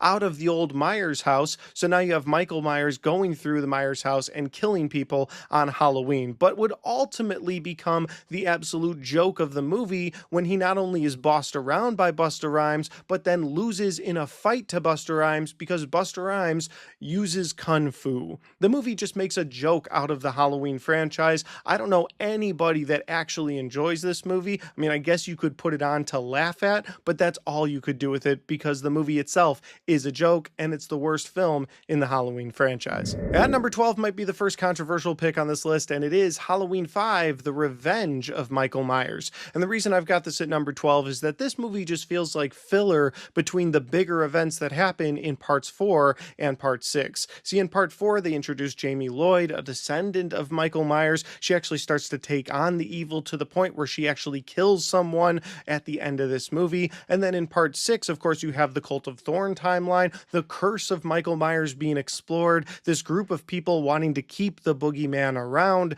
But part 5 just feels like filler between those two movies because nothing's really going on. Now, there's other issues that I have with Halloween 5 that make this at number 12 as well, like the character of Tina, who's just an insufferable character that you have to deal with for almost the whole runtime of the film. Then you've got Michael Myers driving around in a muscle car like a precision driver. If his driving wasn't annoying enough in the previous installments, the fact that he's like a professional race car driver in this movie makes absolutely no sense. And then my final reason for putting this at number 12 is the weird slapstick humor that the director tries to pepper into this film with the police officers in Haddonfield who are supposed to be the funny guys in the movie, but in the background of their jokes, there's just these weird boom noises that go off like, oh, hey, did you hear those horns playing in the background? That means that they just told a joke. It's a really stupid way to try and get a joke across in a movie. So for all those reasons, Halloween 5, The Revenge of Michael Myers is number 12. Sticking with the Cult of Thorn timeline, at number 11, we have Halloween 6, The Curse of Michael Myers. Now, it's at number 11 not because it's as bad as the previous two entries on this list, but because in my opinion, this is the most disappointing film within the entire franchise. Yeah, the other two films are just bad movies, but this movie had a lot going for it. We had all the events of Halloween, Halloween 2, Halloween 4, and Halloween 5. The idea that we were finally going to explore this Cult of Thorn that might be pulling the strings in the background for Michael Myers this entire time, and what we ended up getting was just a big jumbled mess of a film. The movie opens with Jamie Lloyd having a baby, and then after she gets killed by Michael Myers, Tommy Doyle, who's now all grown up, comes and rescues that baby, takes it to Dr. Loomis, and then the rest of the film is just Michael and the Cult of Thorn trying to get to that baby, and it ends with Paul Rudd beating the absolute hell out of Michael Myers until Michael Myers starts to leak green ooze. Why? They never explain it. And then after the baby is taken to safety, we cut back to that same room. Michael Myers' body is missing, but his mask is there. Why? They never explain it. And then it cuts back to Haddonfield with a picture of a pumpkin that flashes at you, and the movie ends. The movie feels like it genuinely had no direction. Now, I understand there's two different cuts of this film, both the theatrical cut and the producer's cut, and if you watch the different films, you get something a little bit different out of both of them. I'm specifically talking about the theatrical cut here, and again, it's just a mess of a movie, so that's why it's at number 11. Filling out the number 10 slot on this list is Halloween Ends, and the biggest fault of this movie is trying something brand new too late in the timeline. And what I mean by that is that this timeline was all about Laurie versus Michael. Laurie dealing with the trauma of her past and finally vanquishing Michael Myers once and for all. This timeline, of course, is the 40 years later timeline, a timeline that started back in 1978, would pick up again in 2018 would then continue with Halloween Kills and would end with Halloween Ends. And the idea that Halloween Ends had built up to Michael versus Laurie and then completely shelves that idea till the very last couple minutes of this film as we get a new character, Corey Cunningham, to take on the evil of Michael Myers and go through the entire movie as basically the new pure evil character, it just doesn't work for me. It's too little, too late. And like I've said while reviewing these movies, this isn't a brand new concept. The idea that the evil can transfer itself from Michael to someone else is something we'd seen done in the past. In Halloween 4, Jamie Lloyd is infected by the evil. In Rob Zombie's Halloween 2, Laurie Strode herself is infected by the evil. So if they wanted to go that path, they should have planted the seeds for that in Halloween 2018. Say that Michael is the boogeyman, but that power can transfer. But that's never the idea that this timeline had. It was always Laurie versus Michael. In Halloween Kills, Laurie and Michael never see each other, but all you get the entire movie is Laurie monologuing about how this fight is going to come down to them. So when you get to Halloween Ends, it's not that the concept of Corey Cunningham's character doesn't work, it's that you introduced it too late. So that's why Halloween Ends is at number 10. At number 9, we have a film that I have a bit of a love-hate relationship with in this franchise, and that is Halloween Kills. Now on the love side of this movie, I love the carnage candy throughout this film. Michael Myers breaking out of that house at the beginning of the film, killing all those firefighters, going through the town, killing so many people on a way back to his childhood home, only to get there, find that people live there now, so he kills them too. Then you have this angry mob that rises up against him, and he kills so many of them. So on the carnage side of this movie, I love it. I also love the look of Michael Myers in this film. It's my favorite Michael Myers mask in the entire franchise. It's already a pretty beaten up mask, but now it's burned down one side. And while we're speaking of masks, I also love that there's 3 kids running around Haddonfield with the Halloween 3 Season of the Witch masks. That's pretty cool too. But on the hate side of my love-hate relationship with this movie, the story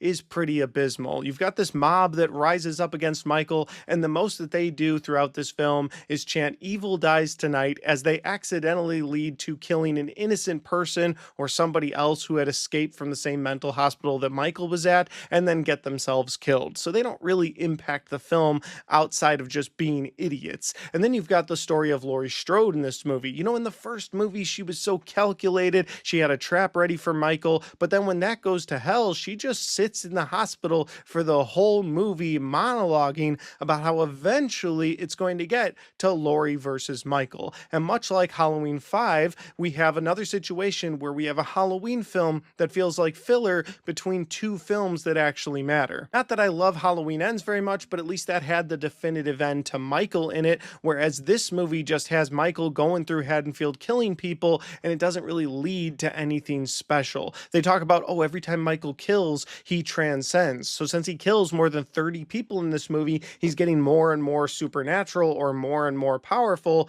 but then they just strip him of that power in Halloween Ends, so that doesn't really matter either. So Halloween Kills is number 9 because it's again another disappointing entry and another filler entry in this franchise. At number 8 on my list, we have Halloween 4, The Return of Michael Myers. Now that Return of Michael Myers title was for 2 reasons. One, for the fans, because they had just put out Halloween 3, Season of the Witch, and at the time that did not go over well with fans or critics since it didn't have Michael Myers in it. And so they pivoted back to Michael Myers, and the title was to sort of signify to the fans like, hey, we heard you, we're bringing back Michael Myers. But then in the story of this film, that title works as well because this movie would have Michael Myers return to Haddonfield to continue going after his bloodline. The character of Laurie Strode had died off screen in this film in a car crash, and apparently when that happened, Michael went into this coma-like state where he's just laying there in a hospital bed in a sanitarium. But then when he overhears some workers talking about the fact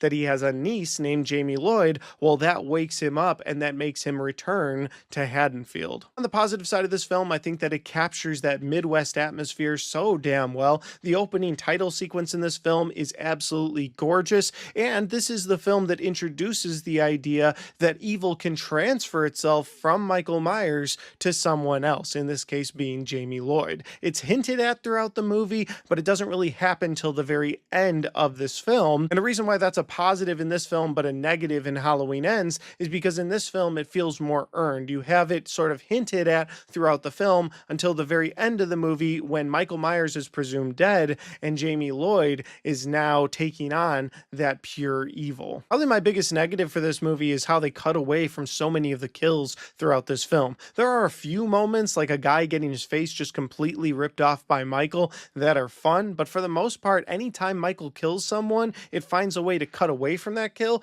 and then show you the bloody aftermath, and that's not what we're looking for in a Halloween film. Coming in at number 7, we have Rob Zombie's Halloween. This film would come out after Halloween Resurrection, a film that completely tanked the Halloween H2O timeline, so this film would not only be a brand new timeline within the Halloween franchise, but it would also be a first of its kind. It would be a reboot to the entire Halloween universe. The movie would focus in the first half on the young Michael Myers as we see him go from a child who likes to kill animals to killing some of the people at school to then killing his own family, getting sent to a mental institution with Dr. Loomis where we would study Michael Myers over the years. And then the back half of this film is something that I really love, and it would be a remake of that 1978 film When Michael Came Home. This film shows the monstrous Michael Myers breaking out of that mental institution, going back to Haddonfield to look for his young baby sister Laurie and kill his way through so many people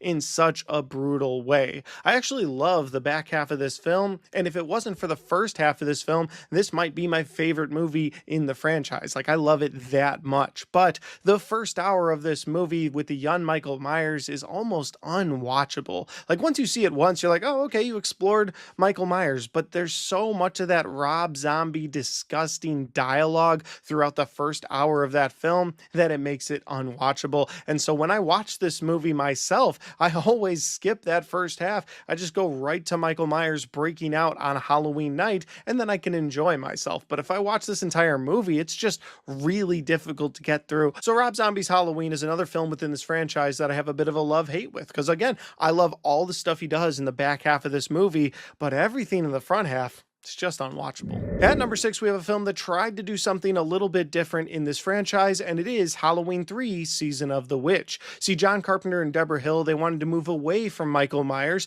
They wanted to take the Halloween franchise and make it more of a Halloween anthology series, something that would come out once a year. It would be centered around Halloween, but again, it would move away from Michael Myers. So after Michael Myers was killed at the end of Halloween 2, they took their shot with Halloween 3, and you can pretty much guess how it went, because after this film failed to the box office, well, we went right back to Michael Myers. As for the film itself, I've got it at number 6 on my list, which is right in the middle of my rankings for the Halloween franchise, because I like that they tried to do something new with this franchise. I like that the concept of this film, a bunch of witches using the power of Stonehenge to try and kill a bunch of children around the world. I mean, if you look at this movie like a straight up Twilight Zone episode, you can have a lot of fun with it. But again, it's in the middle of my ranked list here because when I watch a Halloween film, like so many other people, I want to see Michael Myers, and that's where this movie really fails. We've made it to the top 5 of my Halloween movies ranked list, and this was a really difficult list to put together. All of these movies are great, and I think there's a case to be made that each one of these films could be at number 1. But since I have to put them in ranked order, at number 5, I have Halloween H2O. This film would, of course, bring back Jamie Lee Curtis after so many years of her not being in this franchise. She would return once again as Laurie Strode, and on the positive side of this film, I think it has one of the best showdowns between Michael and Laurie in the entire franchise. I also like that they took this away from Haddonfield. They moved this to a private school to have a different setting because we'd seen so much of Haddonfield at this point. So I think this was a very smart move to move this to a private school setting. That also limited the amount of people that would be at that school since it was during a time when all the students were on a trip. So you've got Laurie Strode there, you've got her son played by Josh Hartnett, you've got a security guard played by LL Cool J, just got a few other people that are there in that building, but Michael Myers goes through so many of them, trying once again to get to his sister. And I think one of the only things holding this movie back for me, maybe why I put it at number 5, is because this movie takes a lot of time building up to Michael and Laurie coming face to face, because it's been 20 years since these characters had seen each other, so they really try to play with Michael being teased throughout this film. But for us fans, we had gotten so much of Michael Myers over the years that us seeing Michael Myers wasn't that big of a deal. Yeah, it might be a big deal to Laurie Strode, who hasn't seen Michael in 20 years, but for us, the fans, it was like, no, we've seen him killing people. And so throughout this film, they sort of tease Michael very slowly through the first half of this movie. By the time you get to the end, again, you do get a fun showdown between Laurie and Michael, but it takes a while to get there. So for those reasons, Halloween H2O is number 5. At number 4, we have Halloween 2 from 1981, and the tagline for this movie was "More from the Night He Came Home." And it's tagged with that because this was a direct continuation to Halloween 1978, making it the same night as that original film, with Michael continuing to go after Laurie Strode. And I think this movie does a lot of things right, but one of the things that I really like about this film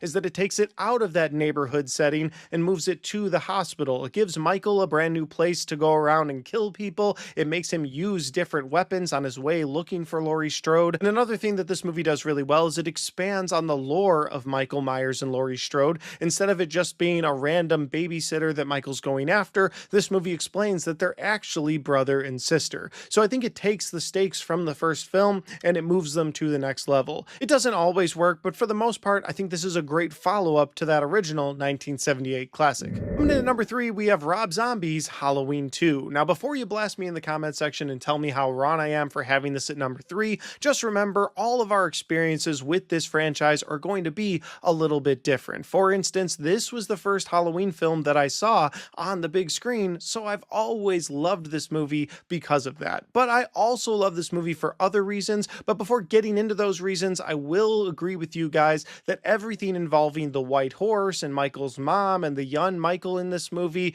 I don't like any of that. I agree that that should have been cut out of the movie and they should have made this a more straightforward Halloween film with Michael once again going after Laurie. But instead, you bring in Michael's mom, who kind of eggs on all the chaos, which is completely unlike her character in the first film. So if you're here to tell me that, like, hey, all the white horse stuff sucks, I get it. I agree. But on the positive side of this movie, Michael Myers going through the people of Haddonfield on his way to his sister throughout this film as he's killing so many people, it's a lot of fun to watch. I also really love the look of Haddonfield in this movie. It's one of the few Halloween films that really captures the Midwest atmosphere, much like Halloween 4, which is a movie that I think Rob Zombie takes a lot of his inspiration from, because at the end of this film, the evil transfers from Michael to Laurie Strode herself, just like at the end of Halloween 4 when the evil transfers itself into Jamie Lloyd. And another thing I like about this movie is how Dr. Loomis acts throughout this film.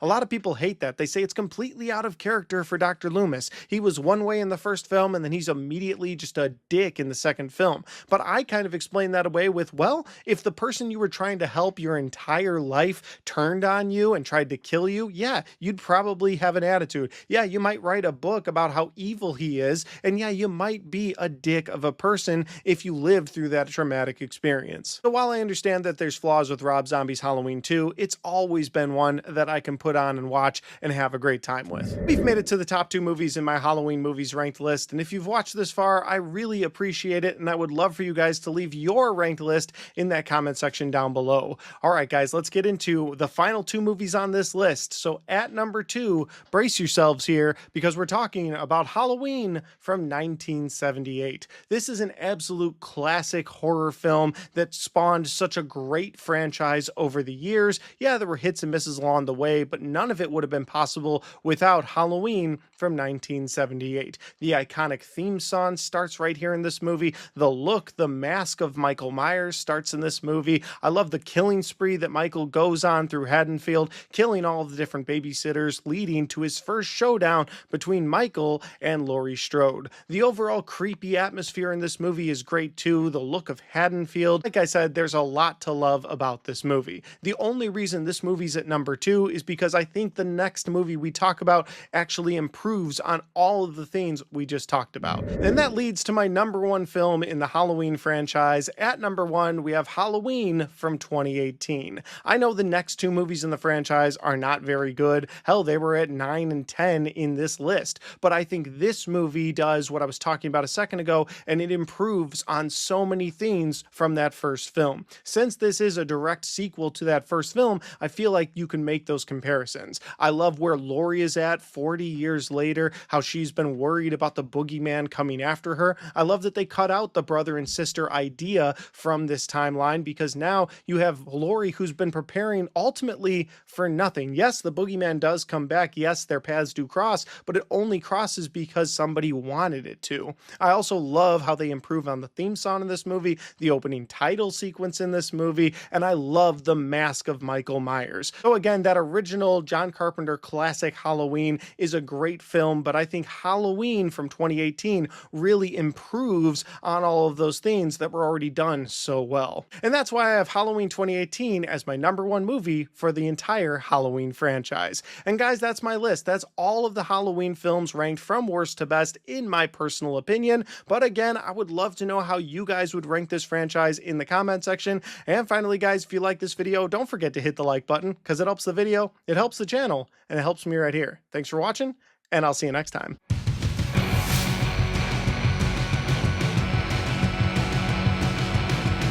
Alright guys, that was my entire Halloween movie review series, plus my ranked list that I did at the end of that series. I had such a fun time putting all of that together last October, and I had a fun time cutting all of that back together for this supercut during the Summerween season of 2026. I hope you guys enjoyed this video. If you watched this long into the video, I cannot tell you how much I appreciate you. All of that said, if you like this video and you want to check out any of the other content on my channel, maybe you like horror movie review series, well, I'll go ahead and put my entire 28 years later review series list right there, and my entire Final Destination review series list right there.